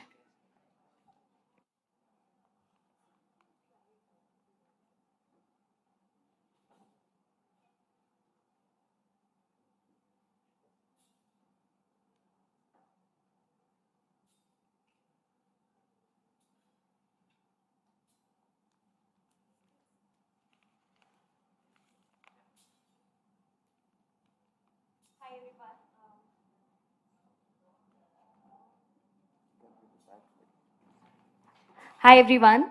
Hi, everyone. This is Aarti, and I am the founder of Ilu. Ilu is a hydration-focused brand, and our mission is to make hydration healthy, fun, and effective. So a little about me. I am an IT Roorkee 2012 graduate, and I have been into design and community and brands for the last 10, 11 plus years. And for some 7, 8 years, my career started with film production design. So I used to work with Yash Raj, Excel, Dharma, and a lot of ad film projects. So, working on production design, which is like interior and architectural design for films. So there I was working with a lot of directors right when we were filming.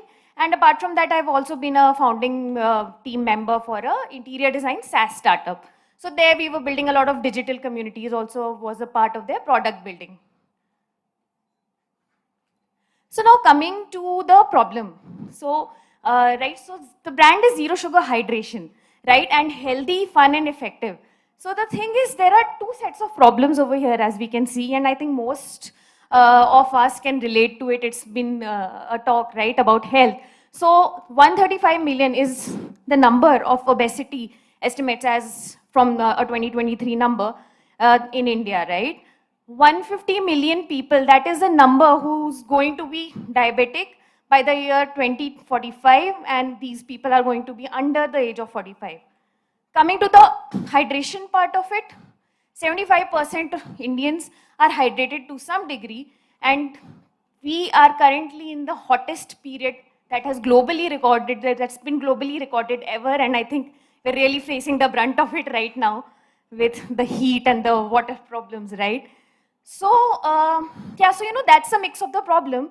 It's where this hydration as a need stands out, right? So, hydration is something like I think consumers are really obsessed with hydration. Everybody knows that there's a role of hydration in cognition, in exercise performance, your everyday quality of life, and it can also get really serious, like in the most serious cases, can lead to death, right? So, that is also a thing that's happening a lot. Now, the good thing is that the very well loved industry leaders in health and wellness are educating people around it that hydration is not just about water. So it's not just about plain water. Hydration is getting a well fluid balance with water and electrolytes. So that's something, it's not something as a brand we need to educate.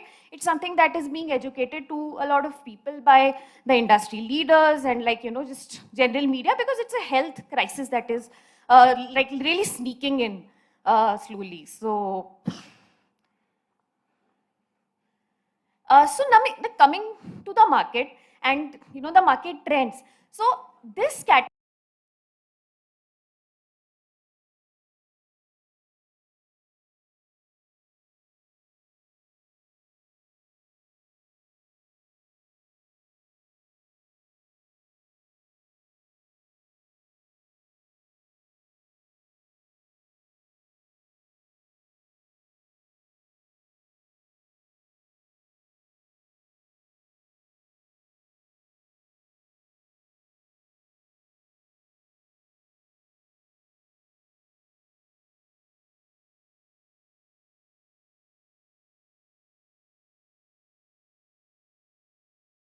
in terms of the look and feel, yeah, I'll quickly go ahead.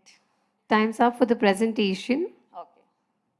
So just wanted to quickly cover that, like we are like launching in certain variants which are like intermittent fasting and hangover recoveries and exercise focused. And there are big brands in US in this category. So the study has been done, and like I think really time for us to do a big brand in this category. So we have just launched, so first 100 customers right now. Yeah. So you'll have 4 minutes for the Q&A from the jury. I had one quick question. Actually, I had two questions. Yeah. If I look at the pricing today, it says Yes. 240 for 6 sticks, which Right. means 40 per drink. Yes. Whereas an electrolyte sachet is around rupees 5 or 6. So the 8 to 10x pricing could be a little bit of an issue. Yeah. So I'll come to this. So the regular electrolyte, the ORS category sachets are into that 5 to 10 price point. And the more premium approach brands that are there, for example, Fast and Up sells at like 20 to 35 per tablet. And there are few newer brands which are playing in the 20 to 30 segment. So one thing is that, so currently how I have priced it, and there are players at 40 per serving. So the thing is that how I have currently pricing it is going to range between 20 to 40. Now when you compare it, and also the idea is to bring ready to drink formats as well. Now when we compare it like for a serving, and I would definitely agree that it will become a mass market only when it gathers a lot of traction in the really metro India 1 category. And there we can see it's like a per serving 40, which will go down to 25 easily at scale. So like, subscription models or bigger brands. So it's like a taster pouch that we have right now, so that you can like quickly spend $240 to try it out. And then like there are various formats that we are working on. So yeah, so there we can definitely match up to the lot of pricings. Got it. And you come from the production background. Who is helping you with the one product R&D and second with the distribution? Because distribution as well as product R&D are going to be very critical for the success of this business. We were just tasting Right. the product. There is some scope of improvement Right. still might Yeah, be there. yeah, sure. Yeah. So in terms of manufacturing, I have partnered with a Gujarat-based, a very big manufacturing unit, and they are right now supplying to the leading brands in India. Like many are a part of the community, and like Health Cart, and like a lot of good players. So I consider them as, you know, more like a founding partner. So how I'm functioning is like I have a team of people who I rely on wherever, you know, there's I need to. So I spent myself 2 years on researching this, like initial 1 year. I had my own health journey, but then I onboarded some nutritionists and doctors to do a survey, and then I partnered with this Gujarat-based ecosystem for packaging and for manufacturing. So they also know that, you know, they already have the pointers, because we have built this with a Gen Z population coming to our home. Like we used to have these many discussions with them. So they already have their pointers and they're working on those improvements. So I had one question. So what is the uniqueness of some of these claims, right? Because this space is getting crowded as we speak. Right. So because I could see some mention about, you know, muscles and all that also, right? Right. So power up your workouts and all that. Right. So is there any uniqueness of claims? Second is, given that it's a hydration product, is there any seasonality you will see in terms of the industry Yes. itself? So in terms of uniqueness, what we have gone for is now there's like some brands like Whole Truth have educated people on not using the most commonly used but harmful fillers, right? And the hidden sugars. So one is and then there's like the sweetener is a natural sweetener that we have used. So again, that is some sweetener which is coming up in the more premium and very conscious category of people. So that is one thing. And the other thing is that bringing and dropping interesting flavors with the community that is now, you know, like sort of bored with whatever has been there. That is the second thing. And the third thing is like doing it for their, like bringing it into their life. So like the first thing that I worked on is a fasting focus kind of a thing. So some kind of fasting is people getting in, then hangovers and things like that. So we're going to specific problems in the lifestyle where they can get it in. So that's the uniqueness. Sorry, your Q&A round is also over. Okay, I will give you 5 minutes for the business shower. You can put your ask in front of the audience. So I think the best thing that I can ask from the community over here is like because I think health and wellness is something that a lot of founders would be there. So I would love to have like any kind of collaboration, something that we could do, because I think such brands are very well built, like collaborative and community approach. So we have just launched, but I think people who are following a similar approach, I would love to collaborate with anybody. So yeah.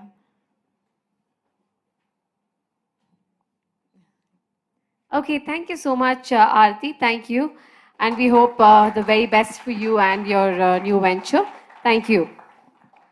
It was electrifying. Well, ladies and gentlemen, the next individual that's coming up is a visionary co-founder and a CTO of Crest. Please put your hands together and welcome Yogesh Bayatia on stage for his next pitch. Do we have Mr. Yogesh here? Yeah? Okay. Come on, gentlemen, ladies and gentlemen, give him a huge round of applause once again.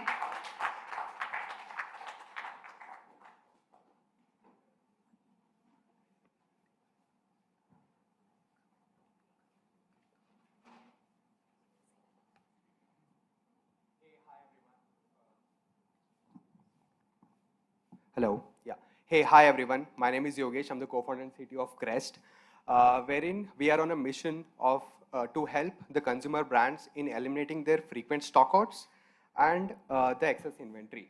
So why do we have to do this? Like because of the frequent stockouts, the brands end up losing the opportunities, and because of the excess inventory, their capital gets stuck. And how do we solve this particular problem? By answering 4 key questions. That is, what to order, when to order, how much to stock, and where to keep. And how we do this? So we have built two core modules inside the platform. So one is automated demand forecasting engine coupled with our multi-echelon inventory optimization algorithm. So which actually helps us in producing four different answers. So one is automated demand planning, automated purchase planning, production, and the distribution. So we started our journey with Samosa Party as our first customer. We have implemented the demand forecasting and the distribution planning for them in the beginning. Within the first 4 months of the implementation, we made sure that they have achieved 95% plus of the fill rate in their stores. So because of this success, Samosa Party founders wanted to invest in us. Alongside, we have also seen interest from the delivery founders, Shiprocket founders, Picker founders, and Sirona founders as well. So the round led by ION and IPV, we have closed our first round back in January 2023. We were sitting at one customer with 4 lakhs of ARR back in February 2023. We are currently sitting at 60 customers with 2.4 crores of ARR. So let's look into the B2B SaaS metrics. So the current standards for the LTV to CAC ratio is 3:1. We are currently sitting at 4:1 with a CAC recovery of within 4 months and the net revenue retention of 113%. Although the planning for the SME sector is fairly new, there are like few of the solutions which exist in the market. They are providing the point-led solution. We do not provide the point solutions. Instead, we view them with the process-led approach, helping them in executing those CTAs of the plan seamlessly. So these are few of the brands with whom we are currently working.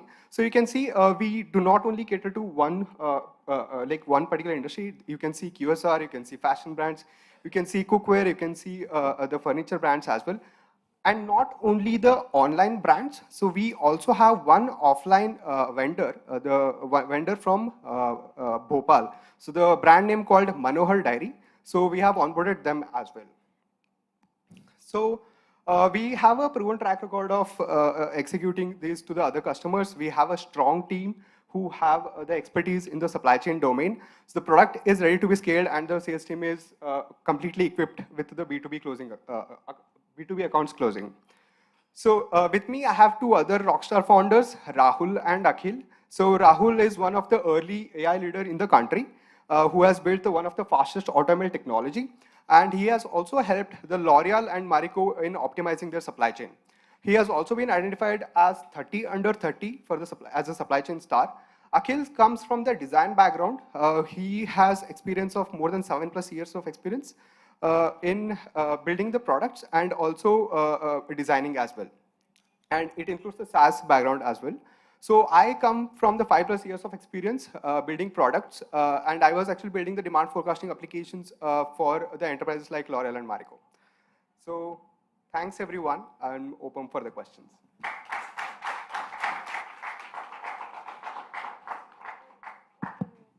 So I had a couple of questions. So interestingly, you mentioned that you spread across categories, right? So what is the common thread in terms of the data ingestion itself, right? So how are you able to plan demand for multiple categories at the same time? So that's one, in terms of say richness of the outcomes. Second is what is the tangibility of some of these outcomes, right? So what does the inventory level fall by or say working capital cycle improvement by for some of the larger brands so that you can incorporate that in your pitch as well to prospective clients.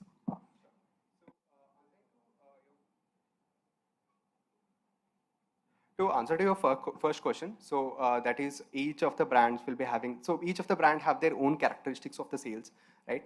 So our AI engine is not just working on a single mode. So it actually works on your own data. Say for example, if you have a fashion brand or if you have a QSR brand, it will look into the properties of your own data. It will extract those properties and help you produce the forecast. So your characteristics will be retained while generating the forecast. It's never mixed and it's not generic for all of them. Yes. Yeah. So, and the other question? Okay, so we actually check their stock orders. I'm like, if there are like many frequent stock orders, then we'll have to work it out. So the fill rate is the formula through which we actually check the efficiency. Hi, Yogesh. I have a couple of questions. One is, I would love to understand what's the pipe you've built between the first party data and your platform. Like, what's the onboarding process? How much time does it take? How easy is it to migrate out of that? So just that part of it. And the second, would love to also understand your SaaS revenue model in this platform. Sure, sure. So the onboarding time, it actually depends on the complexity of the problem that they are actually solving. And the way that we sync the data with their platforms is like we connect to their OMS or the WMS systems. We do not replace those. We are just we are the planning software. We help in orchestrating those decisions inside that particular platform. So we do have the integrations with the leading OMS, WMS platforms like Unicommerce, EasyEcom. We pull the data out of it, we generate the plans on our platform, and then we can give the outcome in whatever the way that they want. Okay, and coming to the second one, you were actually talking about the SaaS metrics, right? So, yeah, so we actually charge our customer by the workflow wise. So one workflow can cater to one use case. So it starts from 8,500 rupees per workflow. So our average ticket size somewhere stands around 32 to 35K. Yeah. That is per client. Yeah, that is per client. Yes, per month. That's an MRR. Yeah. I will refrain from asking any questions because I introduced to 4 of my brands and they are working very well. So I'll not ask Thank you any so much. questions. Hi Yogesh, thanks for this. Do you also work with any ecosystem partner? Like say if there's a warehouse provider who already serving clients, then you can plug your solution into their platform, etc. Do you work with any such B2B players? Not as today? of now. Not as of now. Any other queries? So as part of the business shower, we have one pain point. So that is payments collection. So because of the RBI guidelines, it has become very difficult to collect the recurring payments, which is above 15,000 rupees of the ticket size. It would be really helpful if there are any solutions around it. Thank you. Thanks, everyone. Thank you so much, Yogesh. I think he knew his timing very well. Great time management. Thank you. Okay, ladies and gentlemen, what an electrifying showcase of innovation and ambition we have just experienced. I am thrilled to extend my heartfelt gratitude to each participating company for gracing this stage with their exceptional pitches. Let's capture this moment and the occasion. May I request all the people who came up for the pitch to please come up on the stage for a group picture. Requesting all the pictures to please come up for a group picture. All the participants, yes, thank you.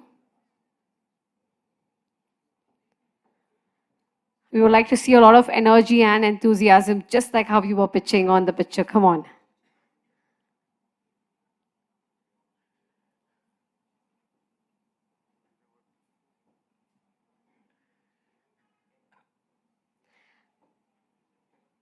Yes, maybe please have the table removed.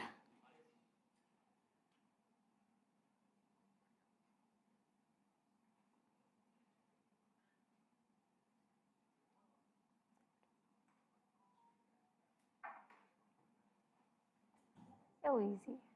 Yes, thank you.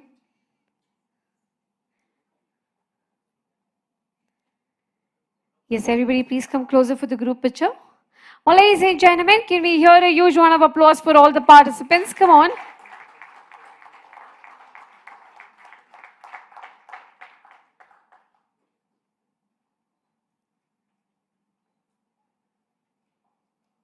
Thank you. We wish you esteemed time. Thank you so much. So, ladies and gentlemen, please give a huge round of applause. Has and how on stage, Shijit, to please come up and give away the felicitation to our jury members.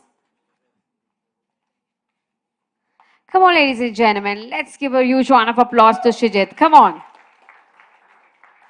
Okay, to the first jury member, may I invite Saptashri Sain to please come on the stage and receive. Okay. Can I invite Anand Shankar, VP at Sharp Ventures, to please come up? Thank you so much for joining us this evening, Mr. Anand. A huge round of applause, ladies and gentlemen. Next, may I invite Ankita Balotia, Vice President at Fireside Ventures, to please come up to receive these token of appreciation. Ladies and gentlemen, a huge round of applause.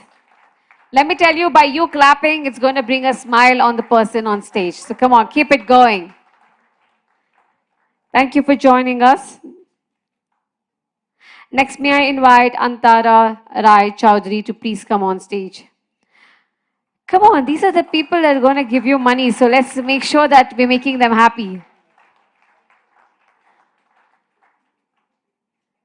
Next, may I invite Gokul Gopala, Weltis Capital, to please come on the stage, sir.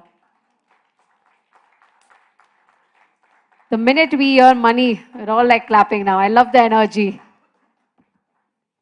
Next, may I invite Urvashi Nanda, K Capital, to please come on the stage. Ladies and gentlemen, a huge round of applause.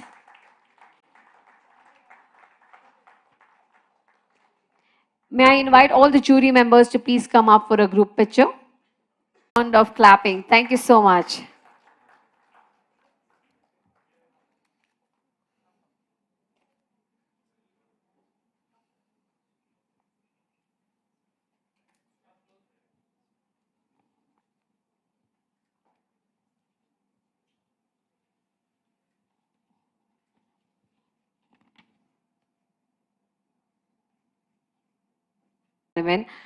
I would like to do a small round with all of you so that I can energize all of you. Just be seated wherever you are. Just lift up your index finger on your right hand, okay? Everybody, can I see your index finger pointing up? Okay, pointing up. Come on. To do it along with us. Yes, index finger and try to make a triangle, okay? Okay, pointing up. Come on. To do it along with us. Yes, index finger and try to make a triangle, okay? Okay, lovely. Now your left hand up in the air and try to make a square. Okay, just draw a square. Okay, now can you put, hi, are you in with us? Yes, okay, triangle is over. Now we are at square. Okay, so now what you'll do is, lift back, come on. Let me see how many of you, come on.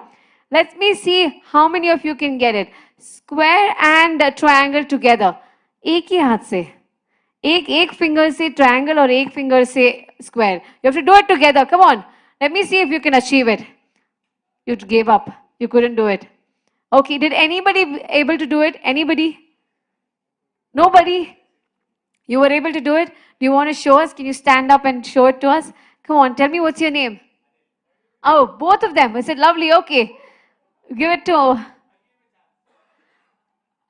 वाह यार मैं इतने अच्छे से explain किया कि एक हाथ से you have to make a triangle and one hand you have to make a square and you had to do it together. Okay, Anil, do you want to show us? Did you try?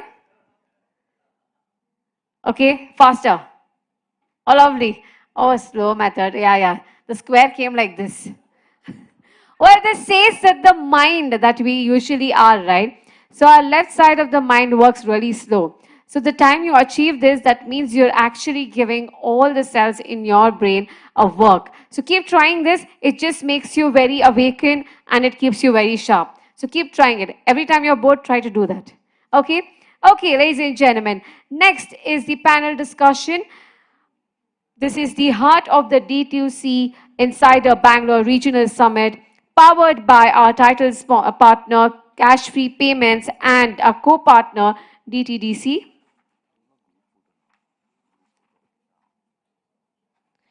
Before we embark on the much-awaited panel discussion, well, what's the point? We took a picture with jury, we took a picture with all the participants, but if we don't take a picture with you, how boring is it going to be? So can I request all of you to please come on the stage and to take a vibrant community spirit picture with us. Can I request everybody, all the participants to please come forward for a group picture. Everybody out here, please come forward because without you, this entire event, the photographer says we will listen to him.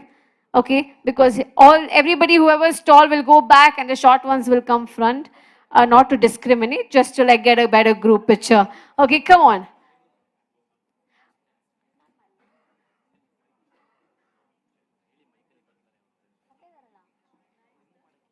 Can we please have the team remove the podium for the group picture, please?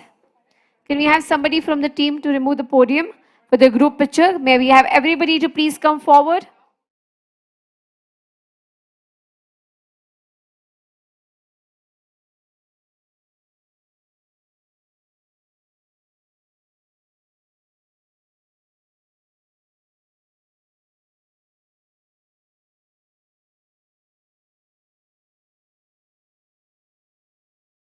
Can we have all the tall ones at the back so that everybody is visible and we can all have everybody in the front as well? Yes, lovely.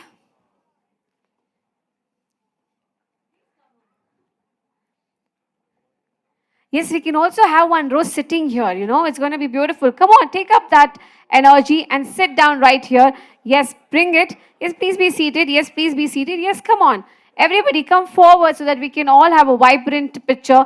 And I would love to see all your spirits out here. Yeah, now all of you look colorful. Maybe have Urvashi to please come forward. Yes, thank you. Yes, we can also go one line like Anil is doing. Yes, can we have everybody? Yes, yes, come forward. Join everybody. Come on, come on.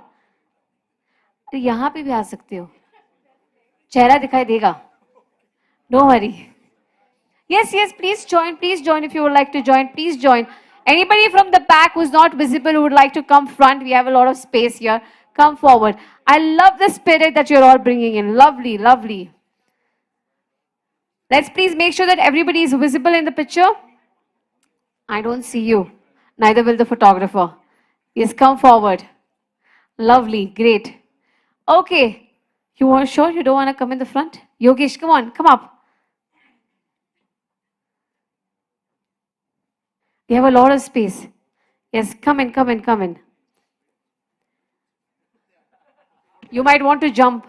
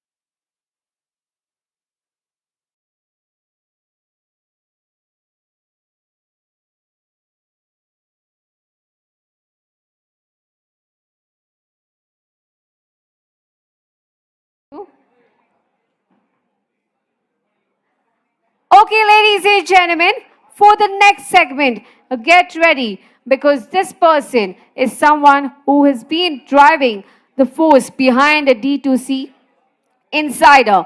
Please put your hands together for the founding team member, D2C Insider, Shruti Agarwal, ladies and gentlemen. Welcome as she joins us to give the keynote.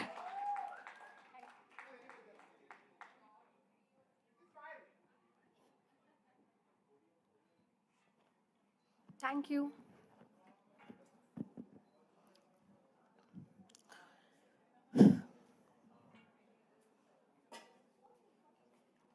Hi guys, good evening. This is Shruti Agarwal. I'm one of the founding member of D2C Insider. I'm welcoming here everyone coming to our D2C summit, which is happening in Bangalore, and spending the entire day. I know most of you have come from morning onwards, and it's a good Friday. Plus, for a founder also spending the entire day, it takes a toll, right? You're sitting here, but somehow your are on the mobile, figuring out how many orders to push, right? And while having dinner, am I going to process the order or I'm going to manage my kid or manage my family is the challenge, right? So we understand those things very well. And thank you very much for attending this and making sure that this event is full of vibe, full of positive vibes with your presence. I think most of you know how we started. I would still like to repeat myself again and again and again. When we started like 5 years back, I think the idea was not to build this community, but moreover, how can we create something which is have more valuable thing coming out from the group. So helping founders from founders. We were the founders only community largely that time, D2C founders. And Arjun Vaidya, Aman Gupta, Ghazal Alag, Hitesh Dhingra, Mohit Sadani, there were few members in the community that actually joined. They were the early 10 members who got another 10 members. And that's how we are today 7,500 members all together.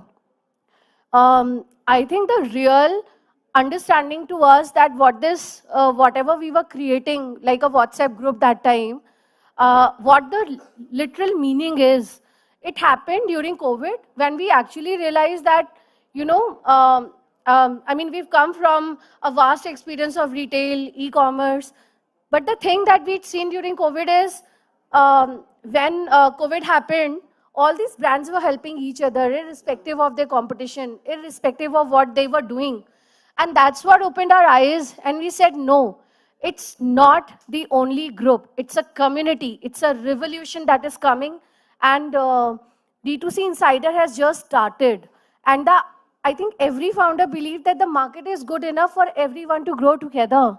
For example, Vikas from PSafe, he was just building the women hygiene brand, right? 5 years back, can anyone say that which were the brands who were largely in women hygiene brand?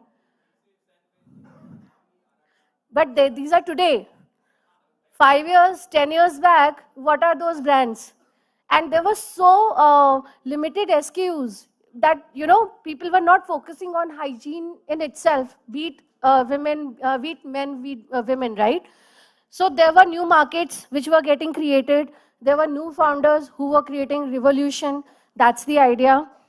When we did our first event, it was an eye-opener for us, how the entire community has come together. It was an entire crowd-pulling event, crowdsourced event.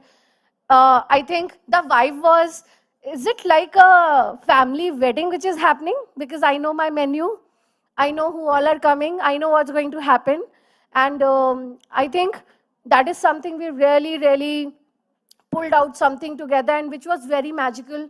In today's time also, I miss, the vibe that we kind of created in that first event which happened in 2020. We were quietly building the entire community organically after that. I think last year we started doing events because a lot of you have asked why your events are not happening. These are so special. बहुत sales नहीं होती है, marketing नहीं होती. We get the time to understand brands together, what really is happening. And then slowly, gradually, we were getting the feedbacks. When we started our first series of event, which happened as a women's summit, the idea was, in the community, we hardly had 200 women founders. That was something was literally bothering us. And we were like, itne kam women founders kaise ho sakte hain, right? Let's focus on it.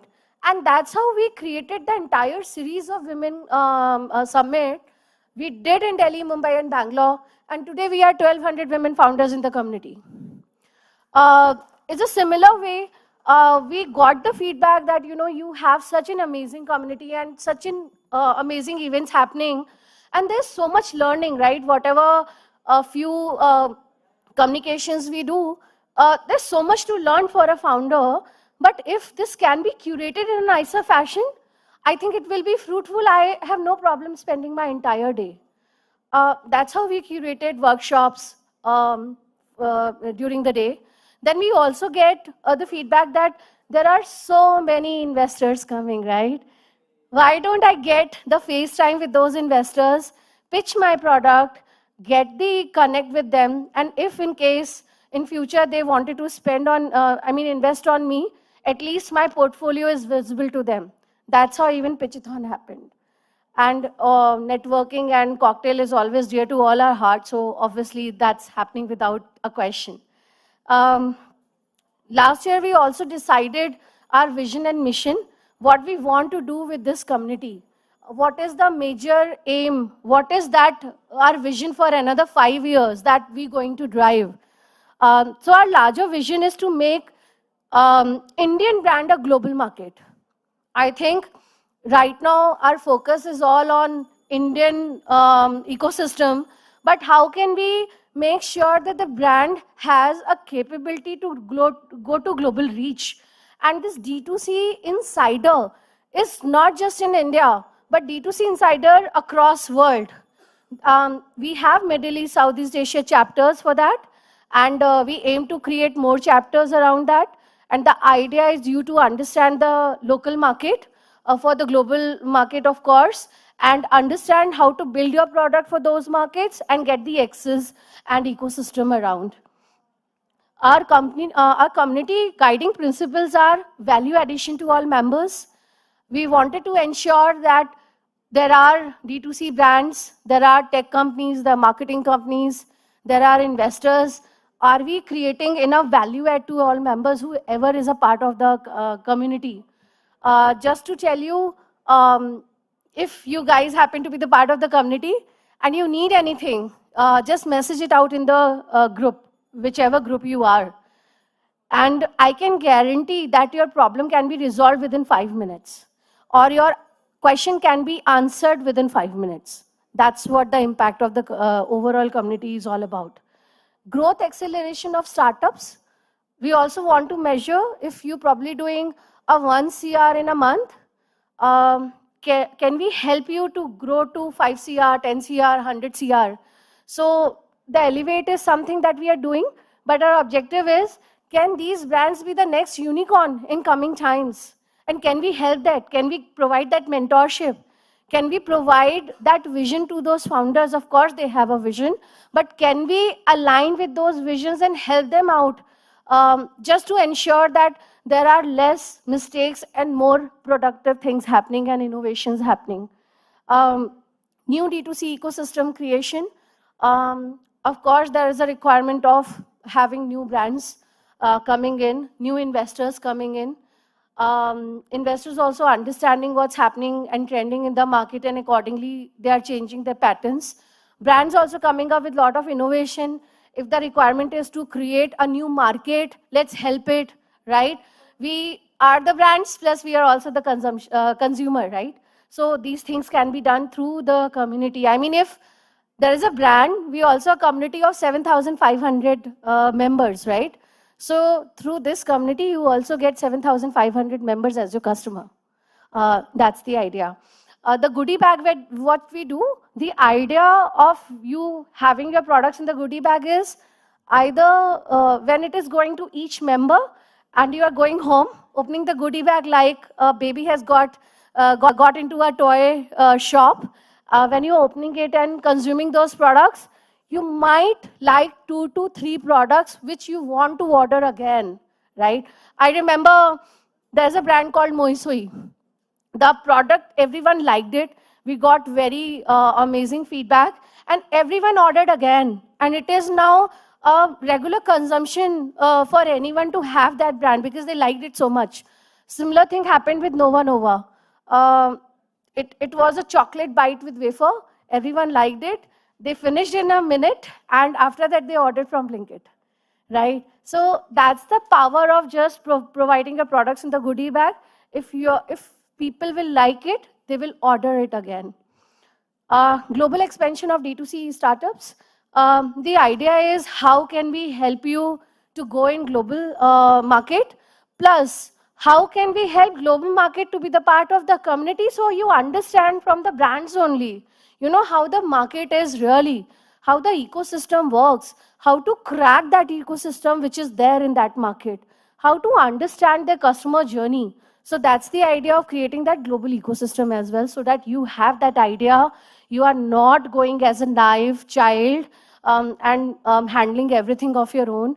We understand that founder journey is a lowly journey, and the only thing that we ask is, please feel free to make your friend in that journey. Feel free to come to us whenever you feel you need help. There are 7,500 members helping you for that. That's the idea. Our mission is to enable 10,000 D2C brands and enablers by 2025. What we are really providing in the community. We want to focus on 4 things, And these are things that we actually live by. Access. So the moment you become the part of the group, you get the access of whomsoever you want to connect. We are a founders and a CXO community. So today, if you have a problem with your RTOs, with your logistics, you happen to speak to the founder or a CXO directly in the group. Logistic group is my favorite group. If there's a brand who's just putting it out that I have a problem in terms of logistic, or probably I'm finding a new partner, or I'm having this issue with so-and-so partner and I'm looking for a new partner, the so-and-so partner will also reply just to understand what's the problem. And the new partner will also connect if their solution will fulfill what's the requirement, right? So it's one of my favorite group because I know that it's not about the bombarded with so many messages, but it's also about that there's so many people who are happy to help, and that too at a founder and a CXO level, right? Network. We will keep doing these events so that you keep meeting your lovely founders, your lovely friends. I'm sure when you come to our events, most of you ideally coordinate with each other कि तू आ रहा है ना, हाँ मैं आ रहा हूँ, right? So you are friends to so many people now. So that's the power of network. We'll keep doing that so that at one point, this is becoming your chota sa friends party. Knowledge. The community is full of knowledge. I remember that there was a discussion happening about influencer marketing in the women's group that we have. And that discussion was so vast. It ended for 2 days almost. And we could create the entire playbook on influencing marketing. So the community is all about knowledge. मतलब अगर आप पढ़ने बैठोगे और सीखने बैठोगे, every group is inspired. And there's so many people sharing so many important stuffs. I think that's amazing. And things like Elevate, things like the webinars that we do, these are also helping you to understand and providing that knowledge that you need in different phases of your entrepreneur journey. Capital is one part that we are also aiming to provide. We have amazing investors in our community. Then we have D2C Insider Super Angels that we have started this year. And the idea is, can we create an operator-led angel fund, which will also provide you capital, but will also help you in mentorship. So the idea is not just to provide the capital, but a lot of mentoring around it to ensure that you are successful, right? So that's the idea. Our community initiatives that we had taken is Capital, as you all know, our operator-led angel investment. Elevate, which is a Super 30 we launched this year. First cohort is done and the second cohort is on its way. D2C Insider Digest, we have a weekly newsletter. We almost have some 25,000 subscribers there. And trust me, people ping us and they wait for our newsletter because there is everything about community. Which group had what conversation, what is happening, what is trending, right? What are the new offers which a brand is eager to give, everything. D2C Insider Job Portal. I know recruitment is a bigger issue for any brand. Finding the right skill, finding the right candidate is another big challenge, which we want to simplify. We also understand that there are a lot of people who leave, but there are a lot of people who want to hire. So can that marriage happen in the community as well, without person going outside? That's the idea. Lastly, I want to thank our title partner, Cashfree Payments, to support us in order to make sure that this event is fruitful, it's happening in a nicer way. Our co-partner, DTDC, our ecosystem partners. When I say ecosystem partners, these are the different communities which help us to make sure that people who are not the part of the community, they also understand that this event is happening and why don't they come, be the part of the event, understand what's happening and join our community. So a big shout out to Head Start, the ecosystem community, the Indian Startup Community, Reaper House, Your Story, the Builders Club, TIE Bangalore and Chennai Angels, and I am NSRCL. Our goodie bag fulfillment partner, guys, please ensure that while leaving, you don't forget your goodie bag. I know after every meet, I used to get a lot of pings, hey, I forgot my goodie bag. So please ensure that while going, while leaving, you are taking care of your goodie bag, making sure you're taking while leaving it. It's a wonderful, wonderful group of products. But in order to curate that, it takes lot of effort. So thank you, Shadowfax, for making sure that this goodie bag has been curated. Our volunteers, of course, we are a volunteer-driven community. So Aman Dhiman, Payal Dhoot, and Aditi Machale. Our team, we have a full-time team who's working day and night to make sure we have everything what is required. So Ashutosh, Ronil, Aman Singh, Khushbu, Raga, and Amay. A special thanks to all community members for always trusting us and believing in whatever we do. Thank you.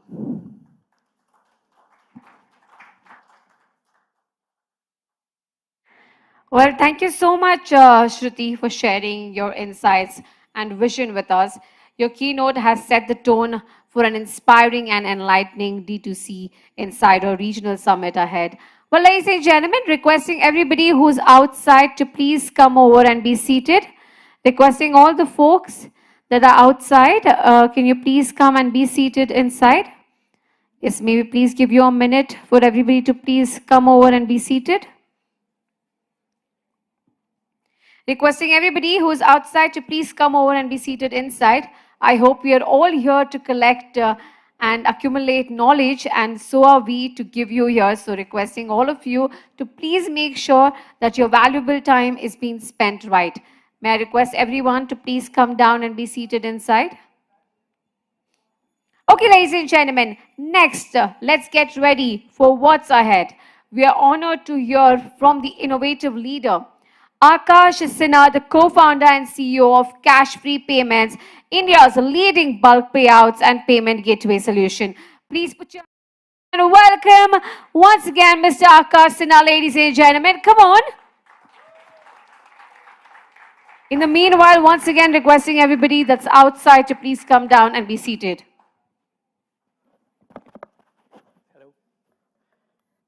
First of all, thank you to D2C Insider for creating this community forum and to help us, bring all the enablers, founders, entrepreneurs in the same stage. So again, thank you very much for them to enabling it. Hey, just to give a background, right? I think we are in this industry, payments industry, for last 9 years, and over the years of working in this industry, we have come across more than like almost 1 lakh D2C companies, right? And a lot of these guys we have worked from. Sorry. I hope this is audible. Yeah, from day zero, right? And the idea behind Cashfree was we built this company, we launched this company in 2015. The idea was how do we help founders, entrepreneurs to go and sell on internet? And at the same time, how do they make sure their business grows on the internet? Right? And over the years, we have seen selling on internet has become extremely rewarding, right? You have an idea, you have a lot of enabler tools, technologies in the market right now. And you can, just go to the market within 2 months of, whatever great idea you have. Right, so today we are going to just go through some of this learning and what Cashfree has done to make sure these learnings reach in the hand of most of the D2C founders and entrepreneurs. And obviously we are here to take feedback, get insight in terms of what more we can do. So that the idea is to democratize this, the market of D2C or in general, right? Product selling, service selling growing in India. There are a lot of customers. There are more than 50 crore people who can pay online. It means that should be a target market. And these guys would want to buy anything which can enhance their life, which can enrich their experience. And that is one of the bigger reasons why all of, we are here today. So could you please start the slide?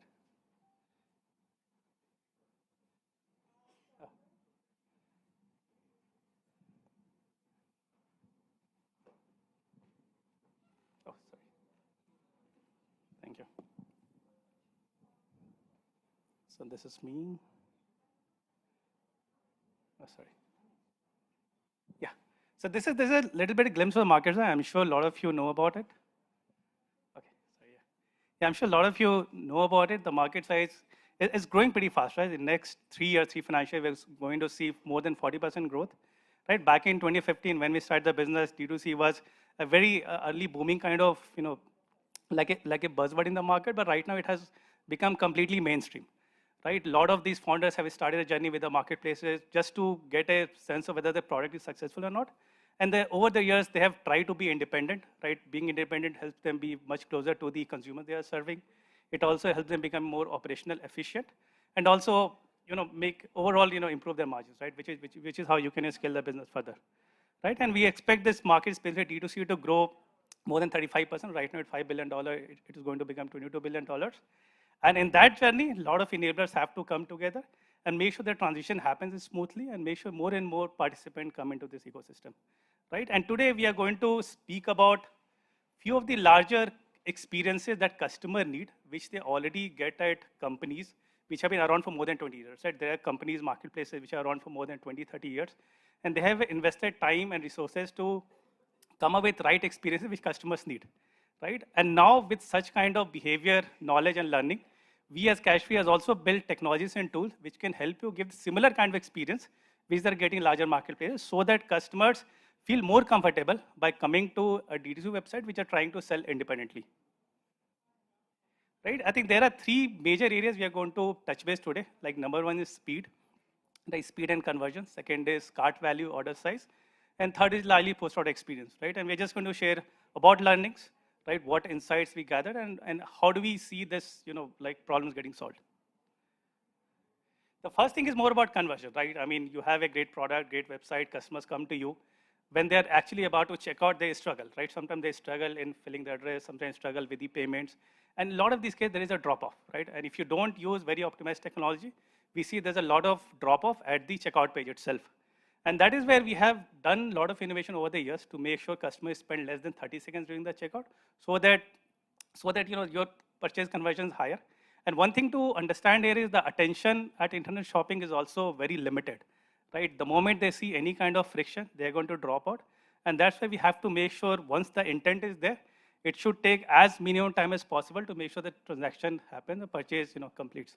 Right? So that is one area where I think all of the D2C selling websites should think about.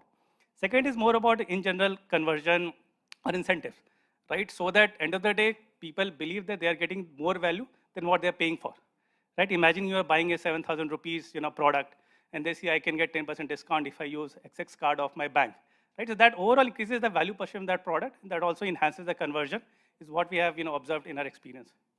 The third is more about retargeting, right? A lot of times, you are selling on Instagram, customers go to a website, and they had to go and attend something. By the time they come back, they don't know where they were, right? So they already they added the product to the cart which they wanted to buy, but now they are lost. And if you're not doing retargeting with the credentials, you have about them, then you're going to lose that sale, right? So with the right retargeting tools, I think those dropouts can also be, used to be converted, and it can add to your overall sales volume that you're going to process with there. So these are three major, I think, challenges which we see D2C companies facing. But we have all the right technologies, tools, knowledge in place to make sure you are doing perfectly fine in all of these three areas. Next is cart value, right? Suppose you have more than 20, 30 SKUs which companies over the years generate, right? Customers may be enticed with just one product which they want to buy. Like say they're coming to a website buying a phone, but they also need a phone cover, right? But at the time, customers may not have the ability to discover it on their own. They may not have explored it, right? And if you use the right recommendation tool, you can also increase the total cart size, basket size for the customers that are coming to your website. And that is where you need right recommendation tool and technology to make sure customers are buying all the relevant product to overall enhance the experience of the core product for which they come to a website in the first place. Right? Second is overall, as I just repeated, right? Average order value.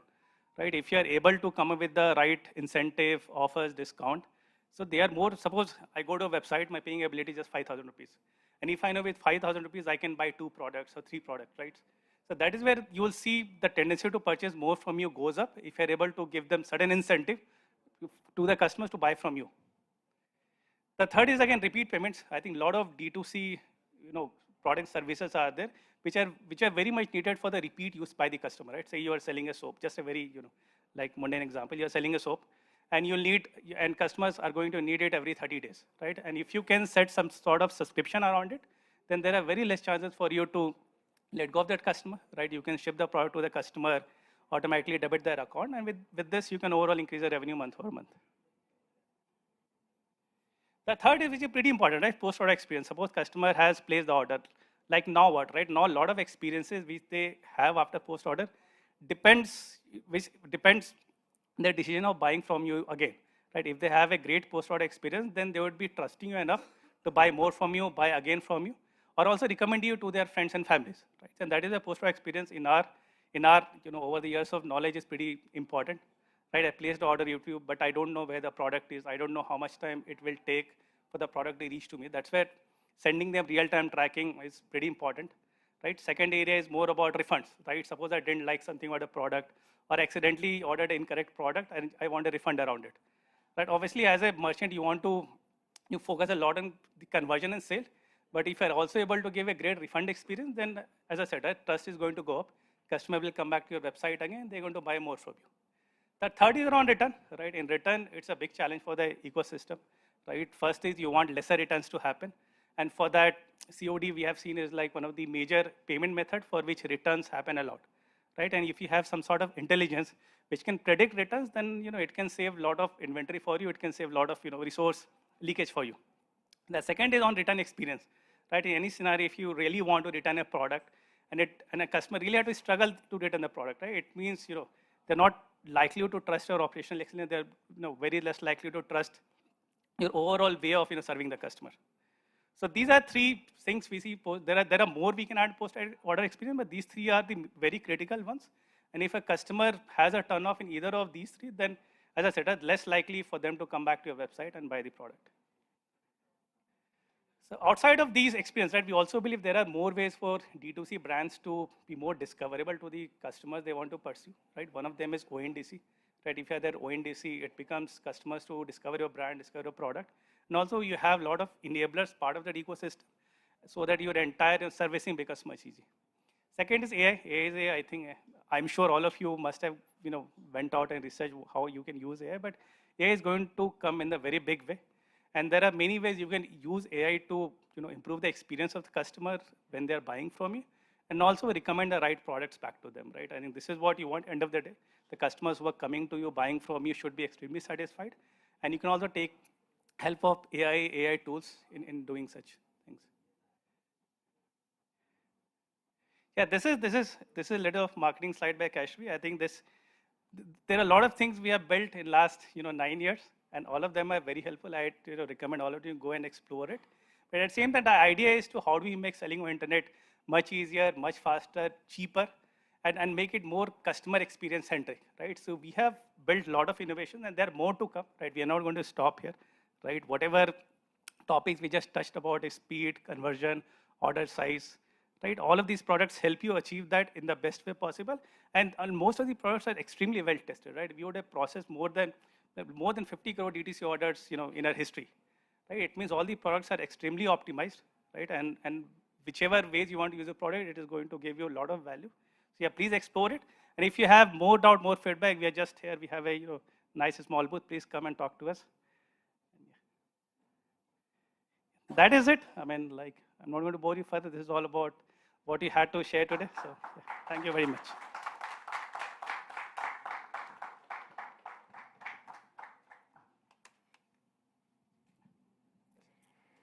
Thank you so much, Akash, for sharing your insights and vision with us. Ladies and gentlemen, his keynote has set the tone for an inspiring and enlightening D2C Insider Regional Summit ahead. So are you ready for the next segment? Yeah? Yes? No? How many of you like fireside chats? A few of them, okay, a handful of them. Well, I think it's a very interesting chat. I think two people talking about things is wonderful to listen. It's more like a debate, but a very knowledgeable debate. So let's hear it and let's see, ladies and gentlemen, before we go ahead. So ladies and gentlemen, get ready for the dynamic fireside chat between two prominent figures in the D2C landscape. Well, we have two interesting personalities that are coming over. Rajesh Jain, founder and MD of Netcore, and Shruti Agarwal, part of the founding team of a D2C Insider. Please put your hands together and welcome them on the stage, ladies and gentlemen. Can I see you more energy? Come on. Well, Rajesh Jain, founder of Netcore Cloud, is a $100 million ARR startup that helps B2C brands with customer retention, engagement, personalization, and many more. Rajesh, a pioneer in Asia's dot-com revolution, created India's first internet portals in the late 1990s. Can we hear a huge round of applause on that? And he has also authored a book, A Startup to Proficon. Yes, you heard that right. Remember? Somebody just spoke about this. Do you remember who? Shijit just spoke about this in the start, that, you know, he doesn't want to call it unicorn, but a proficon. And that's this personality, ladies and gentlemen. He has recently been awarded the Distinguished Alumnus Award by Indian Institute of Technology, Bombay. He writes daily on his blog at rajeshjain.com. Please join your hands once again and welcome Rajesh Jain in this power-packed fireside chat with Shruti Agarwal, the founding team of D2C Insider, as they discuss building a unicorn. A Proficon, ladies and gentlemen. Do not forget that. Without the VC funding, insights from the Netco success. Once again, thank you so much for joining us this evening, sir. Thank you. Rajesh sir, it's really an honor to share this stage with you. And guys, trust me, this fireside was supposed to be between Rajesh sir and Abhishek. Abhishek got stuck last moment and he's not unable to attend this. And I'm sitting here as a proxy. And it's really an honor, literally an honor to share this stage with Rajesh sir, literally. I mean, I think he's a man when internet was not there anywhere in the country, he was building businesses based on internet.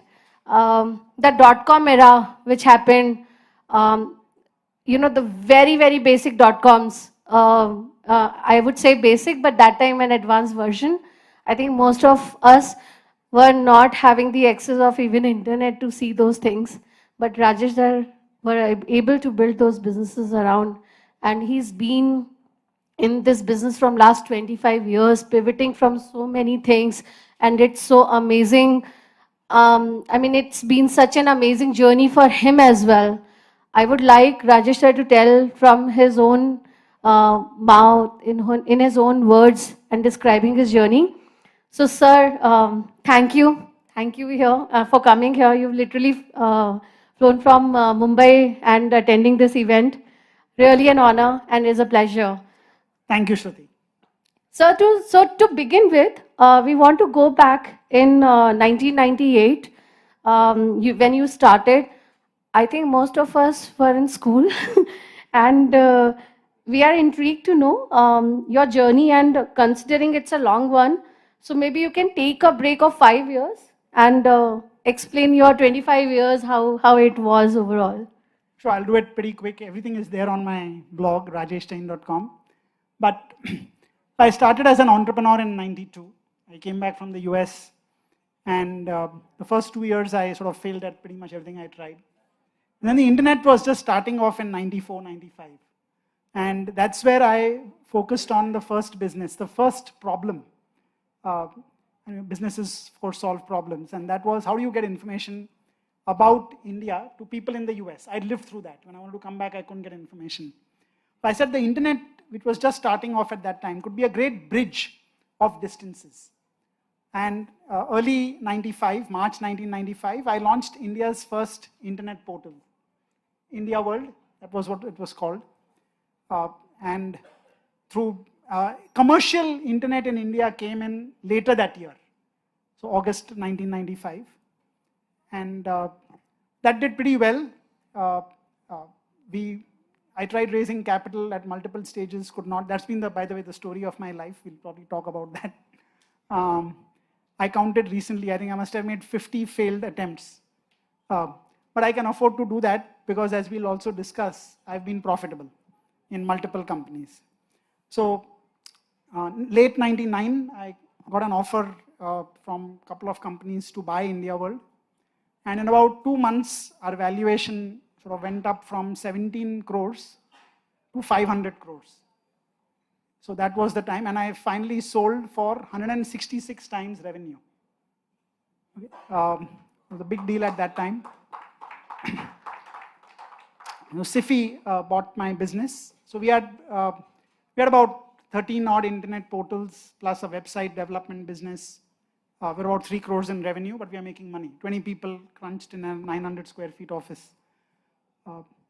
After that, I started Netcore, which is the company I still run. Netcore's had multiple avatars through its 25 odd years. In between, I did about 7-8 years of working on the political side, trying to transform India. Part of it worked, part of it did not. So worked as a political entrepreneur of sorts. Netcore is today about 100 million in ARR, B2B SaaS companies. We serve B2C companies, D2C companies, primarily on the retention side, engagement side. But really for me, it's been about 3 decades as an entrepreneur. So this is the book that I wrote, Startup to Proficon.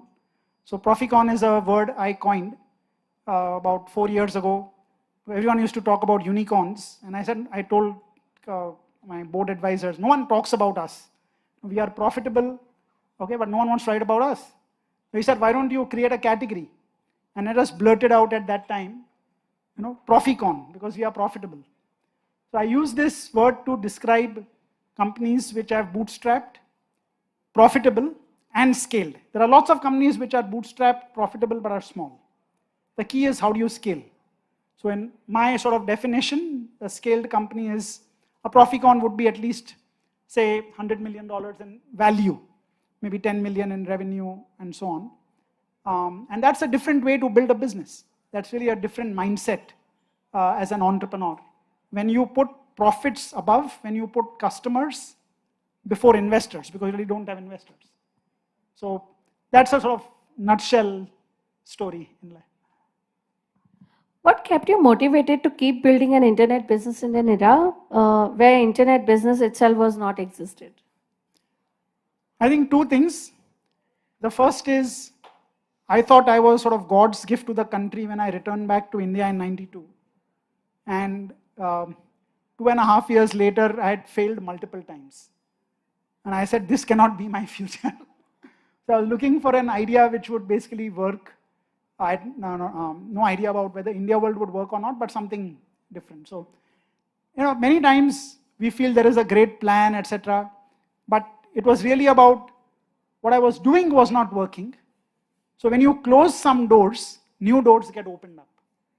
Okay? So that's how one way to think about it. Second is also when I was living in the US, it was very hard, and this was mid-90s, early 90s, it was very hard to get information about India.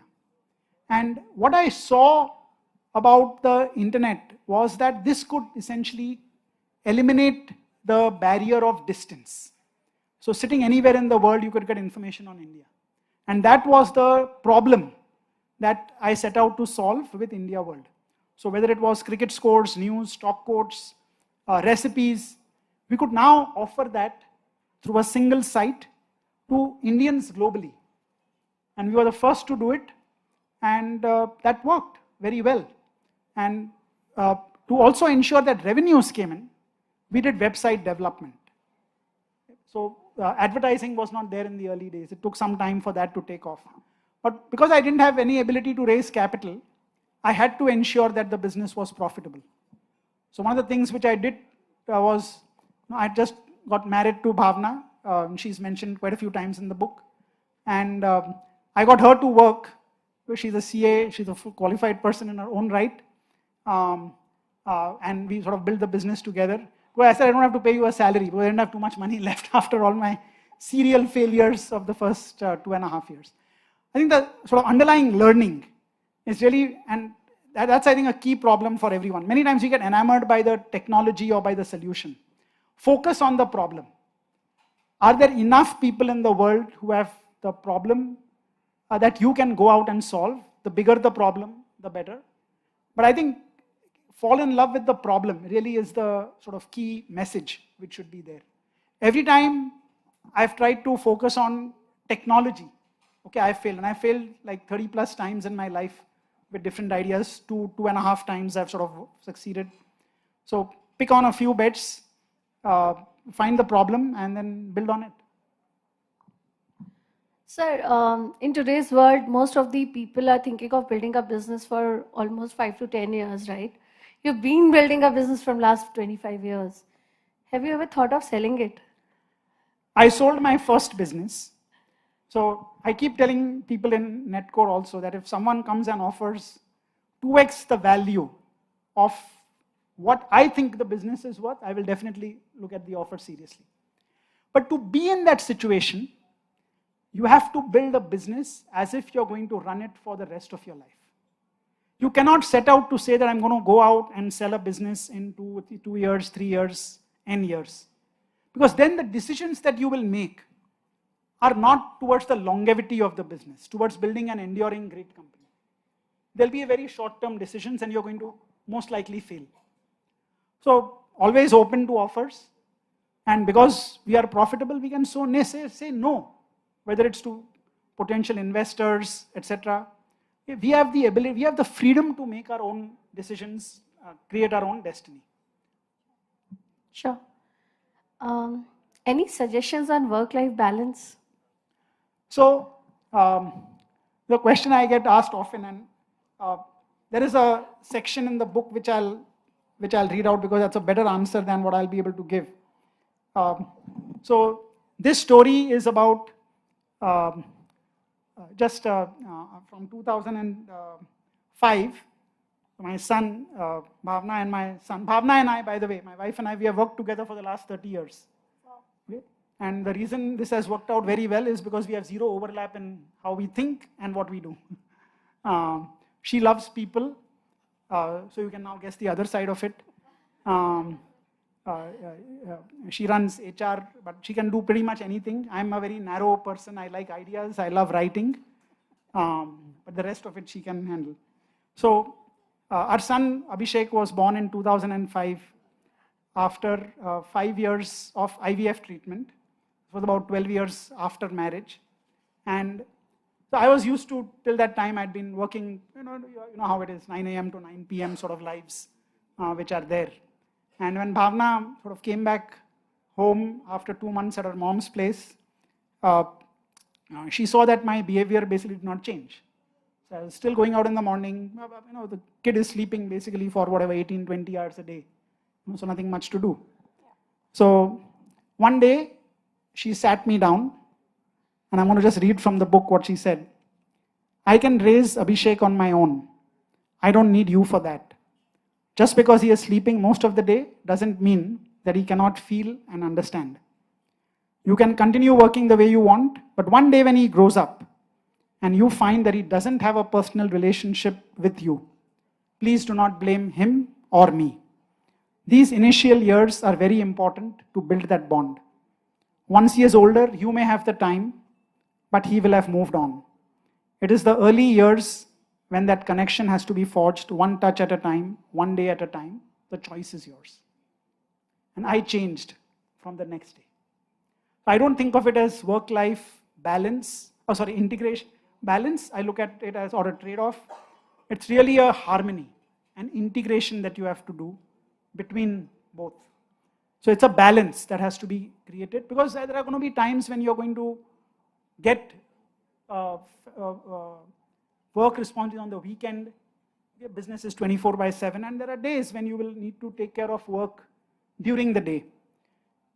So create, again I'm just quoting from the book, create time and space for family.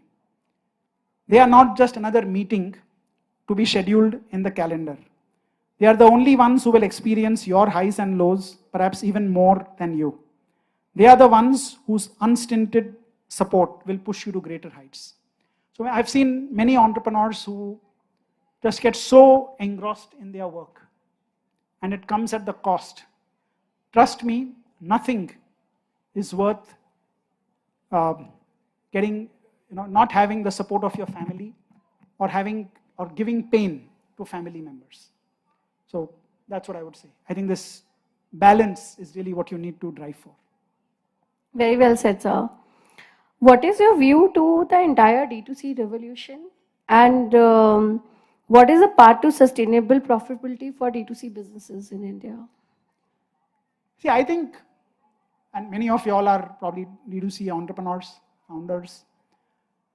See, I think there is when I look at e-commerce and the D2C businesses, I think there is one fundamental mistake which is being made, which is that there is a huge over-reliance on new customer acquisition and not enough on building deep relationships with existing customers. Today in most businesses, the CAC has a higher growth rate than revenues, and it's a trap. You're never going to get out of that. So I think the way you have to think, if you have to build a sustainable, profitable business, the focus has to be on how do I maximize lifetime value, which in turn will help reduce the cost of acquisition, because you won't need to acquire customers again and again. Half of marketing budgets, our digital marketing budgets, are being wasted because of wrong acquisition and reacquisition. And unless you get rid of that, and that is not done by optimizing ROAS, it's done by maximizing existing customers' lifetime value. Now, there's a very good quote by Fred Reichheld, the creator of NPS, said the only way to build a business is basically to make sure that your existing customers come back and they bring their friends and family. That's the only way to build a profitable business. And somewhere, because of the ease of spending money on the acquisition side, on the ad tech side, this fundamental lesson has been forgotten. And today the good news is that there are a lot of ways by which digital, the MarTech side of solutions, not the ad tech side. Ad tech is acquisition, MarTech is about retention. If you focus on, for example, thinking how you can grow customer lifetime value, okay? How can you aggregate all the data that's available? And there are a lot of gaps. There are a lot of profit killers in businesses. But if you prioritize retention, engagement, growth, and most important, profitability, you will reach a different set of conclusions than just maximizing growth. It cannot be growth at all costs. Businesses have to be profitable. The DNA of a business or of a founder mindset really has to be, how do I make a business profitable from day one? And I think if D2C businesses can think like that, and there are many ways to do it, if you can do that, I mean, you are in control of your destiny. Yeah. I mean, small things like, I think the more focus is going more on the paid marketing and giving discounts, right? Which is literally burning the business largely. There are different ways where you can, for example, when you said friends and families, referrals, absolutely. right? They got introduced and they were very prominent in one time. Customer loyalty is another thing. The small points which you earn, but when you want to redeem, that has an exponential value, right? Again, if you look at the customer funnel overall and try to filter that properly, I think you will be able to get how many return customers you can get to purchase your new products or probably the other products, right? So I think those funneling, we also understand that a founder, I mean, when they start, ideally there are two people or one people doing everything alone. And this is like heavy data, right? And in order to categorize everything and making sure that you are on top of everything is pretty difficult. What is your suggestion on that side? Yeah, I think it's not very complicated. Okay, it's basically how do you make a business profitable? Your revenues have to be more than your costs. The problem has been that when money is easily available as investments, and it doesn't come free. The more time you spend with investors or trying to raise capital, it's less time you're spending with your customers. So I think the way you've got to look at it, if you look at the funnel, look at the retention funnel. It's what I call N-core. There's engagement, there is conversion, and then there is retention.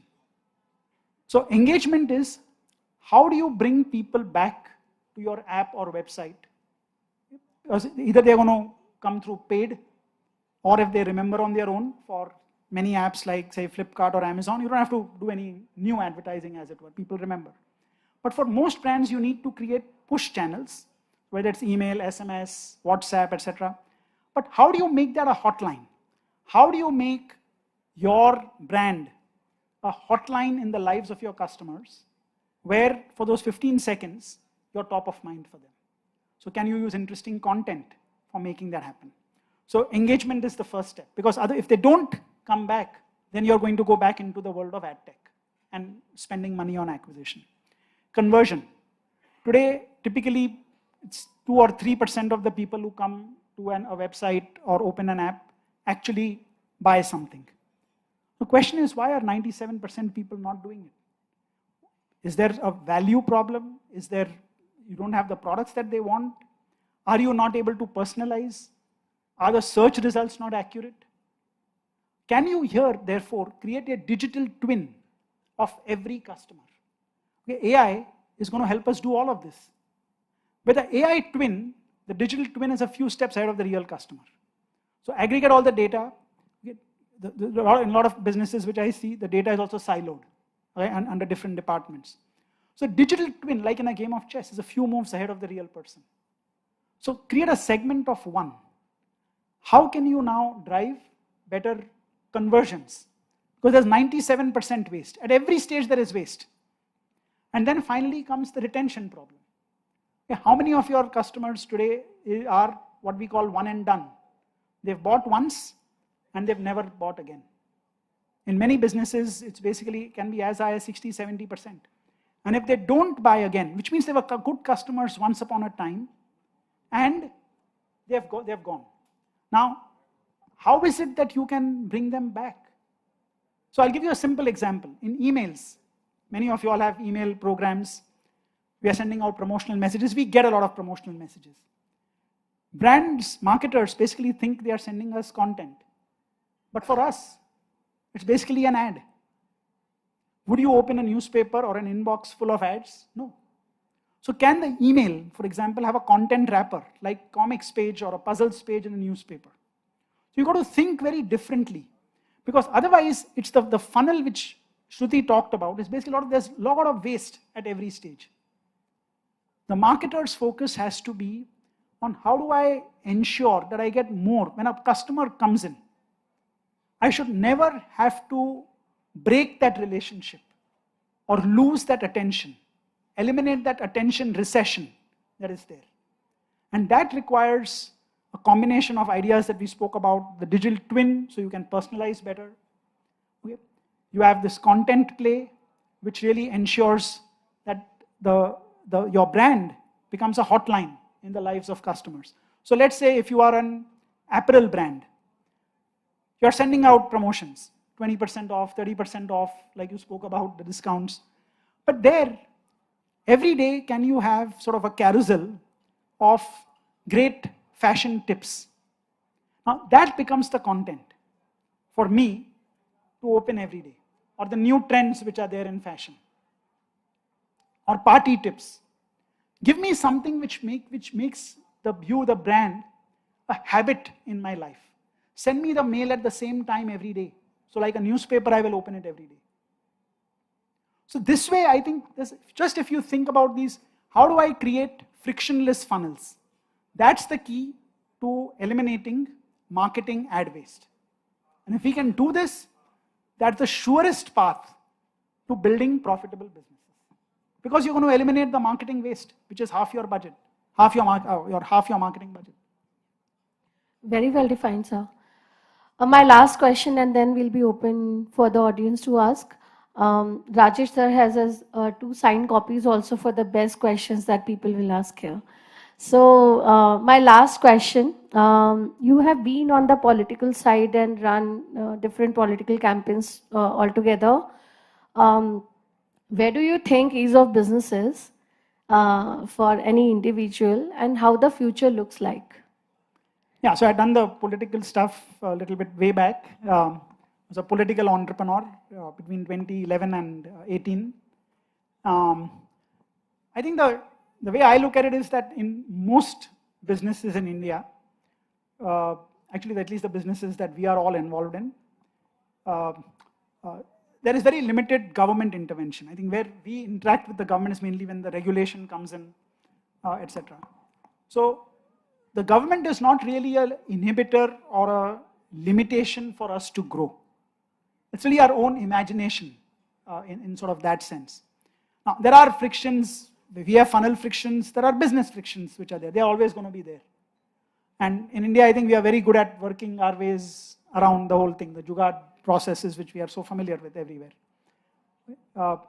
So I think if you think further, the key really is about focusing on what are the problems which are there in the lives of our customers.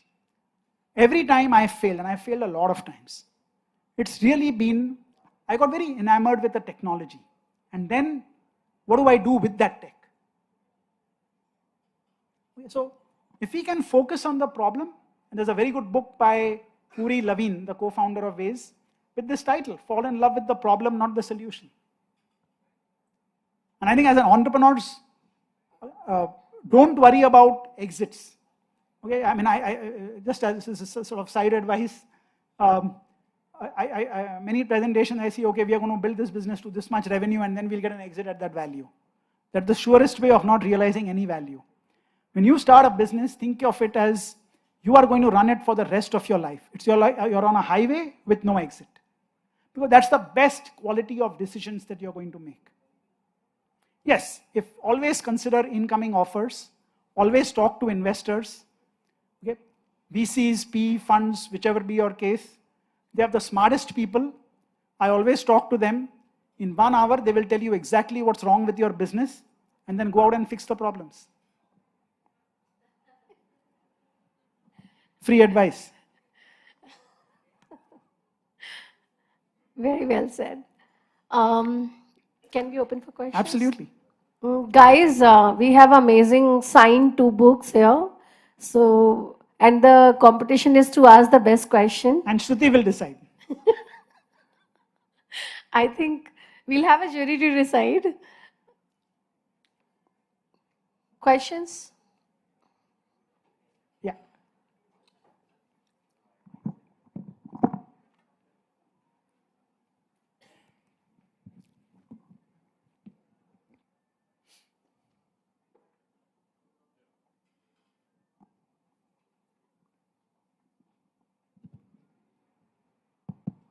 Hi, check.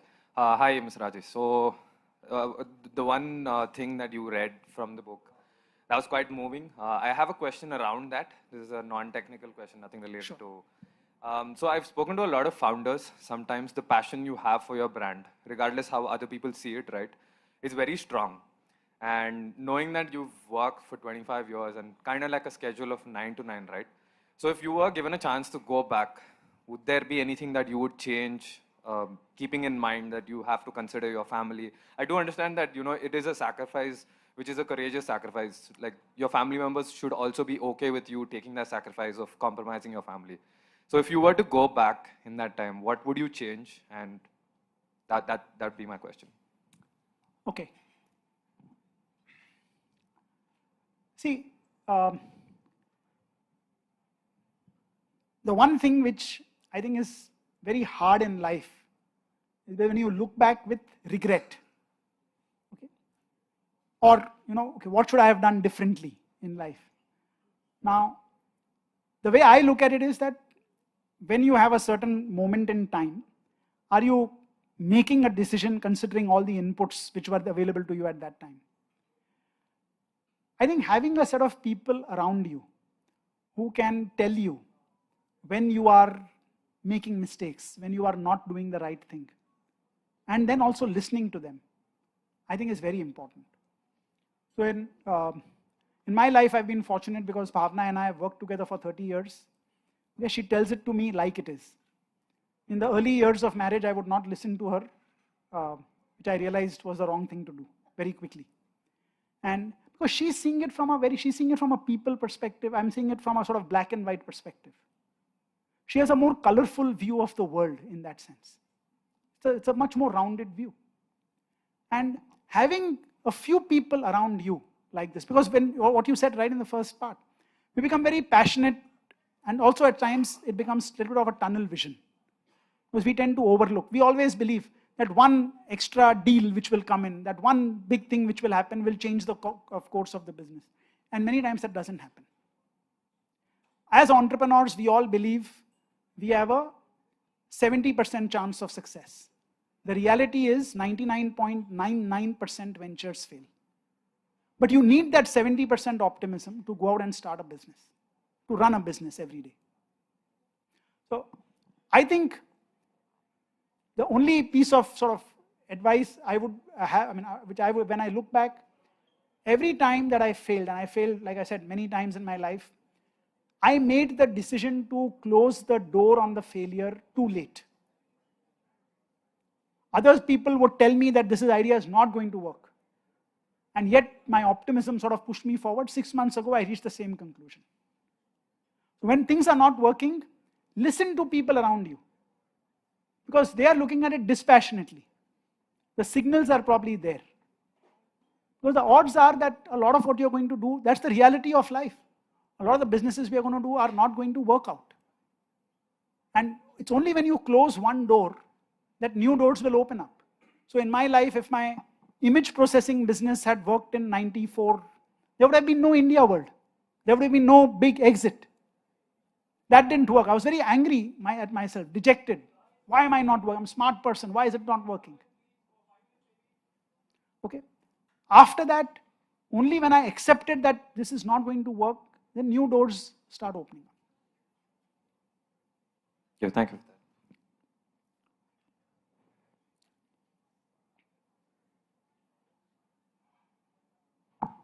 Yeah.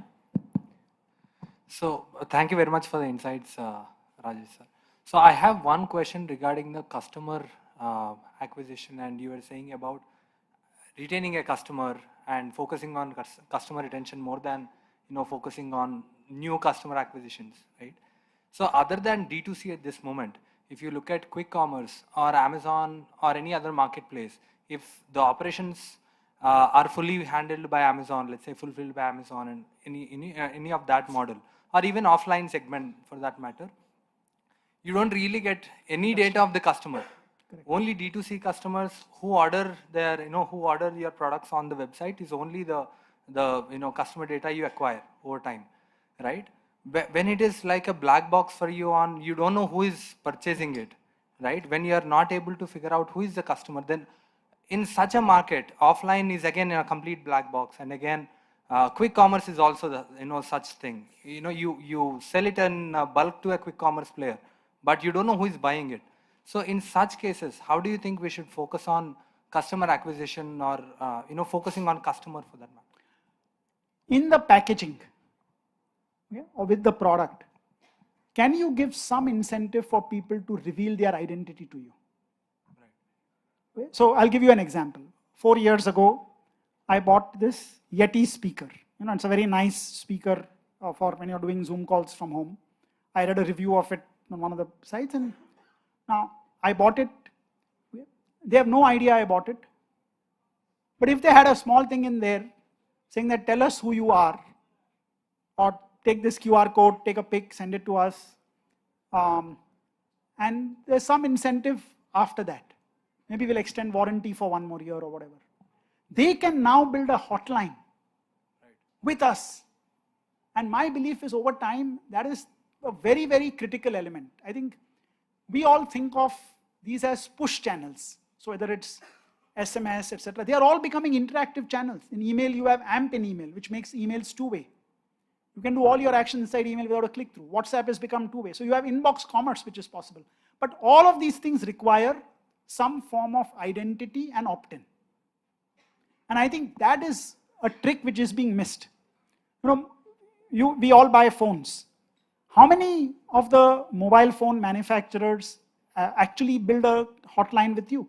They know exactly which model you have. They know when you bought it. So when you're ready for the next upgrade, imagine if they told you, go to this store, we'll give you 500 rupees off if you become one of our early buyers.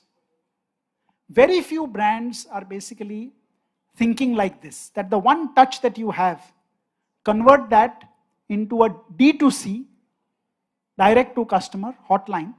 You can still sell through the marketplaces, etc. But remember, for them, as we have seen the stories many times, they can create their in-house brands. They are, so then how do you then reach out to your own customers again? So I think building hotlines, and hotlines are two-way. When your customers talk, you listen, and vice versa. Give them useful content. Give them the promise of something which is important in their lives. Give them a reason to give you their mobile number / email ID. Sir, one more question. Follow up to that, right?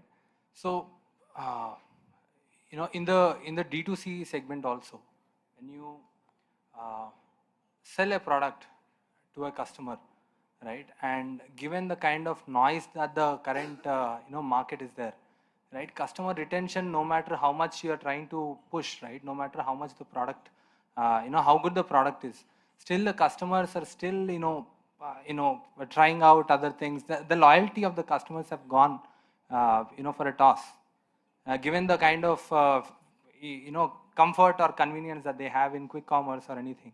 Given what should be the key thing that we should focus on when we focus on customer retention? See, I think what's being missed out is the fact that, in a way, there are two things happening. First is we are teaching our customers to ignore the messaging that we are giving to them. The SMSs, emails, whatever else, because they are not, in most cases, they are not personalized. They are basically ads that we are sending them. Now, without that, you cannot really build retention. Okay, you are then going to be back reacquiring your same customer who basically becomes dormant or inactive later on through another channel. Second is that I think it's very important to collect zero-party data from customers. How can you know them? How many brands basically ask us, tell me your gender, tell me your age, tell me your interests? Very easy to do that. Today you can do that in emails, you can do that through a WhatsApp interaction. They are trying to decipher it from our actions, but why not ask? And give them some incentive. Saying, look, if you tell me this, I will give you this, some useful content for them. Does not matter if the content is available on the internet. Health tips, we love those things coming in small, sort of bite-sized. You can get health tips from anywhere. We don't search for them. So my feeling is that really the whole thought process has to change. Because everyone has been trained, everyone has gotten trained that, oh, customers are probably only going to buy once. They all want the cheapest thing. Okay, and therefore then you have to keep the dependency on acquisition going. Now that was fine in a world where there was infinite capital available. That world is over. Today, everyone has to think profitability.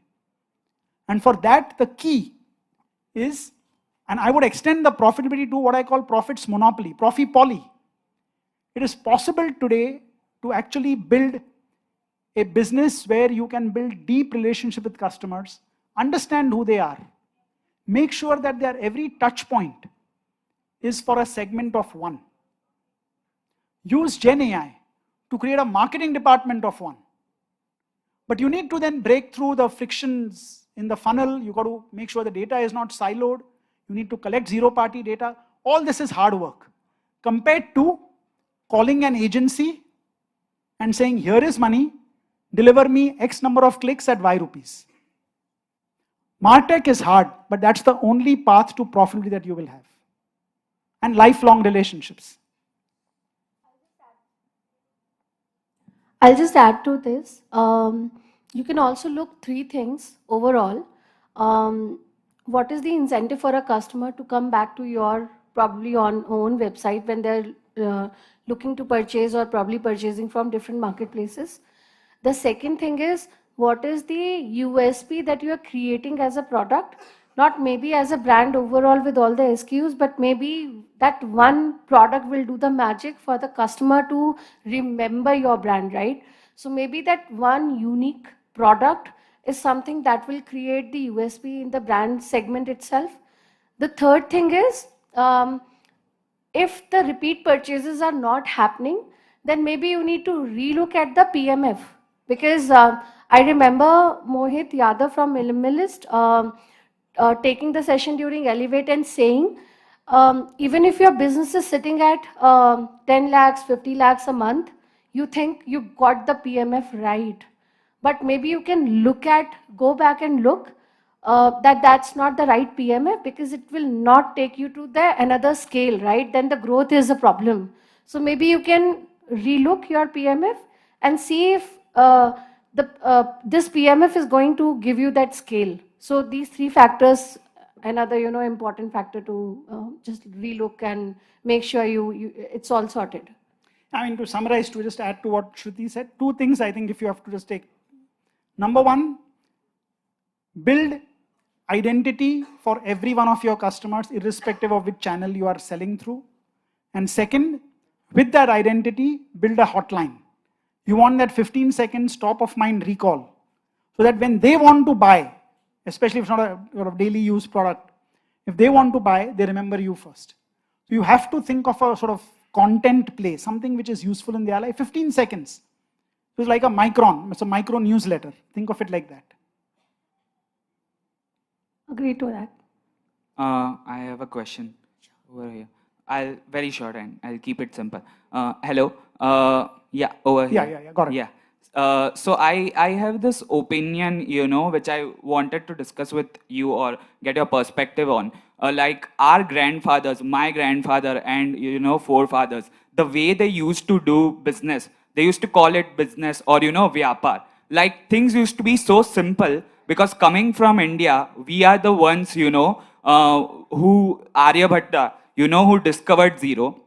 We are the ones who discovered the sense, the unit economics of business. And it was so simple, back in those days. I really love and miss those days where we used to have Sabha and Dairo and cultural things like that, where we used to, sit with people, understand their problems, have a cultural bond and connect. Where this urbanization and digitalization was not there, industrialization was yet to come. And business was prospering in the way it is. Now coming back to this day and age with a lot of advent of a lot of these things, I feel it's just noise. And we are losing customers, we are just burning money and losing customers. There's no sort of customer relationships and the care aspect that needs to be there, and somehow we are going back to the basics and roots. So I wanted to understand, like, in this run or chase, are we actually forgetting our basics? What's your opinion on this, See, business has to be about profitability. Exactly. Okay. Profits come from taking care of your customers, ensuring that they refer you to their friends and family. It's not that the core of this has not changed for hundreds of years. Now there are different channels which come up. So whether it's earlier, whether it's word of mouth or today digital channels, now it's for us to make use of those channels.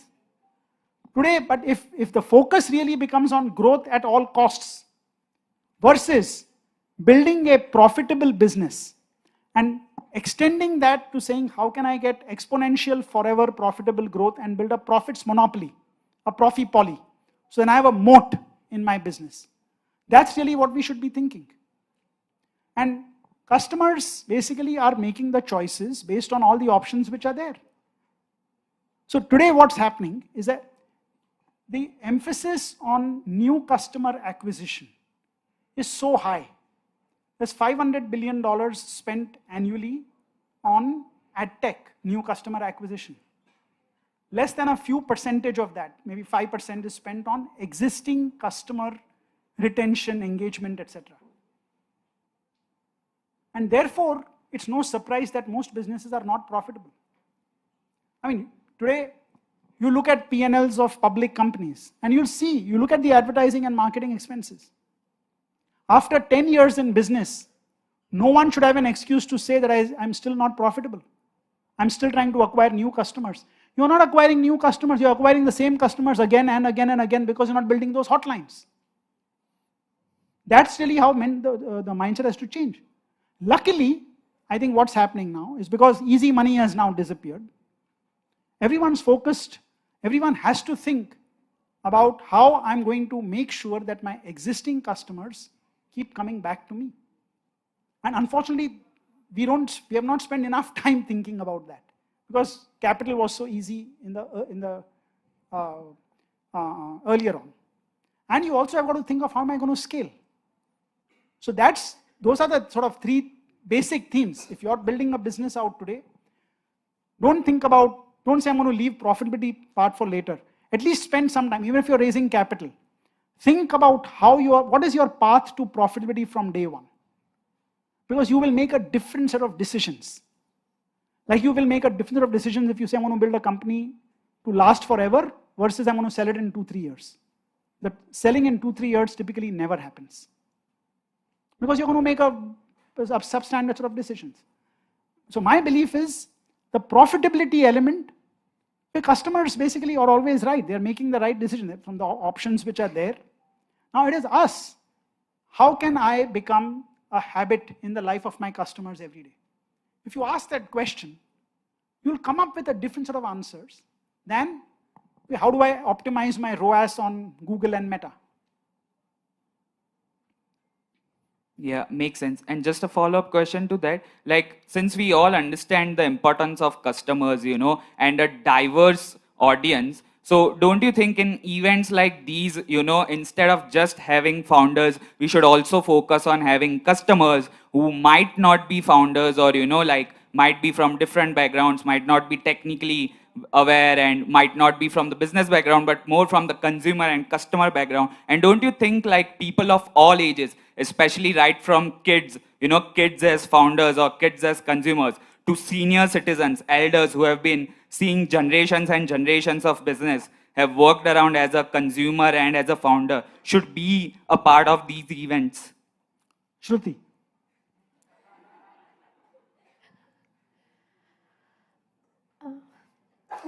Okay, we never thought of pivoting on that side. However, when we were supporting women series, actually there are a lot of female founders who brought their kids because there's no one at home, and we understand those problems. It is a B2B stage, right? It's not B2C. The day we will think of creating something in B2C space, we will definitely have that. Makes sense. Shruti, that's a promise, right?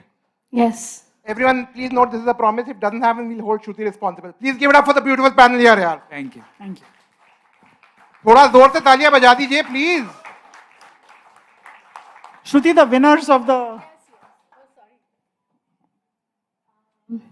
I think the best question whoever have asked will get 2 copies. There are only 2 signed copies from Rajesh sir. According to you, who asked best question?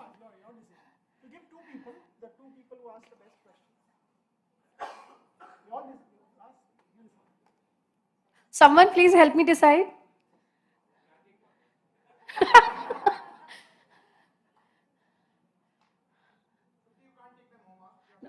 I've got my signed copy, so I have no intention. Okay, I think we can give one. We can give one to him because he asked 2 questions. Yeah. So, please come.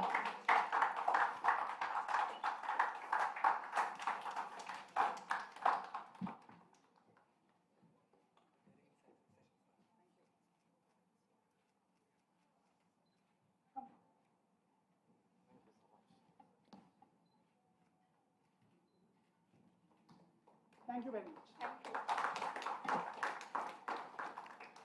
Ladies and gentlemen, a big thank you to both Rajesh Jain and Shruti Agarwal for that insightful fireside chat. Did you all have fun?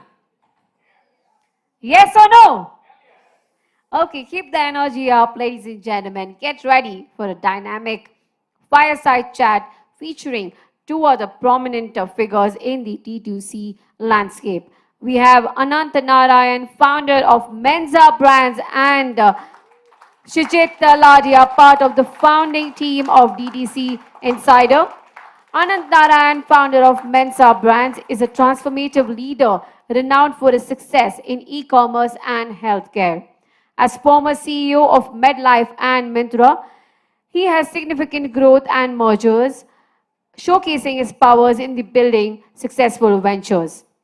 Recognized as one of India's hottest 40 under 40 business leaders, Anand's expertise spans from McKinsey and company to board membership and global leadership initiatives. So, ladies and gentlemen, please put your hands together once again and welcoming Anand Narayan in this power-packed fireside chat with Shujit Talaria, founding team of D2C Insider, as they discuss high growth yet profitable D2C building. On to you, gentlemen. Thank you. Thank you. Guys, a bit nervous because I'm sitting in front of my ex-boss and have learned a lot from Anand in our stint that we worked together at MedLife. Anand, I'll cut to the chase and begin with questions immediately. So Anand, change is the only constant as we always talk about, and working for 15 years in a consulting firm like McKinsey and then coming to the startup world with Myntra, right? Let's begin with that journey from there and how the transformation was for you personally, and what journey do you enjoy more now? So firstly, by the way, thank you for having me. So generally when Kshitij asks, like, it's hard to say no. So I think we went through some difficult times together at MedLife, and that bonds people much more than good times. Look, firstly, I think consulting to startup is not that dramatic. I mean, actually, the startup world now has a lot of ex-consultants who are doing it. I did it for too long, I think, in terms of consulting. So I did it for 15 years. What you learn a little bit is around problem solving and people skills, which I think transfer over. What I think doesn't transfer over is, obviously, when you're running a P&L and you have to actually, whether it's profit or loss, I was just, either way, you have to be able to manage it and manage a larger number of people and make faster decisions. So I think it was quite a change. I think if I had thought deeply about it, I may not have done it. I actually make a lot of decisions based on people. I met the founders of Flipkart and Myntra, so Mukesh, Sachin, Binny, and really liked them. And I thought e-commerce was a large space. And in the fashion e-commerce world, it felt like you could make money because it was a 70% gross margin business. So, you at least started with some reasonable margins to be able to make money. So I thought it was interesting. So that's why I decided to do it. And actually, I don't miss consulting. I very much enjoy the startup world now. I've sort of progressed from CEO to part founder to now fully founding a company. So I'm quite excited about the startup world. That's great to know, Anand. Anand, Myntra was more like an e-commerce 1.0 journey, right? And then we had the e-commerce 2.0, and perhaps now we are in the third phase of e-commerce in India. How have you seen that change? If you just go back to Myntra days and talk a little bit about it, what was different back then, and how has the industry transformed? Because you've been a part of this industry for almost a decade, seeing all these different transitions. So what do you see as the first change in from Myntra to now at Mensa? So I think the first is consumer behavior. I think that's sort of the largest shift. So 2014 and 2015, I think the largest question at a board level in the Flipkart was, would people buy fashion online? I mean, it again now seems like a strange thing to ask with Reliance's AGO, Myntra, Flipkart Fashion, all of that. But at that time, consumer behavior was actually a big question mark, right? And there are a few ex-Myntra people here as well. So consumers used to take between 12 and 18 months from when they first came online to when they made a complicated purchase, right? It would be between 12 and 18 months. You would come and browse for content, you would buy a ticket, but to buy something complicated like an appliance or like fashion would take 18 months. Now I think that same journey is compressed to 6. I think that's one massive shift. Of course, COVID accelerated it, right? So people are now able to much quicker come online and able to transact and do it more, there's more trust in online. I think that's one big shift that's happened. I think the second is, look, I mean, initially, I think there were a lot of rails being built, right? So it was all about consumer acquisition as opposed to consumer retention. And I think now the ecosystem is more mature. I mean, it's hard to think of Flipkart or Myntra as a startup anymore, right? I mean, they're very large. And so I think from an operator perspective, from acquisition, I think life has become a lot more about retention and consumer love and so on. So I think that's the other big difference that's actually happened. I think the third, in my mind, guys, is consumer behavior seems to be constantly changing. So COVID got everybody online. Now, for example, I'm seeing quick commerce start to change behavior. Planned staple purchases that you would go once a month and plan and buy. Now, by the way, people don't plan anymore, and they're shifting buys to quick commerce because it can come in 10 minutes. Now, so I think consumer behavior also seems to be actually changing quite dramatically and continues to evolve. Absolutely, Anand. Anand, one journey that we've been together on the MedLife front, right? And I know, either our press ends up covering all the good stuff or they end up covering all the bad stuff. But I think the inside story is what we've been together, right? So, and a lot of people here are entrepreneurs, right? And would like, to talk a little bit about, the flip side of entrepreneurship, right? Because we all have been through that, and that's the most important phase to kind of go through, right? Yep. So a little bit on that, what do you feel, and what are those things which got you going? Because, so guys, just to add some context, Anand, before you answer, so we were going through a phenomenal journey at MedLife. We were seeing, about 15-20% growth at 100 crore plus monthly run rate every single month. And then, we had a term sheet, and then suddenly COVID hit, and we had a tough time, right? And for the first time, you were all working from home, but it was Anand's resilience that kept all of us going in a company of 400, 500 people, everybody on their toes to sail the company through. So Anand, just a little bit on that. What kept you going, and what was your thought process that time? Yeah, sure. So firstly, I actually think the press in general, and generally success is sort of the one thing that people speak about. The reality, I think, for everybody who's been a founder out here is we all go through ups and downs, and I think the downs teach us more. Actually, Myntra wasn't an all-up journey. I mean, the first discussion in Myntra was, why do you need both Myntra and Flipkart Fashion? Will people buy fashion online, etc.? And for somebody who had come from a consulting background to come into such levels of uncertainty was quite startling. Then in MedLife, look, frankly, we ran out of cash. And I think, but we still managed to sort of turn the business around, and then we actually sold it quite successfully to PharmEasy. So I think ups and downs happen. Mensa has started well. It will also go through its cycles. So I think the certainty is there will be an up and a down. I think when you're in a low, I think you can be certain that there will be good times that come. And I think it may seem philosophical, but when you're on a high, you can also be certain that a down cycle will come, right? So I think enjoying the journey, I think, is important. And I think that's the only way to keep going. I think the two things that, at least for me, give a lot of energy are, one, I think if there is an interesting consumer problem to solve, I think that sort of keeps you going, a tough consumer problem to solve. I think the second is just people. I think people give you a lot of energy. And I think if you can surround yourself with people that you like, it can be investors, it can be your team, it can be, whoever it is, right? Your entire extended ecosystem. But if you can get energy from the people around you, that's what carries you through a difficult time. And I think, I actually personally believe that the tough cycles teach you dramatically more than the highs. Because in the highs, generally what happens is you have a lot of excess money and you end up sort of not spending it wisely. In the tough times, you by definition are much more efficient and you learn a lot more. So I think tough times are actually better in many ways to teach us. Obviously, the good times are always good, right? And you enjoy them when you get it.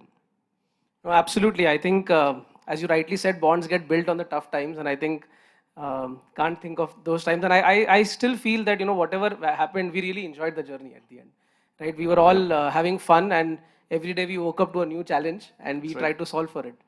So Anant, on the people part that you mentioned, right? I know a personal side of you wherein you are involved with Live, Love, Laugh, the NGO, right? So people is the most important thing, and today a lot of us are speaking about mental health and the importance of it, but you've been trying to solve it for the last 7-8 years already, right? A little bit on that, what's been the journey on? Yeah, no, firstly, I think it's an important topic and most people don't speak enough about it. Maybe three things as I think about the mental health journey. The first, I think since there are many startup folks in this room and startup founders and so on, I think the first step is to take care of yourself, which I think seems very obvious, but most people don't do it. So I think whatever it takes to create balance for yourself, I think doing some of it helps. The reason I think it works for me, and I've now done this for 10 years, is, I think having a community helps. Doing whatever, whether it's exercise or meditation, helps. And I think, by the way, making sure that if you have a problem, that you reach out for help is important. So I think the first is take care of yourself. Only then can you take care of the startup and take care of your investors and take care of the team and so on. So first is start with yourself. The second is, I think in any environment, as any of us as leaders, if you can actually have a little bit more empathy. See, I think startup journeys are brutal and hard. I think that's the reality, right? You're always, trying to, by definition, a startup is trying to change something. And that's always very hard to do. And if you're going to do the hard thing, doing it with people that you enjoy, and then making sure that you don't let the stress get to you, and have some empathy, both for your colleagues and for yourself, I think is important. Absolutely. Anant, now let me go into the Mensa journey. Sure. Right.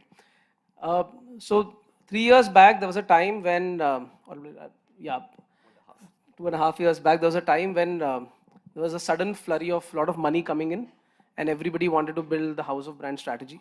And there were 5, 6 players that existed, right? And but fortunately or unfortunately, I mean, right now we see only 2 of them actually being there in this journey, right? So, what did Mensa do differently, right? And I'm coming to our topic of building it profitably, and what did you guys do differently, which took Mensa to a different level, and where did others fail? I mean, not commenting on others, but what did you guys do differently? Yeah, so firstly, for those of you who may or may not be familiar, Mensa is a house of brands. We're trying to build brands in fashion, beauty, and home decor. Why these 3 spaces? One, I mean, lifestyle is a very large addressable market, 80 to $100 billion, however you count it. Second is it's easier to build brands in this space because in the e-commerce parlance, they are browse categories, not search categories. So you can build brands easier. And third is I'm a big believer in unit economics. So if you start with high gross margins, the chance of you making money are much higher. If you start with lower gross margins, the chance of you making money are much poorer, right? So these are all 60, 70% type gross margin businesses, right? So it's easy to do, easy to potentially make money, right? So that's what we're trying to do. We bought about 20 brands in fashion, beauty, and home. We also happen to own 2 content platforms called Men's XP and iDiva, which I think is important because otherwise, my belief is cost of customer acquisition will keep going up and cost of brand building will keep going up. And having your own relatively large source of organic traffic is important if you're going to be a house of brands. Correct. So if you think about what did we do differently, I think I must have met 800 some people to get to these 20 brands, right? 800 entrepreneurs, and I think I learned a lot. So I think being careful about the brands that we actually partnered with and bought, I think would be the first one. Second is this is a day-to-day deep execution game. There is no easy way to build 20 brands. Even for us, look, today we are call it a 200 million run rate business, right? This year we'll close at about 1,500 odd crores. With 20 brands, 7 of them will be north of 100 crores each, right? And they'll be 80% of our revenue. Running 7 brands, for all of you who run D2C brands, I used to have a lot more hair when I started Mensa and I have a lot less now. It is non-trivial, right? It's a lot of work. I think if you think about what we have done differently, I think there are 3 areas. The first, I think, is picking the spaces where you can build brands and not labels. The second, I think, is having the content platform that allows your cost of marketing, if you will, to come down. I think has been the second important thing. I think the third for me is tech. And I think building tech, interestingly. The first 6 swipes on Myntra, Flipkart, Amazon, Nykaa, Ajio are getting more and more expensive. I mean, you see it every day. The cost of Google and Facebook is going up. So the question is, how do you get better organic ranks, right? If you're in an e-commerce platform, and how do you improve return on advertising spend if you're on Google and Facebook?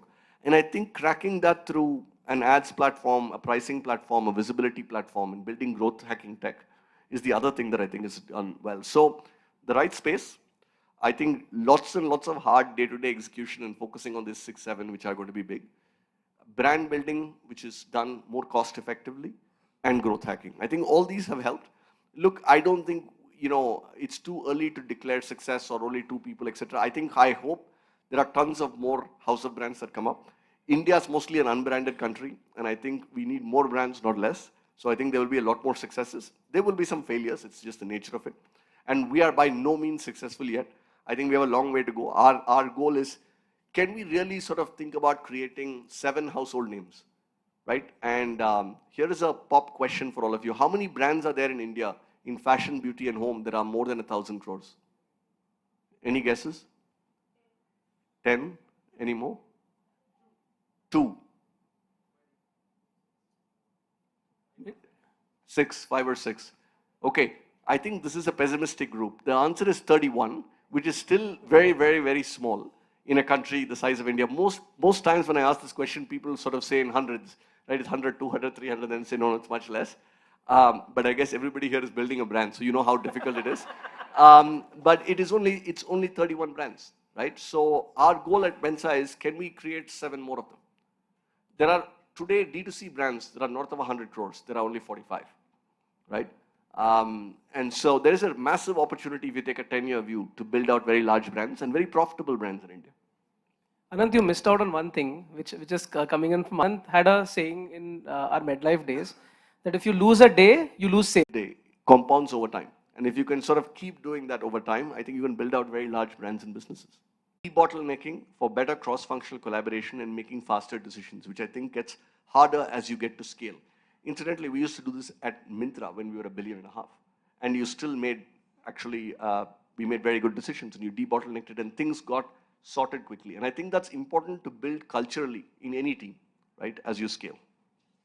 Anant, I remember one line of yours, and I keep using that line on my team whenever we have a discussion, that you should have a telescope in one eye and a microscope on the other one, right?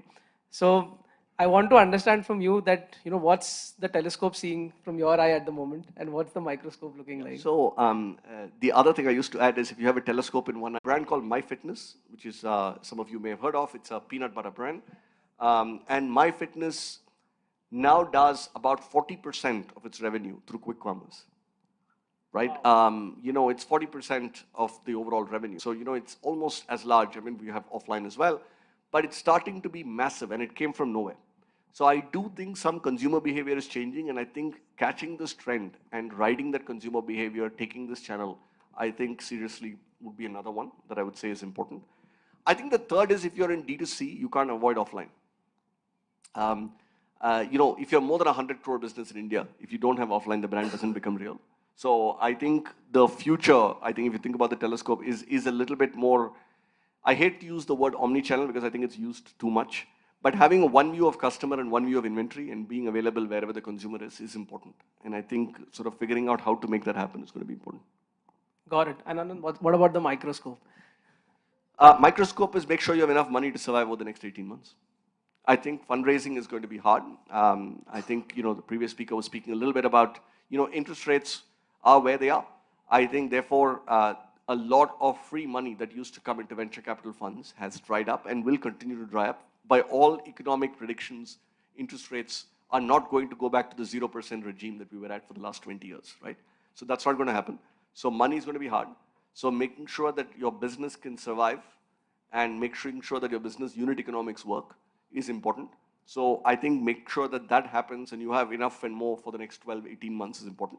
Ideally, by the way, get it to a state where you don't need to, look, valuations are a vanity metric. Ownership is real. Most people forget this, right? You keep talking about $1 billion valuation, something is worth 5 billion, something is worth 20 billion. The reality is if you own 1% of that, right? It's, you basically are no longer driving this long term as a founder or the founding team. So having real ownership over time matters. And the only way to have real ownership over time is to be incredibly capital efficient. Markets reward return on invested capital.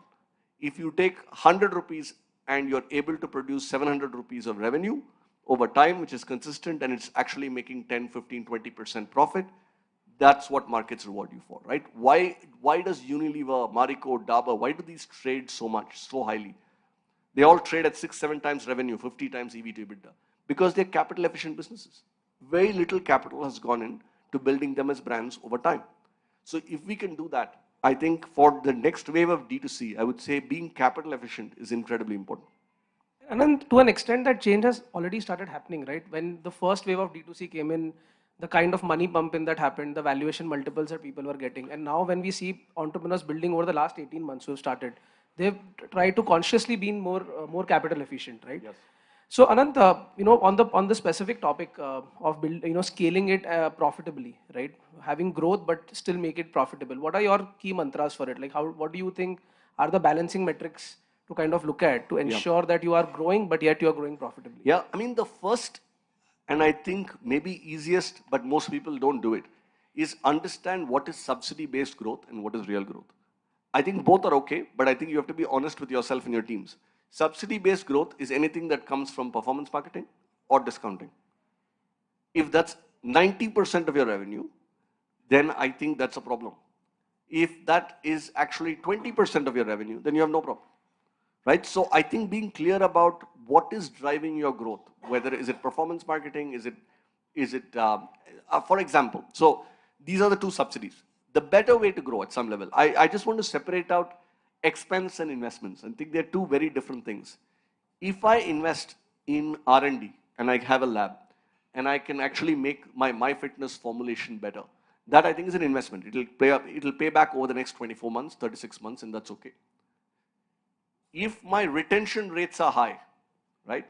I have a 40% retention rate and I can genuinely, hand on heart, I don't know how people do this because the reality is now people shop across multiple platforms. But if I can actually truly calculate lifetime value to cost of customer acquisition, and I know that works, then continuing to invest in consumer acquisition is an investment. Else it's actually an expense, right?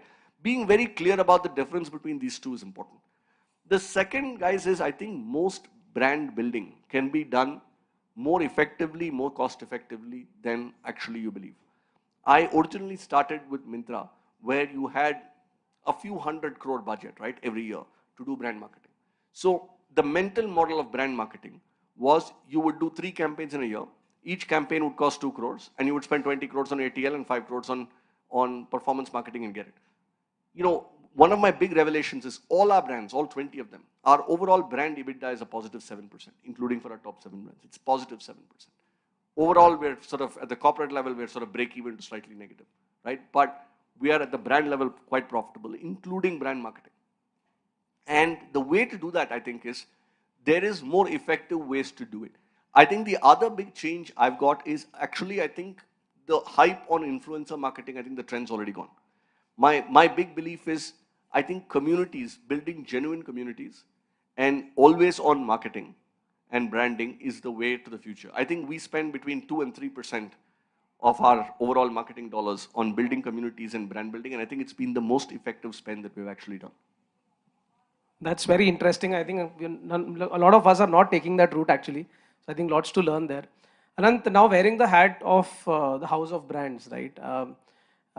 What are you looking at next, right? I'm sure Mensa is on the lookout of partnering with more and more brands. But you know, when you are evaluating a brand today, what are you exactly looking at? So, firstly, I think if I look at our focus area, I do think scaling the top 7 brands to 1,000 crores each is going to be most of the focus. So I think that's really where a lot of the focus is. If you look at what we looked for from brands, Kshitij, I actually don't think it's very different earlier to now. I think we look only for 3 things. The first is customer love, measured quantitatively and qualitatively. Whenever we have strayed away from this, we have always had a problem. Venom, right? When we thought, by the way, a brand, you know, you could turn the brand around, you could turn the quality around, etc. It's always never worked. So customer love is the first important thing. The second is there has to be some moat in the business, something unique in the business. So I'll give you 2 examples. Dennis Lingo, when we bought it, actually had a 3% lower return rate. You know, in men's casual wear in general, men are much easier to build brands for than women because generally after you have a good fit, you don't change. I mean, you know, so a very good indicator is return rates. If your return rates are better, then your overall fit is better. So that was something unique. So we look for something unique. In the case of peanut butter, the oil separation actually that happens on usual peanut butter doesn't happen on MyFitness because the emulsifier is made from peanut shells, right? And it's a proprietary process. There was something unique about it because then you can build on that something that's unique. The third is at least what I look for is there an ability to add alpha by actually the brand coming into the house of brands fold, which is can we increase distribution dramatically? Can we increase brand building dramatically at lower cost? Can we actually help them source better, right? So is there an alpha to be had? I think these are the 3 things that we actually look for as we think about brands that we want to go after. And I think this alpha was missing in a lot of acquisitions that happened with others that I had seen because I think everybody was in a race to acquire brands and this alpha was not thought about earlier, right? Anant, let's talk a little bit about your personal journey as well, right? I mean, being an entrepreneur now for the last 9 years and of course McKinsey, we all know how consulting is with respect to traveling and 3 daughters, right? Yes. So, you know, how's the journey been? And, you know, we as entrepreneurs keep talking about, you know, work-life balance and, you know, how tough it is to build businesses and keep up at it. So how have you done it? So firstly, I don't think there are any easy answers. When I first started in McKinsey, my first boss, who was German, came and told me, oh, haha, it's a 9 to 5 job, 9 a.m. to 5 a.m. It wasn't very funny because it was actually partly true. And I think Uh, three ideas. I don't know whether these are all the right ones, but this is what I do. The first, I think, is don't worry too much about the outcomes. Very easy to say, but very hard to do. I think if you're sort of focused on what you can do and the immediate problem that you can solve is, I think, one big thing. So don't worry about the outcomes and compartmentalize your problems. So I think this is one thing I think that I keep doing all the time. I mean, Kshitij will remember this. I mean, we were going through there were so many difficulties. You know, in the middle of COVID, we were trying to deliver medication, right? We were trying to keep the ship running. We were trying to do a transaction and go through a diligence. So the key is to compartmentalize your problems and not worry too much about the outcomes. Solve what you can solve and don't worry, right? Seems a little philosophical, guys, but actually it works, at least for me. The second is have some interests outside of work. I mean, be an interesting person. I mean, I think, you know, easy to say, but, you know, for example, I think my 3 daughters keep me young. One is you can never take yourself too seriously with my kids around. So I keep my, you know, they pull my leg all the time on all sorts of things, right? So if every time I actually go say something, I get feedback instantly when I come back. So I think that's the other one. And you know, have some interest. So I am very passionate about wine and art. So I've been collecting wine for a long time. I actually go study about wine and so on. And I have a group of wine friends who have nothing to do with the startup ecosystem. Nothing, right? They probably think Amazon is a river. I mean, I don't think so, but I'm saying, but it's so nice, right? You go out for an evening and there's no, I mean, you know, this, especially the Bangalore echo chamber, right? What is your last round? Which venture capital did you speak to? What is happening? What dilution? Who made what? It's like not so material, right? And I think if you go a little bit outside of that community, I think you have a lot more sanity. So I think, have interests outside of work and have a community of people that you can have outside of work, right? So that would be the second. The third, I think, is really taking care of your physical and mental health. And I think prioritizing that, right? I mean, I'm not very good with exercise, but I do at least 12,000 steps a day. Because I have now a Pavlovian response. All my calls, I actually walk.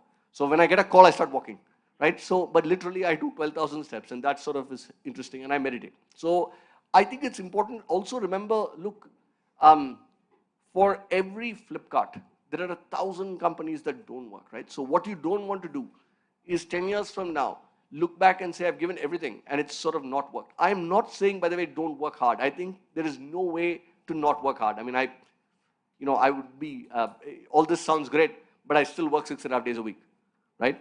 And it is what it is. And the only other thing I would say is, it's important also to involve your friends and family into some of this. So for example, when Mensa started, each of my kids, I said, I'll give you 1,000 rupees if you find a brand. And here is how you're going to do research. So I told them, you have to go find the number of reviews, the average selling price, and make estimates of what the revenue of the brand could be. And you come back to me with 10 brands in beauty, 10 brands in fashion. I got them involved because we were working insane hours. And actually, this was a great way for me to sort of get them a little bit into what I was going through on a day-to-day basis, right? And so these kind of things help a little bit, I feel. I don't think there's an easy answer, but I think enjoy the journey. Enjoy the journey. It's the only thing I can say. Anand, on all 3 points, I can relate to it because during our COVID days, Anand used to have 12 calls in a day, and all these 12 calls used to be 1 hour each on a different topic, right? And solving each problem. Guys, can anyone guess how many wine bottles would Anand have in his house?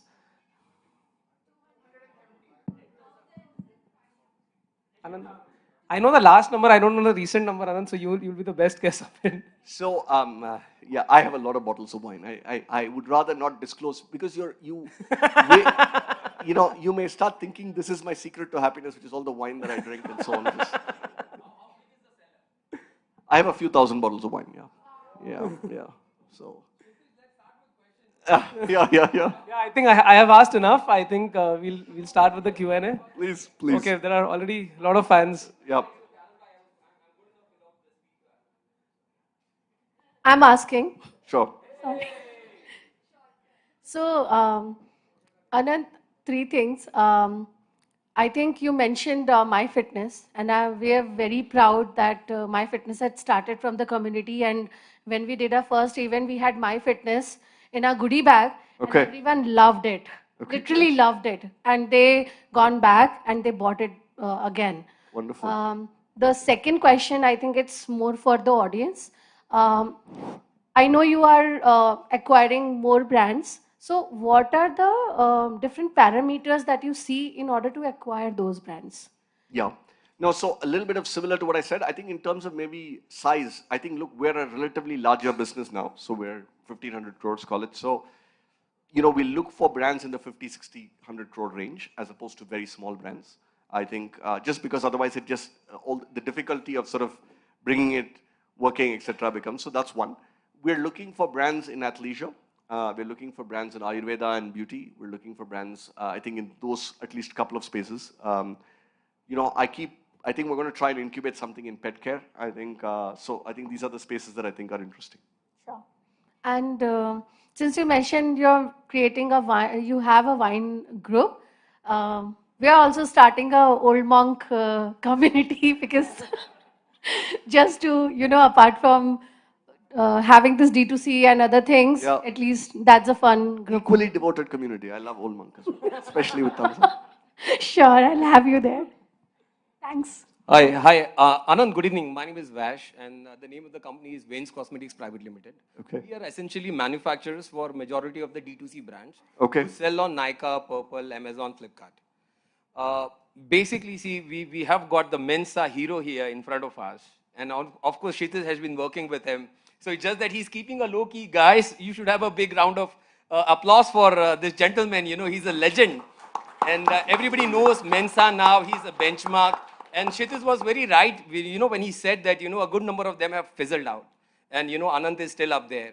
So Anant, now you know that, you're running 20 brands. We are manufacturers for 40, so you know where the head is. Okay. We are going to land up. Yeah. So that is, a small observation. But you have been acquiring a lot of companies and for building up the ecosystem as well. So you have been acquiring content companies as well. Yeah. Where do you think the manufacturers stand? Because, at the end of the day, you have got a good number of brands with you, but you have to control the ecosystem, and then, of course, there's quality and whatnots, and you don't have to develop and redevelop the talent and again and again. Yep. So the first question is obviously, where do you see the manufacturers in all of this? Yep. And when you are done, I will come back with the second one. Yeah, so I would say, look, I think there's a massive opportunity for manufacturing and R&D. And I say both. If you take the beauty FMCG space, I think having original formulations and actually having differentiated products over time will start to become important. Today, I don't think most companies do it, including us. I think over time, if you actually think about it, we sell a little bit of our brands, some of our brands in the US, and there you find that actually product differentiation becomes a big deal. So I think there's a big opportunity for manufacturers to actually closely work with D2C brands to basically say, how can I help you create newer products? How can I help you create something proprietary? And I think, look, in general, I would say in online, width versus depth is an interesting trade-off. If you're selling in retail shelves, you have very few SKUs and large depths. If you're selling online, you have much, much higher width. So having flexible manufacturing systems that allow for low MOQ and high variety, I think would be the other area of opportunity. So that brings to the second question. Where do you see the Nutra moving on, especially, with the regulations falling in place? I mean, this is more into the, because in future, at the end of the day, you're not going to stop at 20. And I really hope you make saying nutraceuticals, essentially. Nutraceuticals. Yeah, I think, look, firstly, nutraceuticals is an interesting space.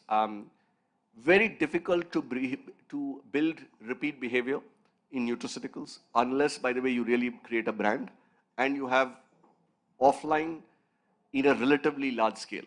The reason for this is India, amongst almost all places, has the lowest subscription rate. And health and nutraceutical is not an immediate effect, right? I mean, it's not like eating peanut butter. You have effects over time that actually improve. So actually creating and convincing consumers of a brand, I think is going to be the big differentiator there, as well as having online and offline. I do think there's a space to be built in nutraceutical. I don't know how long it'll take. The last one is very important. Vash, we'll take up the next question. The last one. No. We'll have to give chance to others. Rajat. Yeah, Anand sir, hi, this is Rajat. Yeah. First of all, congratulations of making analysts out of your daughters. Thank you. Yeah. Right. My question, given your background at Myntra and multi-categories that you run at Mensa, right? Quick commerce, you mentioned about that they're throwing the channel mix off in the current state of affairs. Yeah. But the fair, or what we've read about recently, is their foray into actual e-commerce, because they have the supply chain sorted to a certain extent, and they have started selling fashion to a certain extent. And during Diwali and these campaigns, IPL, I don't know if you know, guys, these guys are selling jerseys. Yes, yes. So do you think quick commerce is a thing that will give headaches to incumbents of e-commerce, especially the places that we currently are shopping from? For sure. Look, I mean, firstly, grocery is already fully moved, right? I think, if you think about grocery growth on Blinkit, Insta, Zepto, I think they're dramatically more. So I think the first answer is yes, and I think they're moving from grocery to beauty and personal care to general merchandise to whatever else. I mean, if you think about a D-Mart or a Walmart, right? I mean, whatever aisles there are, essentially is what Zepto is going into, or Insta or Blinkit. So I think that's number one. Number two is the real question will be more involved categories that involve returns and that cannot be carried in a volume value ratio in either a dark store or on the back of a bike. So these are the two physical problems to solve. How do you sell large appliances in 10 minutes because you can't carry it on a bike? How do you sell, I think jerseys and shoes are very easy to do. How do you sell a dress? Harder to do. You have to solve the return problem. So but I do think it will solve. I think one other thing that's going to happen is, prediction, who knows if it's going to happen or not, but I actually think it was going to force the entire ecosystem of e-commerce to move faster. I think delivery across regular e-commerce is going to become faster because consumer behavior, what used to be delight for a 30-minute delivery has now become delight in a 9-minute delivery. What used to be 3 days is now, if you give it for 1 day, NPS score goes down. So I think consumer behavior will change and therefore e-commerce players will change alongside it and will start to do faster delivery. Thank you. One last question, guys. Yes, Neeraj sir. Just a minute, sir.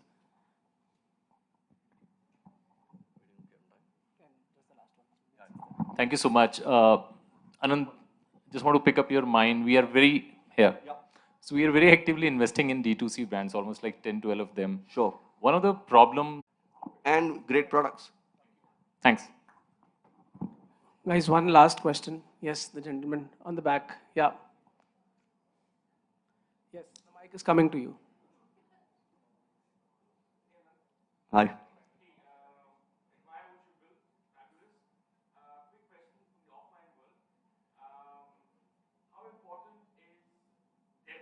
Availability versus width of distribution? Just what does that question mean? Sorry, just trying to get a sense. Focus on in distribution as such. Yeah. If you have a larger number of stores with a high focus on the tail end versus focusing on just the top end of the stores that you actually work with. I think balance. Very difficult question to answer in generality. I would say if you're an early stage brand, I would say depth matters, which is getting one region right, where a national level distribution, I think, becomes quite important. No kids with dog, dinkwad, right? So I think the number of people who have actually pets and they're willing to spend money on them. We have 2 golden retrievers at home. I think they cost the same amount as my kids, more or less, right? Apart from college education. But it's a growing trend. I think there is nobody who's, I think there are 1 or 2 brands that are built, but I think there are massive opportunity for more brands. And I think there is a services play as well, which I think is very interesting. If you can build services, pet care, leaving the pet when you travel, all of these use cases I think could be quite interesting to build. Great, guys. Anand, thank you so much for joining in. It's been a pleasure. Anand, we'll take 1 more minute of yours. So what we do as part of our events is we organize something called as a pitchathon. Okay. And as part of the pitchathon, people pitch in front of a jury of investors. Okay. And we have 2 winners. Okay. And I would request you and Mr. Rajesh Jain to please come on the stage and hand over the check to our pitchathon winners. Sounds great. Yes, ladies and gentlemen, can we please give a big thank you to both Anand and Shijit and also Mr. Rajesh Jain. Come on, ladies and gentlemen. Put your hands together and thank both of them. Thank you for joining us. Well, it's the time we reach the pinnacle moment of our D2C Insider Regional Summit. I am thrilled to announce that it's time to crown our Pitchathon winner. I would like to invite, well, they're already on the stage. Well, ladies and gentlemen, can you guess who is taking home? Well, a 25 lakh rupees and 50 lakh worth credit. Any guesses? Which team? Well, a lot of this side, nobody wants to guess, is it? Come on, throw your guesses out. Well, ladies and gentlemen, should we announce the first one or the second one? Second one first? Okay. Let's go with the second one first. While the second prize offers credits worth 50 lakh, and the winner, ladies and gentlemen, for the second one for the pitchathon is, any guesses? Well, I'm just taking. Okay, no guesses? Okay, well, the brand wanted you to stay hydrated, and they also said that I like you, ladies and gentlemen. Put your hands together and welcome Aarti from ILU brand. Congratulations. She is winning a credit of 50 lakh, ladies and gentlemen. Congratulations. Please come forward.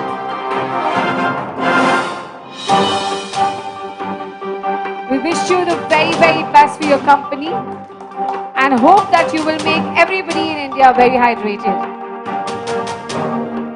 Thank you, thank you. Thank you. So, well, it's the time to announce the first winner, ladies and gentlemen. The first winner goes home with the INR of 25 lakh from D2C Insider Angels, along with the credits valued at 50 lakh. And the first prize goes to Team Crest with a huge round of applause, ladies and gentlemen. Congratulating Yogesh.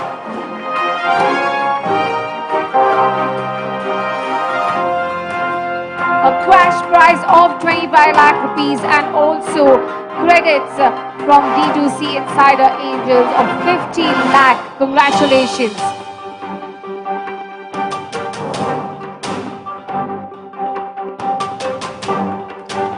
Yes, sir. Huge round of applause, ladies and gentlemen. We wish you the very, very best. Thank you. Thank you, gentlemen, for joining us. Thank you so much. Thank you. Okay, ladies and gentlemen, let's move ahead with the next session. That is our first panel discussion. Dives deep into the pivotal theme for today's D2C Insider Regional Summit. Have you been wanting to expand your customer base, enhance brand visibility, and maximize revenue across multiple sales channels? This panel will discuss how you ensure your brand is ready to scale effectively in an omni-channel way. Well, we have a very incredible panelist to explore this subject. We have our moderator, Jayanti Bhattacharya, co-founder of India Hemp & Co. My dear audience, a huge round of applause. Come on. Along with her, we have the panel, Mitin Sampath from Cred. Please give him a huge round of applause, ladies and gentlemen. Neeraj Tyagi, co-founder and CEO of WFFC. Let the applauses keep coming in, ladies and gentlemen. Shanti Mohan, founder of Let's Venture. Paki Saxena, practice head and retail CPG at Wazir Advisors. My dear audience, a huge round of applause. Come on. Ajay Sukwani, AVP, Head Integrated E-Commerce Logistics at DTDC. Arjun Vaidya from V3 Ventures.